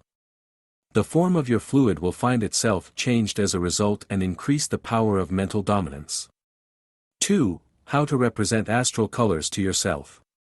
Take a sheet of white paper and draw on it a vertical line running from one end of the sheet to the other and placed about 4.5 inches from the right edge of this sheet. On the part of the page to the left of this line, make a list of those aspects of your character that you find strong and interesting. To the right of the line, write the astral color that best suits each aspect of character using the list you studied earlier. Take another sheet of paper and make, this time, a list of those aspects of character that you consider undesirable and write, next to each of them, the most suitable color. Exercise 1. Form in your spirit a very clear image of one of these colors and project it onto your fluid. Do the same thing for all the colors, one after the other. Exercise 2. Imagine, one after another, those character traits that create these different colors and saturate your fluid with them. Exercise 3. Take a pleasing character trait and saturate your fluid with the color it projects. Exercise 4. Take an undesirable character trait, but erase it from your fluid by representing the color of the opposite, therefore, desirable character trait. If one of your defects is anger, fill yourself with anger, then neutralize it by depicting the color corresponding to placidity. Do the same for all other defects. Exercise 5. To represent different colors to you more easily, practice focusing your attention on objects of those same colors, for example, a red rose and a green leaf. Order and demand at the same time that the vibrations of that color change your fluid. Patience, perseverance, and sustained interest yield remarkable results in this area. Changing the color of your fluid is one of the most effective means of influencing others. How to change your fluid? To protect yourself from the influence of others. Orange, yellow, and the colors in the same range are the vibrations of mental protection. They are the colors of intelligence. When you saturate your fluid with them, they help protect you against the efforts of others to convince you, your misguidedness by means of fallacious arguments, plausible reasoning, erroneous examples, etc. These colors help to enlighten your spirit, attract the faculties of perception, increase your reasoning power of judgment and sharpen the gift of prompt response. Exercise 1. Imagine the appropriate mental attitude and flood your fluid with orange and yellow. Efforts by others to influence you will bump against your fluid and fall back on them. Exercise 2. If your opponent's influence is truly undesirable, flood your fluid with several blue tones. Examine some bright, clear blue tones, choose the one you prefer and load your fluid with it. Sixth law, how to protect your power by adopting the necessary appearance. The 10th commandment says, "Thou shalt not covet another's woman, nor his house, nor his servant, nor his field, nor his ox, nor his ass, nor anything else that belongs to him." The incessant rivalry with your neighbor violating the 10th commandment brings more pain and shortens more lives than any other evil in peacetime. Envy, hatred, greed, and other states of mind that lead to ruin make you grow old earlier and deplete your intellectual reserves. These defects not only prevent you from recovering from the tension and struggles of daily life, but also affect your morale by giving you worries, anxiety, and feelings of frustration and inferiority. They also push you to constantly compare yourself with your neighbor, Mr. DuPont. You are always afraid that he earns more than you, that he has a nicer car than you, that his wife is prettier and more seductive than yours, that his children are smarter and sturdier than yours, that his health is better than yours. Anything that can improve Mr. DuPont's life throws you into a state of prostration. And yet, you must not realize your jealousy towards him then, adopt a facade, an appearance, when you are before him. At that moment, your true I transforms into a pitiful monster.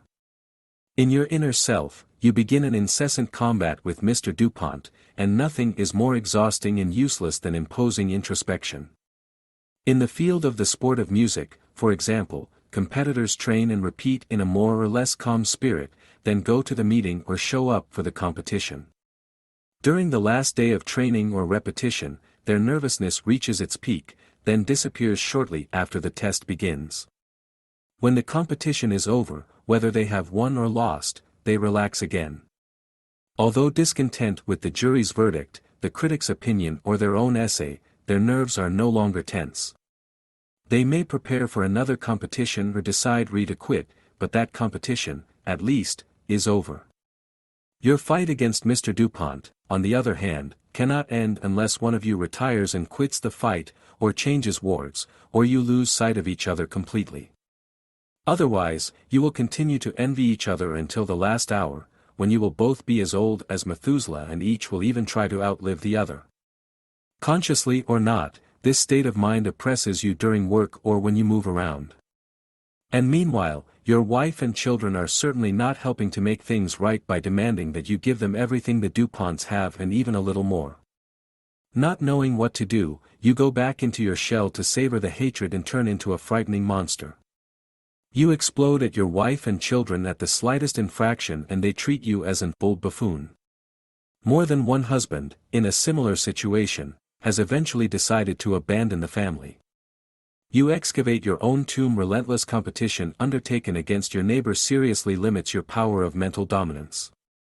Your true I, attacked by the acids secreted by yourself, causes a transformation for the worse of your complete state of mind. Your fluid, the telepathic waves you involuntarily emit, your whole philosophy of life is transformed for the worse. You can read in your eyes a solid and latent hostility, and you are discontented with the whole world. You become sad and lose your sense of humor. Without humor, it is impossible to start a harmonious conversation. That is how you no longer attract anyone to you. You feel desperate. If you could only grasp this DuPont and take him down. If you could prevent his steady rise, that his car is nicer than yours, that his earnings are greater than yours. Perhaps you also envy his voice, his eloquence, his culture, his belly flatter than yours, his stature greater than yours. When jealousy sets in, it knows no bounds. Like cancer, it may limit itself to the beginning, to some small differences existing between you, then it generalizes and encompasses all possible differences, major or minor. And, once you have set yourself up to envy Mr. DuPont, you also drag in Durand, Bonnet, LeBlanc, Lenore, all neighbors and acquaintances. This is also true if you are a woman and if you envy Madame DuPont. You end up envying all the other neighbors and acquaintances because their husbands give them more comfort or luxury than you have, because their children have better educational achievements than yours, or because, although older than you, they are lucky enough to look younger. Soon, you will touch the chronic stage in which you will not be satisfied except when you envy someone for one thing or another. This detestable habit banishes day and night from your spirit any constructive thought. Of course, it is easier to laugh at others and condemn them than to amend yourself and do the impossible. Thus, you fall, and remain buried in the lonely grave you have dug for yourself with your own hands. The disastrous effects of envy on mental domain. When you envy people, when you detest them and greedily desire everything they have, you have a hard time showing yourself pleasant in front of them. Certainly, thanks to mental domination, you can still disarm Mr. DuPont and others, but it is much more difficult because your telepathic radiation alone alerts them against your true feelings toward them. For example, Mr. DuPont, distrustful by nature, already expects you to envy him for what he possesses, just as he envies his neighbor Bonnet for what he has. He is therefore ready to perceive with astonishing acuity your psychic reactions toward everything he possesses. The slightest sign of spite in your eyes, the slightest hesitation in your voice, the slightest change of color in your face are immediately discerned by him. It may even be that he feels pleasure from it. Or you are in business and your prospective customer tells you about a product similar to yours, but which he considers better and cheaper than yours. In that case, you must not look alarmed or show signs of impatience. You must take the hit. Others, on the other hand, will admire you more, just as they admire the sportsman who continues to do his best even when he loses, and recovers and wins. The solution to the problem. The best way to combat this disastrous attitude that leads you to ruin is to use mental dominance. It will not be easy to stop envying Mr. DuPont. You know that you will always continue to envy him. And if you are a woman you will continue to envy Mrs. DuPont. You will also always be baffled by your eventual customer when he makes an unfavorable comparison between your product and another. All your life you have been driven to succeed at something, and in order to succeed, it has been necessary for you to compete with and surpass others. To succeed in school, you have had to work harder than others and surpass them. To win the woman or man you desired, you had to supplant other suitors or other pretty girls. All your life you dreamed of a pretty house with a beautiful garden. When Mr. or Mrs. DuPont realizes this dream before you or better than you, it is not easy for you to just shrug your shoulders and think of something else. You would perhaps find it easier to ignore a terrible toothache. But you can, however, diminish their importance to the point where they do not diminish your mental power. You will no longer need to envy Mr. DuPont. How to adopt the necessary look. First stage: when you hear about something that makes you jealous, open your eyes wide and stretch your lips slightly. You will look surprised and happy, whatever your true sentiment is. If you do not look surprised, you will not fool anyone, especially if the other person, Mr. DuPont, for example, expects you to look surprised. If you only show surprise, that is not enough. You must show yourself contemporarily taken and happy. You will be suspected of being jealous. Second stage: next, don't give a big smile by letting out a cry of admiration because it will result in out of tune. If you immediately put yourself in Mr. DuPont's skin, you will realize that he expects you to be so dejected by the good news he gives you about himself that you will lose your voice, at least for a moment. You must therefore think that it is to you, and not to him, that these wonderful things happen. Only then will you adopt a perfect appearance. Stage 3: now, you have to breathe deeply as if to regain your senses and let out a sigh of satisfaction. I knew you would succeed, Mr. DuPont. It was only a matter of time. Or, this automobile will make a lot of envious people in the ward. I too had the intention of buying one. You beat me to it. It is magnificent. In summary, combine these 3 steps as follows. 1. When you hear good news about another person, arch your eyes and slightly stretch your lips. 2. Do not give a big smile by letting out a cry of admiration. 3. Breathe deeply, as if to regain your senses, and let out a sigh of satisfaction expressing your pleasure that the other person has succeeded in doing what you yourself wish to do. Advanced training exercise. Exercise 1. Stand in front of the mirror and suppose that John or Lucia had just informed you that they had purchased or obtained something you had been trying unsuccessfully to purchase or obtain for a long time. You never thought they would succeed, at least not so quickly. Immediately, shut your eyes and stretch your lips slightly. Make sure your eyes are not filled with tears, this would harm the facade. Practice this exercise several times. It will serve you every day, in professional life and in society. 16th law: how to exercise control of the masses over groups and crowds. Friends, Romans, citizens. Hear me. No one is unaware that Mark Antony uttered these immortal words in Shakespeare's Julius Caesar. Mark Antony then began to exert control over the Romans and overthrow Caesar's enemies. One man was able to bring down the cunning plans of several brilliant and influential men, and that was through control of the masses. You need not aspire to be a second Mark Antony to gain the countless advantages of this power. You can use it to induce others to your way of thinking, in society or in business, when you address person.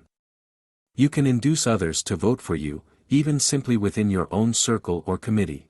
You can win powerful opposition, even if it lasts for years, when you know how to exercise control over the masses, over groups and crowds. You can suddenly rise above others and be instinctual and supported by them. Study this law and put it into practice. You will then be ready to enter the world of men and become somebody, and not just another individual. Remain the regular companion. Beware. Do not apply mass control to relatives and friends. They know you well and may be wary of your new attitude. They must continue to regard you as a regular companion. They cannot pay you a better compliment. If they do not regard you as original or unusual, they should like you. It is exhausting to constantly influence everyone you meet. So, when you are in intimacy, forget about the control of the masses.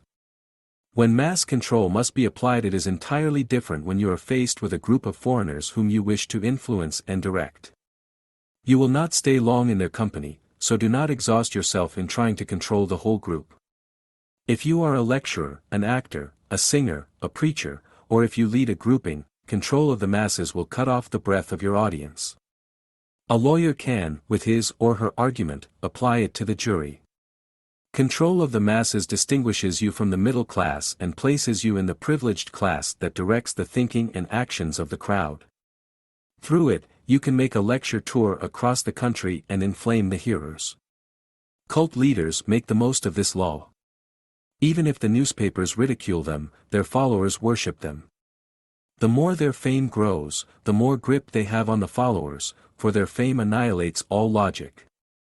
That is why they so easily retain a grip on their environment. They concentrate their efforts on applying control of the masses to the uninitiated, skeptics and unbelievers. Political leaders also use control of the masses. If it is used for honorable purposes, it can honorably serve the cause of humanity and procure the one who applies it eternal fame. The 5 elements of mass control can be divided into 5 elements. Use them in the order listed.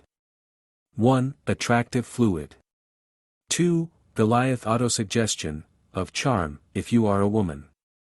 3. The transmission of thought. 4. The attractive attitude and behavior. 5. The persuasive voice. You have already practiced all these laws of mind domination. Control of the masses is one of the greatest achievements of mental domination and should not be applied half-heartedly. Either you practice it with absolute success, or you fail completely. It is difficult to achieve the application of mass control without using to perfection each of its elements. We have given the list of above. Once you have failed a first attempt to apply mass control, it is also difficult to return to the task with the same group of people, for at that time, you must overcome more resistance and disappointment from them. You must therefore study well the 5 laws listed above and put them into practice in your room, with the help of the exercises below, before you venture to use them to practice mass control in public. How to exercise control of the masses. Exercise 1. Stand in your room, so that you are not in front of the mirror, but to one side. Pretend you are making an entrance on a stage or scene, in front of a huge crowd that you wish to lead, influence, or control. Exercise 2. Breathe deeply 3 or 4 times to calm your heart, as it will beat very fast when you are faced with such a situation. Exercise 3. Now take 2 or 3 steps to stand right in front of the mirror. Your face and body are still sideways in relation to it. Exercise 4. But, at the exact moment when you step in front of the mirror, as if you were stepping onto a stage or stepping onto a stage, breathe deeply and make your fluid explode all over the place in a burst of rich, bright, golden blue, the color of intellectual power. Exercise 5. Turn your face toward the mirror, then turn your body as well. Your fluid follows you and the audience is stunned. Exercise 6. Fix, in the mirror, the image of your forehead, so that you cannot see your eyes. This is how you must look at the audience. Choose the person in the 100th of the last row of chairs at the back of the room and look at his or her forehead. Do not look at any of those nearest to you, nor look at the eyes, shoulders, hands or other part of the body of anyone else. Thus give the impression that you are looking into the eyes of all the people present. Exercise 7. Thanks to your fluid, you have exerted immediate control over everyone present, which puts you in a strong position. But this radiation cannot be maintained for long without losing its strength. Thus, you will have to stop blasting 2 or 3 seconds later. Exercise 8. Immediately neutralize your fluid by totally depriving it of color. This maintains psychic energy. But immediately apply Goliath's autosuggestion to those present. Imagine that you have suddenly grown 12 centimeters, unless you are already in the beginning a giant, and enlarged 6 centimeters. You do not need to imagine at the same time that the limbs of those present are decreasing in height and width, but you really want to give the general impression that you are some kind of Superman, without becoming ridiculous. If you are a woman, use charm autosuggestion. Exercise 9. Do not project Goliath's autosuggestion for more than 2 seconds. Viewers must not become accustomed to any of your actions when you exercise control of the masses. They must remain under your domination and in the grip of perpetual, unexpected and inexplicable surprise. In any case, the effects of your Goliath autosuggestion persist even after you have stopped its action. Exercise 10. Now, guide the crowd with your thoughts to continue exercising mental dominance over it. Project toward it this thought: here I am, you see me at last. I am the highest of all. Look at me. You cannot take your eyes off my person. You will believe everything I tell you. Look at me. Look. Look. Exercise 11. There is complete silence in the room. Come forward, now, and, using seductive attitude and behavior, say hello, slowly, lightly, deliberately. Exercise 12. Before the audience calms down, after the initial applause, start speaking to them with persuasive voice. Use a very serious, clear, sonorous tone. Avoid speaking in an emphatic tone and make no gestures or mimicry. The aim is to keep the hearers as still as statues, with their eyes fixed on yours. Your gaze is always fixed on the forehead of someone in the back of the room. If there is not enough light to allow you to see that far ahead, fix your gaze on a pillar or poster or any impersonal object and do not allow yourself to be distracted or disturbed by anything for fear of losing your already acquired hold on the audience. Keep speaking like a hypnotist, as if you were personally advising each member of the audience. But do not make too much use of platitudes. They would take all mystery out of the words and the audience would no longer be under your spell. Speak sincerely without overusing key words, as you would in ordinary conversation. Remember well not to look at anyone in particular. The brow arch of one, the curve of another's lips, the frame of a third's glasses, and so many other insignificant details can distract you and weaken your power over yourself and those around you. Exercise 13. Your aim is to keep your hearers in this atmosphere until the end of the speech. If they give the impression of escaping you, try to immerse them again by changing the aspect of the topic. Since these people are not in a state of hypnosis, they will react actively. They will applaud you when they agree with you. This will intensify your grip on them. Do not exaggerate your function during the applause. Wait coldly for them to begin to calm down or for them to last 2 or 3 seconds. If they last that long, then, resume the speech as if you had not interrupted it. If the clapping is very frequent and threatens to destroy the coherence of the conversation, do not stop again, but keep talking to discourage the clapping. If it happens that someone sneezes, laughs for no reason, or drops some object, do not pay attention to it. If this incident temporarily reduces your power over the audience, you will quickly regain it by appearing inaccessible to distractions. People admire those who have a cool and calm attitude. Do not look as if you are acting like a Superman, but, with demeanor, incite your admirers to think that you are one. As you warm up by speaking, your tone rises and you make gestures. They are more pronounced as you approach the climax of the speech. At that moment, you are like the hypnotist who completely controls the subject and orders him to accomplish things that seem impossible. Now, your hearers drink in each of the words and respond to you fervently. It is time to deliver the final blow. You quickly end the speech and the hall explodes with contained excitement. Throughout the speech, you have exercised mass control over it. The secrets of mass control. Unless you appeal to the humanity of your audience, do not let it enter your soul as you apply mass control to it. Remain perfectly serious and, after the lecture, do not meddle with the audience. Do not reveal your intimate thoughts and feelings except to close friends and advisors. Whatever favor the crowd has for the one who directs it, it will not fail to flay him alive if he fails in his undertaking. Never imagine that you are permanently attached to your followers. To retain their esteem, do not give them any reason to doubt your abilities or not to regard you as the demigod who appeared to them on the park. After leaving the stage, disappear and leave your admirers under the dominion of mass control. On stage or a stage, commit to slow, precise movements, but do not have a theatrical attitude. Practice in front of a mirror.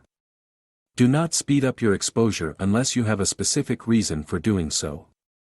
If you have prepared notes, look at them as little as possible, since every time you look away from the audience to look at them, you stop controlling them. Relax your spirit as you speak and think only of what you are about to say. Panic, feelings of inferiority in any manifestation of anxiety will only nullify your efforts to bewitch the audience.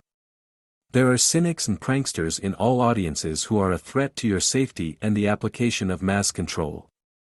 With Goliath's attractive fluid and autosuggestion, you will be able, by entering the scene, to partially paralyze their critical spirit. Keep them under your influence until the moment you leave the stand. Do not believe yourself alone, for if on the scene you actually are, all members of the audience who are under your influence will emit thoughts that are favorable to you, and these thoughts will neutralize the effects of that lie of your enemies. The control of the masses is a very exalted law. It is one of the most advanced laws of mind domination, because it teaches you to influence the spirits of a large number of people at once. It is 13 also the law that gives the greatest results. 12 Law, how to apply and preserve mental dominion over yourself with the captivated whatever perfection with which you succeed in mentally dominating others, the most important is that you know how to dominate yourself.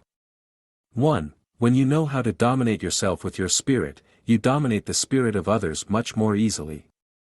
2. When you dominate yourself, you can also improve yourself in any field. You can overcome a bad habit, pick up a good one, adapt to any situation, control your mood, prolong your health and life, eliminate all nervous tension, think more exactly and more practically without externalizing emotions, learn faster, do not be easily influenced by others, feel strong even after any backhandedness, stay more easily in a leading position, avoid all fallacious reasoning. 3. When you come to dominate yourself, and you will succeed because of this law, you will retain in the subconscious all your power of mental domination, thanks to the captivated, the secret trick that will be revealed to you at the end of this law. Thereafter, should you feel the slightest weakening in your ability to apply mental dominion, all you have to do is implement the captivated, and in the blink of an eye, the power of mental dominion over you and others will return to you as powerful as before. Now you realize why this law is the most important of all. Mastery over yourself is the ultimate goal, it is the goal of the one who is master of himself. It is to it that mystic and yogis devote their whole lives, and the results they get from it are so extraordinary, that other men who have only touched on self-mastery call their feats miraculous. Success, happiness, popularity will belong to you much sooner, when your self-control has increased by even 25%. Thanks to this law, it should increase from 100% to 1000%. The immediate block. The first thing you need to learn in order to exercise mental dominance yourself is the immediate block. You cannot self-control yourself if you cannot free yourself from the fetters constituted by worries. If you are sensitive, you will have to suffer daily anguish and insults from individuals who do not like you and who have hostile thoughts about you. Most of these thoughts will often be merely the figments of your imagination, but there will also be enough of the real ones to constitute a cause for concern for you. Since you cannot spend half your life wrestling with psychological complexes, you must implement immediate blocking to prevent them from settling in your subconscious mind. In other words, do not wait until you become a chronic restless person to put an end to the causes of your restlessness. Drive the complexes out of your spirit as soon as you feel that they disturb its peace. Galvanize yourself with immediate blocking as taught in the exercises that follow. Do not evade the problem by thinking about other things. This would only activate the psychological virus already settled in the deepest nerve cells of the brain. As soon as you feel this inner gnawing at you after an argument with someone, block all introspection before the psychological virus attaches to you. Exercise 1. Recall an incident during which someone bumped into you so much that you became angry. It was perhaps a clown who offended you, or an unscrupulous merchant who sold you goods that were worthless. Or a professor who unknowingly or unintentionally graded you poorly in school, or someone you dearly loved, a friend or flame who did not come to your appointment. Or a superior who unintentionally showed unfairness by favoring another without taking into account your solid qualities. As the anger against this person grows, relax the muscles of your face and body. Galvanize yourself is a living expression that explains what needs to be done. Relax the frowning eyebrows, the tensing of the lips, the shrug of the shoulders, the clenching of the fists, the tensing of the muscles in the legs and feet. By a reflex phenomenon, the muscles will also relax the brain. Simply put, the muscles help know the spirit by telling it what to do. When the brain cannot tense the fighting muscles, it is like a fusile without ammunition. Stay in this state until the anger is gone. It will not take long. It is what is called immediate blockade. After such an unpleasant experience, the fury will take hold of you again for some time. Neutralize it each time with the immediate block until it stops making you angry. Exercise 2. Recall an incident during which he insulted you with all kinds of unpleasant words in front of other people because he obviously did not love you or because he was frosty so of you.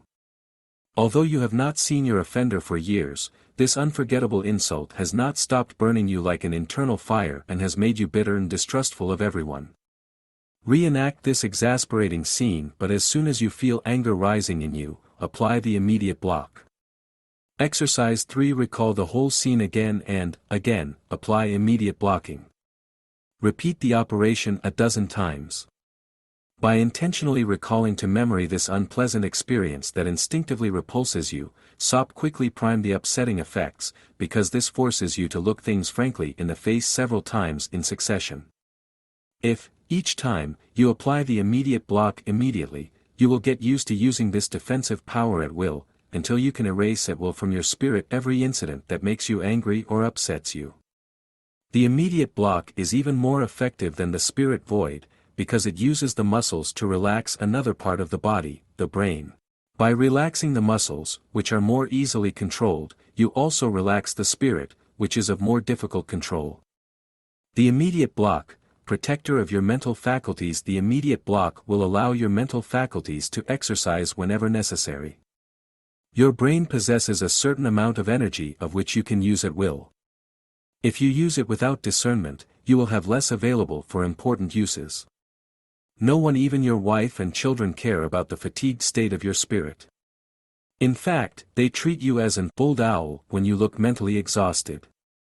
All that remains for you is to protect your constant mind against anything that can deplete your reserves of mental energy and, in particular, against unpleasant people.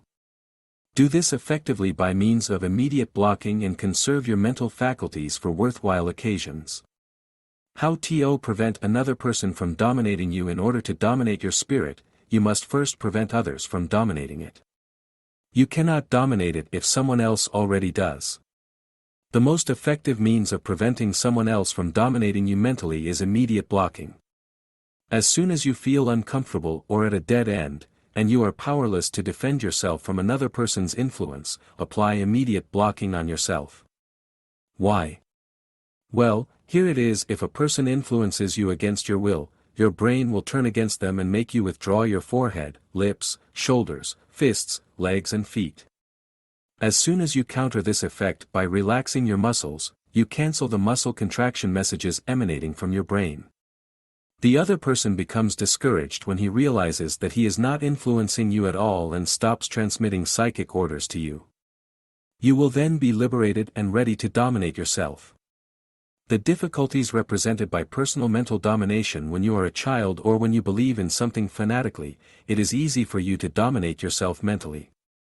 But when you are an adult and see the two sides of every problem, dominating your spirit can become a Herculean effort. Then again, to master it completely, you would need to be a mystic or a yogi.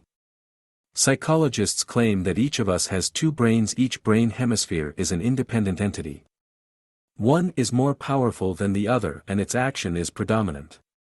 It is, generally, the left hemisphere, which explains why most people use their right hand. The vast majority of nerves go through the brain and spinal cord to the opposite side of the body.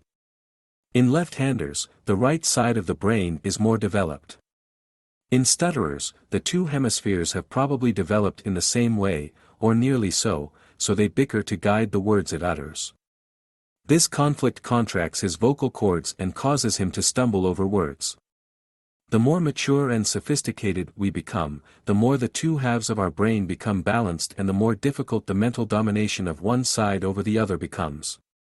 You do not suffer when you want to influence another person because the two halves of your brain agree well on what they want to do. But this is not the case when it comes to you. At that moment, the two halves are equally concerned, and each has its own ideas about what suits you best. Therefore, you cannot succeed in mentally dominating yourselves without returning to the infantile stage, or fanatical beliefs, to allow one half of the brain to have the upper hand in deciding what needs to be done. How to dominate yourself mentally. The best way is to study an example closely. Example. You are a smoker. You are frightened by the controversy raised by this habit and wish to quit smoking. You agree with the opponents of smoking and fear the consequences tobacco may have on your health. It is the weaker side of your brain that thinks this. But you have been smoking for years and are chained to this habit. When you do not smoke, you feel miserable. Since everyone who smokes will not suffer, you say to yourself, why shouldn't I keep smoking? There it is, the left, stronger side, if you use the right, that thinks. In order for your spirit to control this habit, you must increase the power of the right side of the brain, the weaker one, until it equals and then exceeds that of the left side. At the same time, in order to reach the goal more quickly, you must decrease the power of the left side of the brain until it is, not only equal to, but less than that of the right side. On a technical level, you do not need to increase or decrease the power of the whole half of the brain, but only of the affected region of the smoking habit. The rest of each hemisphere remains unchanged, as it is not yet affected. How to strengthen or weaken the weaker half of the brain that is against tobacco? There are 4 things not to do. A. Do not reason logically. Do not tell yourself that you must stop smoking because tobacco is bad for your health. If you do, you will hesitate and change your opinion every day because tobacco controversies regularly appear in the newspapers and ring the manufacturer's bell and those who are against it. Above all, do not remember the risks you can take by smoking, nor the expense this annoying habit causes you, nor any reason the other half of your brain might argue rightly or wrongly. Arguments and disputes between the 2 halves of the brain prevent you from exercising mental dominion over yourself and anyone. It would be better for the 2 halves of the brain to agree on the issue and act in concert, as happens when you dominate another adult or an animal or object, rather than for one half to become stronger than the other. B. Never impose punishments on yourself for not keeping your promise not to smoke, or simply because it keeps you smoking. Punishment breeds resentment and resentment leads to revolt, and over time, revolt becomes increasingly difficult to master. C. Do not set a date by which you will stop smoking and wait patiently. This kind of decision-making is conditioned by so many phenomena on the plane of emotions that it is difficult to keep within the limits you have set for yourself. And if you should fail, it would be absolutely natural for you to think that you simply cannot do without the habit anymore. D. The only thing to do is to make a decision that does not allow for arguments, does not set time limits, and does not involve threats. Solutions, A and B, create a nervous tension that drives you to smoke more. Solution, A, gives you too many loopholes, as you can discuss the issue endlessly. The solution to be adopted is solution E. The simplest and the least contestable solution is to simply tell yourself, whenever you feel like smoking, I have stopped smoking, and that's it. This does not provoke discussion. You have not smoked again after you last smoked, you have therefore well stopped smoking. You resume this habit only when you smoke again. But, whenever you feel the urge to smoke, say to yourself, I quit smoking. I quit smoking, and conscientiously put out the cigarette, or pipe, or cigar. Certainly this process, it sounds too naive to be effective, but it is much more effective than you think. After all, the 2 halves of your brain agree well on the fact that you have not smoked since you finished the last cigarette, and that is how you stop smoking. In summary, you do not fight the urge to smoke with logic, but with this one sentence, I quit smoking. I quit smoking. With this sentence, you do not threaten to punish yourself for smoking, since the punishment is unnecessary since you have already quit smoking. You do not need to set a deadline because you have already quit. Evidently, you will come up with other ideas to contradict this statement. You will have to neutralize them immediately by repeating the same statement to yourself, I quit smoking. By continuously repeating this statement to yourself, whenever you feel like smoking, you will give it more and more force. And what is even better, the 2 halves of the brain agree on this point, and there is no point in resorting to argument or logic or revolt, since the 2 halves know that indeed you have stopped smoking. This same process applies to any other habit you want to get rid of. Act in exactly the same way until your sentence wants to say, I quit smoking 1 month, 6 months, 1 year, 2 years. In other words, forever. All other methods of trying to lose a bad habit have the drawbacks of logic, self-imposed punishments and habits you end up with, drugs, etc. The method taught to you in this law does not involve these kinds of risks. It too is a habit that you end up losing, and that is the best thing. Here, then, is how you can master your bad habits. Nothing could be easier. The Cadozonta. The Cadozonta is the secret trick that enables you to regain dominion over yourself and others in the blink of an eye. It also prevents others from dominating your mental mind. Now that you know how to self-dominate, and also how to dominate others, you want to learn how to keep this power for the rest of your life. You will easily achieve this through the Cadozonta. How to create the Ozonta Cud. 1. Stand or sit in your room and relax. 2. All of a sudden, imagine that you are inside an immense electric lamp, 2 meters high, placed on its metal lampstand. 3. Imagine that, by the power of your spirit, this lamp emits a bright yellow light that blinds, to the point of subjugation, all those near it. 4. Instantly, you will retain or regain your complete power of mental dominion. The Cadozonta is amazingly effective because 1. Having practiced the exercises of each law, you have already conditioned your spirit to the practice of mental dominion over yourself or others. 2. When you imagine the giant electric lamp containing you, your fluid immediately creates a protective envelope around you. 3. When you imagine the blinding, bright yellow light, your spirit projects an irresistible psychic power.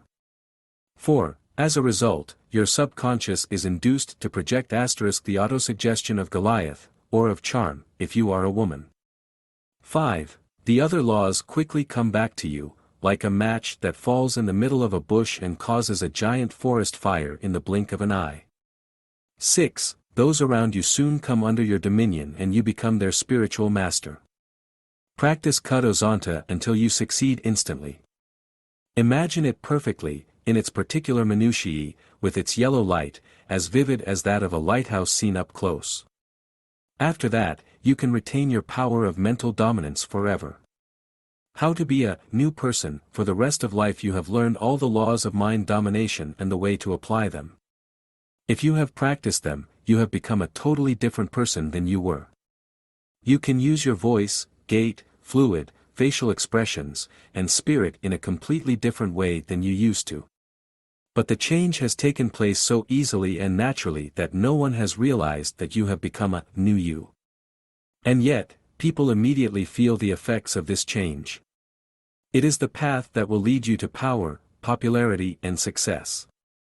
How to use your new personality. Here is, point by point, how to make use of this new personality in everyday life and how to benefit from it by dominating others mentally. First point. When you approach Mr. Durand, or a person you want to impress, use the attractive attitude. Look at her at eye level. Immediately get rid of any notion of your personality. Get rid of any hostile thoughts toward Mr. Durand as well. Stop comparing yourself to him. Instead, have a desire to please him, to make him happy for the rest of the day. Do not think of trying to help him. People do not like receiving unsolicited help. Most of the time, the person thinks you pity them and want to consider them inferior to you. It is wiser to project a thought to them that pleases them and makes them happy for the rest of the day. Second point. While your body is all in vibration from these thoughts, the fluid neutralizes. It is now that you must project it toward him. Fill yourself with a tumultuous, throbbing energy that swells before you. Your palms and fingers feel this invisible and immense ball of energy swelling in front of your chest. Move this balloon away from you and throw it at Mr. Durand to lock him in. Third point. Continue with the irresistible look. Relax your face completely. The muscles of the eyebrows, cheeks, and lips are completely relaxed and your face is brightened. Relax the whole rest of your body as well, especially your hands and feet. However, do not let your upper body sag. Fourth point. When you meet again, shake his hand vigorously. At the same time, pass the energy of your body into his hand. Repeat to him those pleasant words he likes to hear. Use the persuasive voice to flatter him with one of 12 compliments that will please him. Do not mention any of the things he does not like to hear. As you talk to him, keep at the back of your mouth pressing on your tongue, the imaginary rubber ball. Look at him, not in the eyes, but at the base of the nose, between the eyes. Talk about more and less during your harmonious conversation. In the course of the conversation, avoid long silences. Encourage Mr. Durand to talk by questioning him on topics he knows well. Give him the impression that because of him you want to educate yourself. Show yourself to be very attentive and approve of him, from time to time, giving him the joy of being listened to willingly, but not exaggeratedly. Do not fail to flatter him when he deserves it. Encourage his legitimate ambitions. He has a great desire to listen to a conversation that is about him and not about you. Fifth point. If he is a stranger, do not burden him with questions of a personal nature. Do not ask him about his occupations, race, religion, or accent. Do not act like an examining magistrate, and do not point out inconsistent remarks he might make. If he goes too far in an argument, skillfully change the subject. Do not indulge in vicious adulation. For example, don't flatter one person in front of another, as if you were trying to make a comparison between the two. If you are in a group, do not center your interest on one person, ignoring the others. Do not express disdain for one person whether he or she is present or absent. Do not embroider on a subject until it is exhausted. Change the subject when there is still much to say. If you have a friend, do not talk about your other friends. If you are a woman, do not talk about other men. Be neither pessimistic nor optimistic. Generally, women are rather pessimistic, and men, optimistic idealists. According to your gender, be wary of this tendency. Sixth point. Speak neither too high nor too low. Speak to Mr. Durand and not in his direction. Avoid letting your voice get too low. But, on the other hand, do not always keep the same tone until the end of a sentence. Seventh point. If you are about to be introduced to a person, show neither shyness nor ill manners, and never leave him abruptly. Beg her, first of all, to apologize. Express neither anger nor rage in a business or social gathering. At work, do not show haughtiness to any of those whose position is inferior to yours. Never boast about the importance of your emoluments.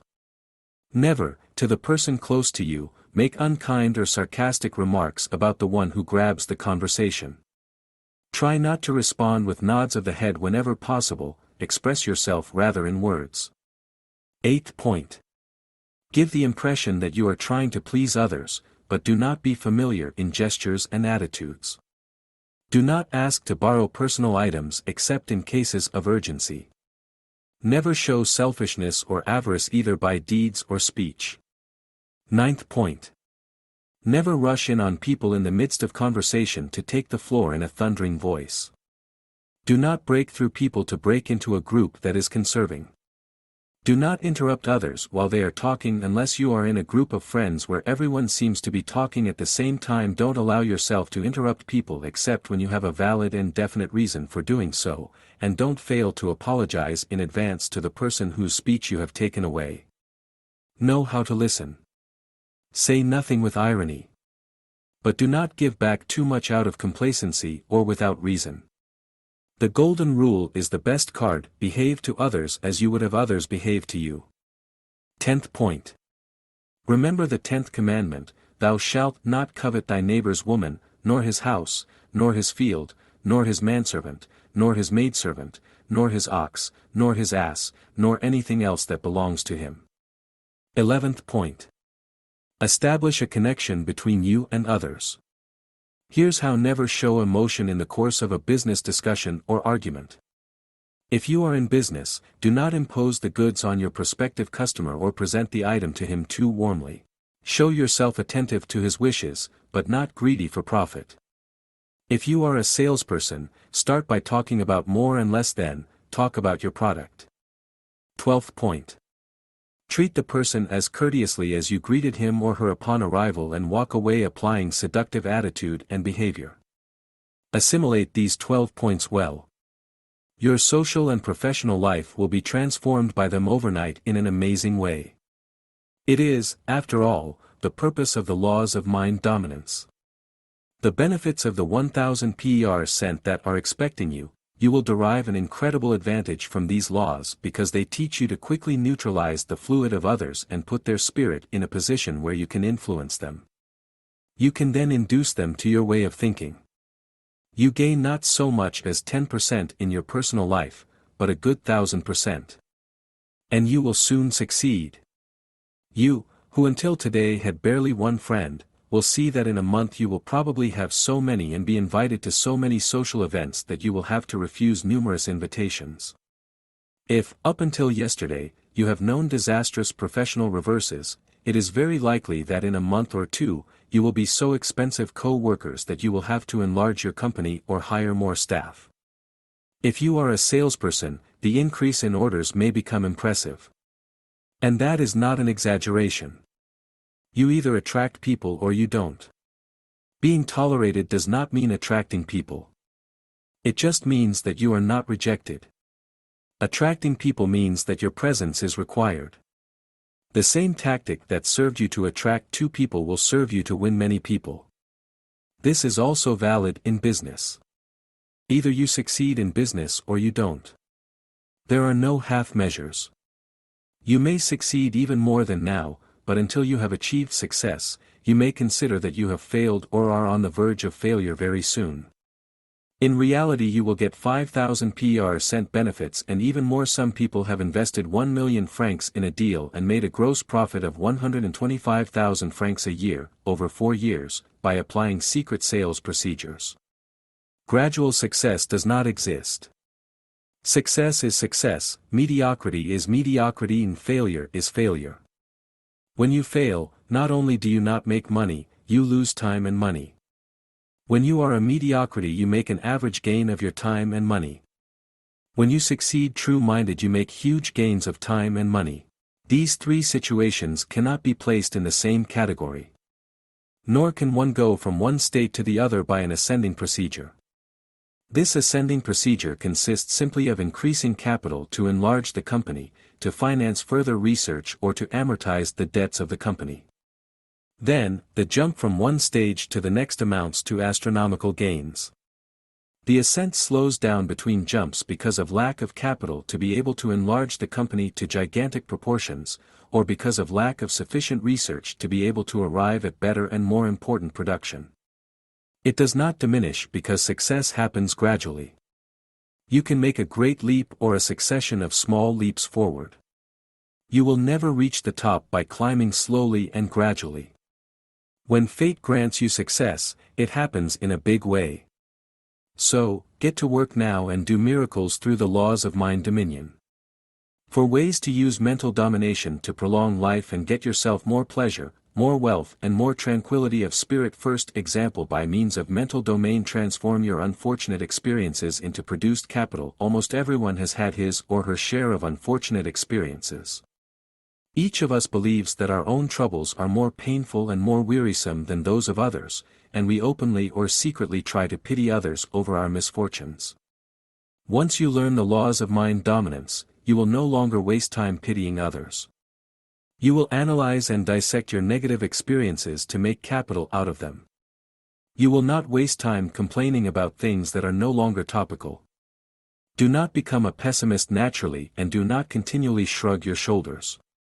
A pessimist may spare himself unnecessary worries, but he will go as far in life as he could, because he does not make capital out of past negative experiences. He simply tries to forget them. He tries to stop worrying. For him, even analysis and reflection are worries. Never ask the opinion of a pessimist or cynic about a serious problem. He is too stubborn and too rigid in his opinions to give you valuable help unless you can carefully sift through his theses. The naive person is not worth much more than the pessimist. He does not reflect in anything, not because he wants to spare himself thoughts, but because he never gets to the bottom of things.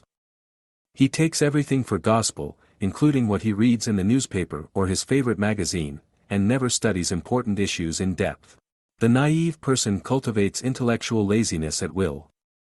He accepts his unfortunate experiences philosophically and thanks heaven that they are not worse. With this state of mind, he can never mentally master himself, except in a childish way. Even more miserable is the morbid person who rehashes his unfortunate experiences and amplifies them. Her friends, if she has any left, treat her as a psychopath. She evades new daily problems by attributing them to her tragic past. At first, she attracts sympathy, then people tire of her and end up finding her bizarre. She never contributes to making a meeting interesting or entertaining. All she wants is to find new people who will agree to listen to the story of her troubles. She gets worse as she gets older and ends up having a bitter and antisocial experience. She no longer knows how to smile or joke. No one can stand her anymore and she no longer has a social life. Her career also suffers unless she has a profession that does not put her in direct contact with the public. Her real strength is buried. How to make your uninvested capital pay off. If you want to dominate others with spirit, do not act like the people we have described. Consider the past as something that has already happened, but analyze it as something that just happened. If you have lost money in business, you must realize coldly why you lost it so that you will not lose more in the same way. People spend their lives repeating the same mistakes because they do not use their personal mental domain to thoroughly analyze past mistakes. They close their spirit to everything that torments them or what disorients them the most. They invoke, to explain their failures, invalid reasons, and return to the arena of life as unprepared for success as they were before. He who has failed in business will be afraid to begin a new experience again and will let extraordinary opportunities slip through his fingers. Through mental domain, make your unfortunate experiences become blessings in disguise. Another way to capitalize on negative experiences is to allow them to suggest solutions to the problems they have created. He who, while driving, suffered greatly from the glare caused by headlights, invented anti-glare glasses. He is currently a multimillionaire. He found an item that thousands of people use every day because they needed it. He did not continue to strain his eyes in daily traffic by complaining to his wife to pity her. He mastered men so much to find a way to end his problem. At first, he found only unworkable solutions. When he discovered a practical solution, he studied it from a business perspective and now he has reaped the benefits of mind dominion. In order to profit commercially from your unfortunate experiences, do not neglect items that give you only pleasure and enjoyment. A new item or system, a solar oil for example, can make you rich. If you have used others, which are on the market, you could find them sticky and uncomfortable. Instead of blaming the oil or the sun, or stop sunbathing, use the mental domain to find a remedy for this solution. Do not limit this remedy to your experience alone. If John or Joan have entrusted you with their problem, study it equally and try to come up with a solution on the business level. The inventor seeks ideas on which he can work. It may be that his unfortunate experiences are not symptomatic enough to give an advantageous commercial solution. He needs to analyze the sales possibilities of his new product before wasting time in fine-tuning it. Capitalize on your unfortunate experiences socially as well. Analyze the reasons for your most serious failures and correct them using the most suitable laws of mind domination. If you have not been courteous and flattering enough, study again the law of pleasant words to hear. If, because of your general appearance, you have not made enough of an impression on a person, study the law on persuasive voice, seductive attitude and behavior, and the law on Goliath autosuggestion, or charm, more thoroughly. If you have failed to gain his trust quickly, study the irresistible look again. If you have wrongly shown yourself to be envious or jealous, take up the law of necessary appearance again. If you have a tendency to forget people too soon after leaving them, which also prompts people to forget you too soon, study the kazuma or thought projection again. How to prepare to make the uninvested capital of past unfortunate experiences fruitful. Take a paper and pencil and note some of your unfortunate experiences. Start from the memory of the farthest back in time to the present, following the course of the years. Do not neglect the time when you were a child. The experiences of that time contribute more than recent ones to forming your ultimate character and weakening your power of mind dominance. Psychoanalysis argues that the basis of your personality is established around the age of 7, which means that the experiences we may have during our earlier years contribute largely to making us who we are once we reach adulthood. This book argues, however, that if you study your personality seriously and persistently, you can reshape it at any age. It may be that as you advance in years you will find more difficulties but nothing more. Even in Bible times, unbelieving adults became pious after witnessing miracles caused by religion. Saint Ignatius of Loyola was a warrior and the darling of a wealthy gentleman, until the day he was severely wounded during a battle. This trial transformed his behavior and he devoted himself entirely to God. Some prisoners lived exemplary lives after their release. This book argues that as long as you have a breath of life, your personality, musculature, and blood can be transformed if you use, for this purpose, mental dominion over yourself.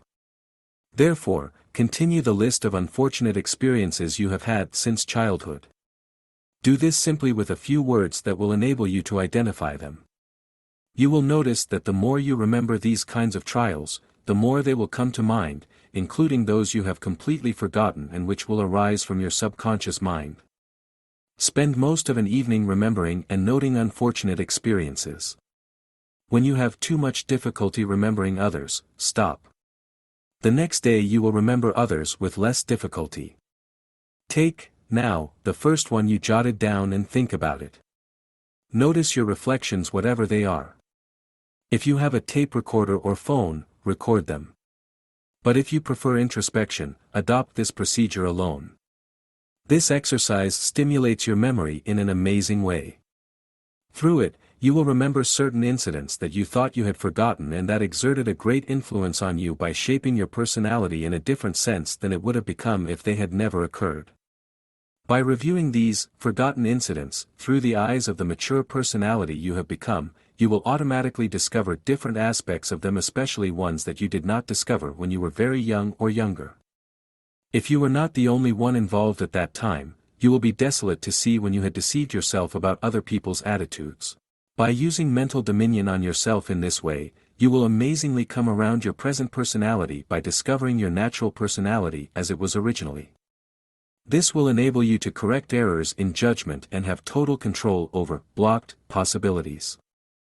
Second example: how to reach psychic stoicism. Karma yoga. Yogis are the masters of karma yoga, or psychic stoicism. It is a power you must acquire to become a master of mental dominion, as it increases spiritual strength and frees you from thoughts and anxiety. How to acquire psychic stoicism? Up to a certain point, you must adopt a part of yoga philosophy. Take life philosophically. Do not become too attached to the fruits of your labor or take it too seriously. Work and create primarily out of love for the work. Enjoy life itself rather than its rewards. Play the game with enthusiasm, but, in contrast to the yogis and mystics, accept its rewards as well. Consider them, however, puerile purposes. What good is a nice house, a magical car, valuable jewelry and other outward signs of wealth when you cannot even take advantage of a good meal because you have a stomach ulcer? Notoriety, prestige are despised by yogis who regard them as the ephemeral bubbles they really are. The secret of detachment is the key to karma yoga. This is not why yogis condemn all pleasures. On the contrary, they teach to enjoy everything. But while John or Joan believe that their happiness depends on certain people or certain things, the yogi thinks that happiness comes to him from his own inner self and not from outside. He can therefore derive pleasure from certain circumstances that, to others, would only bring sadness, and even sorrow. According to the yogi, as long as you are bound or attached to a certain person or thing, to the point that your happiness depends on this person or this thing, you are a slave to this person or this thing. When you free yourself from this hold, you become master of yourself and acquire, within yourself, an infallible source of happiness. The yogi does not stop loving others because of this. In fact, he loves all even more and not just one person. The Karma Yogi, the practical mystic. The philosophy of the Karma Yogi could make you believe that he kills from every initiative, but it is not true. Who, then, works with more ardor, the one who works only to pass the buck or the one who also does his work with pleasure? The best work comes from those who love what they do. The violent passion that impels a writer to write a masterpiece, the musicist to compose a masterful work, the head of state to enforce a law that is close to his heart will be the same that will make a man succeed in any field as long as he has the required qualities and a taste for what he does. That is the only means to fully succeed. To master the laws of mind domination and, in particular, to master yourself in order to multiply life force, become, in a way, a karma yogi or a practical mystic. The practical mystic is the one with whom one has to reckon in the material world. His detachment from the world gives him unwavering mystical strength. He is not afraid of anything. He dares to try everything. He knows that success and happiness depend only on him, and he will come out safe and sound from the dangers of life. He feels that he rests on something solid and that all the forces of the universe support him. His mystical invulnerability gives him superhuman strength and courage. He takes immense pleasure in accomplishing a difficult task and thus, produces the best work possible. He never cares about the rewards and burdens that the work may bring him. He has the power to completely forget the task he has just finished and to undertake another one with the same pleasure. He is absolutely free from all earthly influences. His dominion over himself is of a power barely conceivable. Those who master karma yoga do not provide for the honors and futile things of life. Practically, they have no needs. Their tastes remain simple and they are content with a few things, as long as they are the best. Having freed themselves from the fetters of material life, they enjoy a joy of living that can only be called heavenly. Abstract numerous tasks to which men devote their lives provide them with more misery than happiness. They seek happiness in what they do instead of seeking it in their inner selves. From the moment you make your happiness dependent on an external person or thing, you open the door to sorrow and discontentment. Nothing around you, neither people nor things, will ever satisfy your inner desires. They may well have to ultimately disappoint you. And you must well expect this, for it would be foolish to ask so much of a person or thing. You will experience the greatest happiness and satisfaction by developing your inner strength to the fullest and preserving your health so that you can live long and happy. Others will love you more. That is to say, you will have to give yourself so that it is they who come to seek happiness near you and not the other way around. Edward Carpentier said of love, "He who loves the mortal creature, and nothing else, is no longer free. He has devoted himself to death." Exercises for practicing mystic stoicism. Exercise 1. What are your first ambitions in life? Write them down on a piece of paper. Then, imagine seeing your desires fulfilled in every possible way. Ask yourself, then, what you could do under these conditions. What would your life be in relation to your present one? In what would you spend your time? What would be the reaction of others? How would you feel? What would be your reaction if you were all of a sudden, threatened to lose everything and have to return to your current way of life? Answer these questions in writing and without cheating. Answer honestly, even if the answers seem puerile, impractical, or not mature enough. Exercise 2. Assume that 20 years have passed and none of these dreams have been realized. Assume that your living conditions are about what they are at present, that you always have the same position, and that you live in the same place. Make a sincere note of what your REA rations would be. Exercise 3. Return to writing down the answers from exercise I, reacting as you should if you were applying karma yoga. Exercise 4. Respond again in writing to exercise 2, as you would have to do if you applied karma yoga. NB. Although there is no reason why you cannot achieve your dreams at least to a certain extent thanks to the laws of mind domination, these exercises will teach you to adopt the proper attitude in case of failure or success. This will enable you to rally your strength, should you need it, and to recover from failure and also to keep your head on your shoulders in case of success.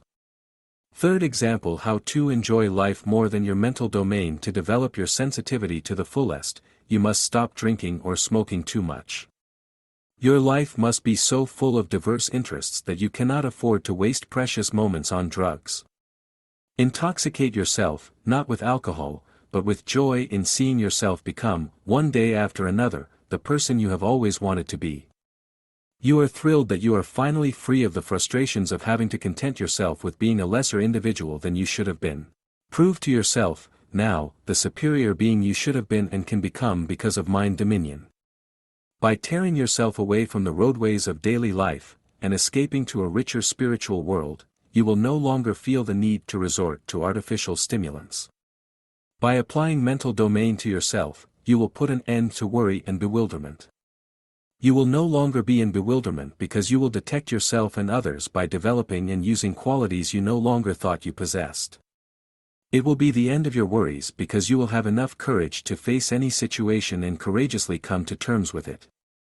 Your spirit will be full of new ideas. Not a day will go by without you making new breakthroughs on the social level, and without your life being enriched in an extraordinary way. Fourth example: you live longer than the mental domain who is still young and who is no longer young. Here is a question that should never be asked. Age should not be calculated according to the years we have already lived, but the years we have left to live. James, who still has 10 years to live, is certain mind younger than Renato, who still has only 3 years to live, even though James has lived twice as long as Renato.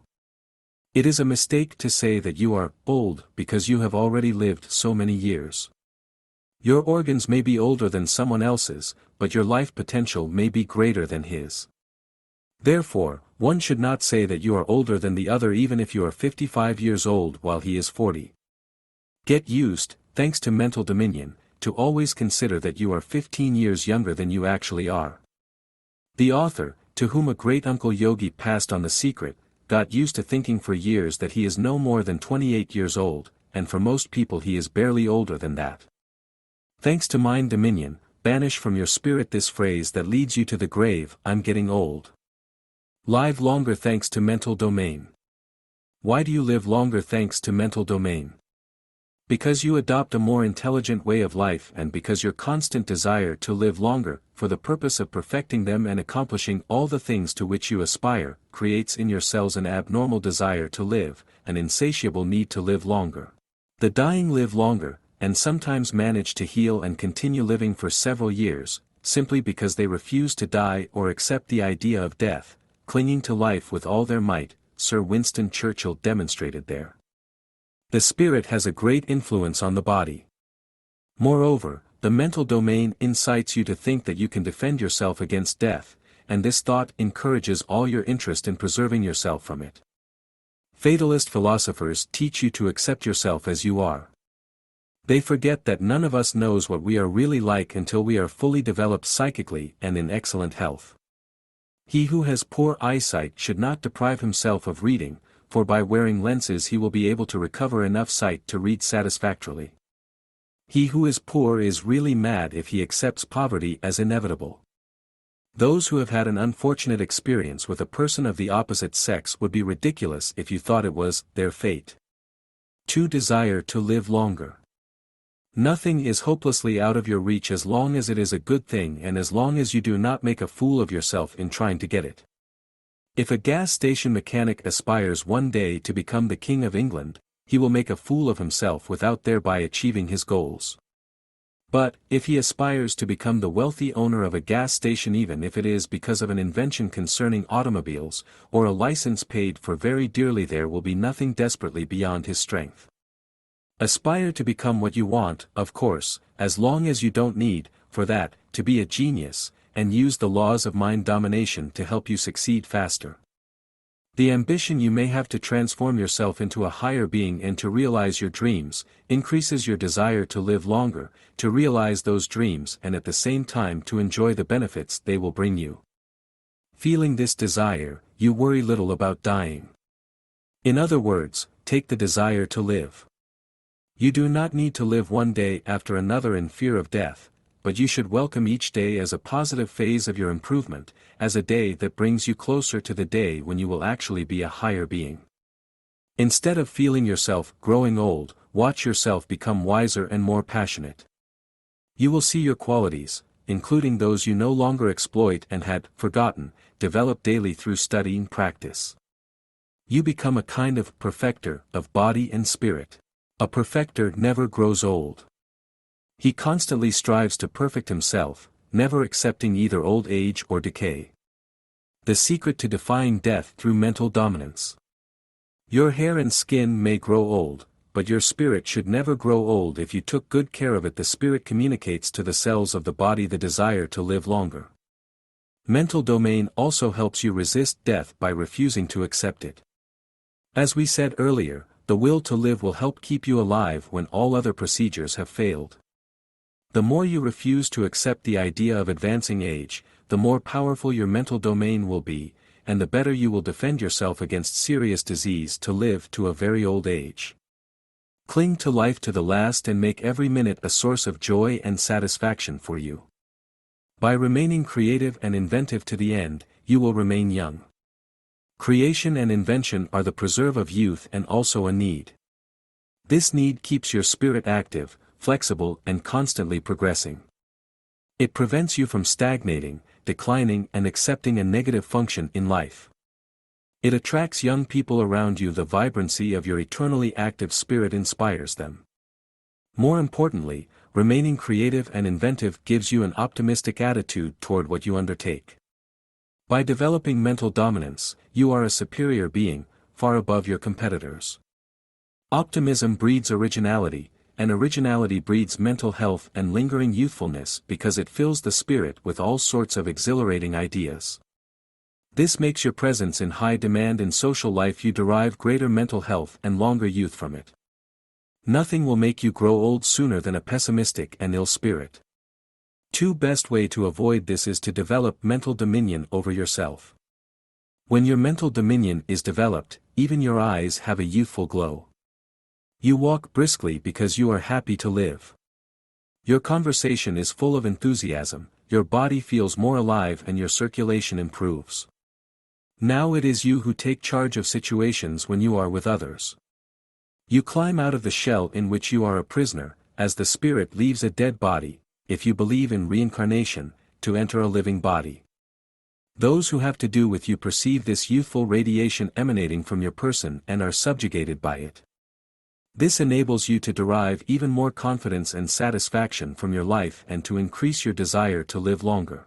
Instead of waiting impatiently for your end, the family, for whom you provide so much joy, prays that you will remain alive forever. And this also helps you stay young and increases your thirst to live longer.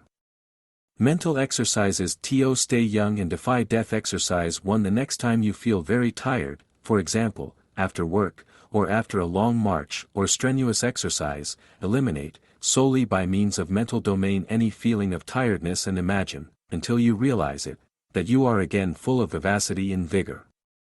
Practice this exercise for about 5 minutes. Exercise 2. Resume exercise 1, but this time, immerse yourself in an arduous book as if you were as fresh as a rose. Exercise 3. Do exercise 1 again, but this time, sit down and write a letter, or write down the events that happened during the day, or draw, or work on a project or invention. NB. Do not exercise for more than 5 minutes. Immediately afterwards, lie down on your bed or on a couch and rest for 15 minutes to half an hour. The purpose of these exercises is not to tire you out but to train you to tap into your secret reserves when you wish, thanks to mental dominance. Obviously, if you are under medical supervision, do these exercises only with your doctor's approval. You must be relatively healthy to be able to afford to do them. The world will belong to you when you master mental dominion. Now that you have read and studied the laws of mental dominion, do not put the book aside. Do not try to remember it, but keep it handy for reference. When you need advice, take the law that refers to it, read it and put it into practice. From time to time, reread the whole book but practice only those exercises that particularly interest you. You will feel as if you are waking up from a long sleep, like Sleeping Beauty in the woods. You will no longer feel abandoned in your own little sphere, with nothing but daily work in front of you and forces a few more friends than you currently have. Now, however, work will be able to become something exhilarating. You will no longer need to be impressed by the success of others. Now, you know how they did it. You no longer feel limited in your ambitions. Now that you have developed mental dominion, your spirit is 10 times stronger than before. You will influence and fascinate others without envying them. You will know how to talk to people to chain them to you in business, in society, on a stage or grandstand. People will go out of their way to get to know you, to be accepted into your circle of friends, to have you as an honored guest, so much so that you will have to discourage them to a certain extent if you want to maintain an appearance of a private life. Your presence alone will stimulate them infinitely. John and the elderly will seek you out because you will never look old even when you are 80 or 90 years old. Your optimism will be contagious and will stimulate weak ambitions in others. You will be a noteworthy camp without even meaning to be. You will also charm people of the opposite sex, both young and old. You will be reborn in the form of a complete new-minded person of great worth in all fields. End.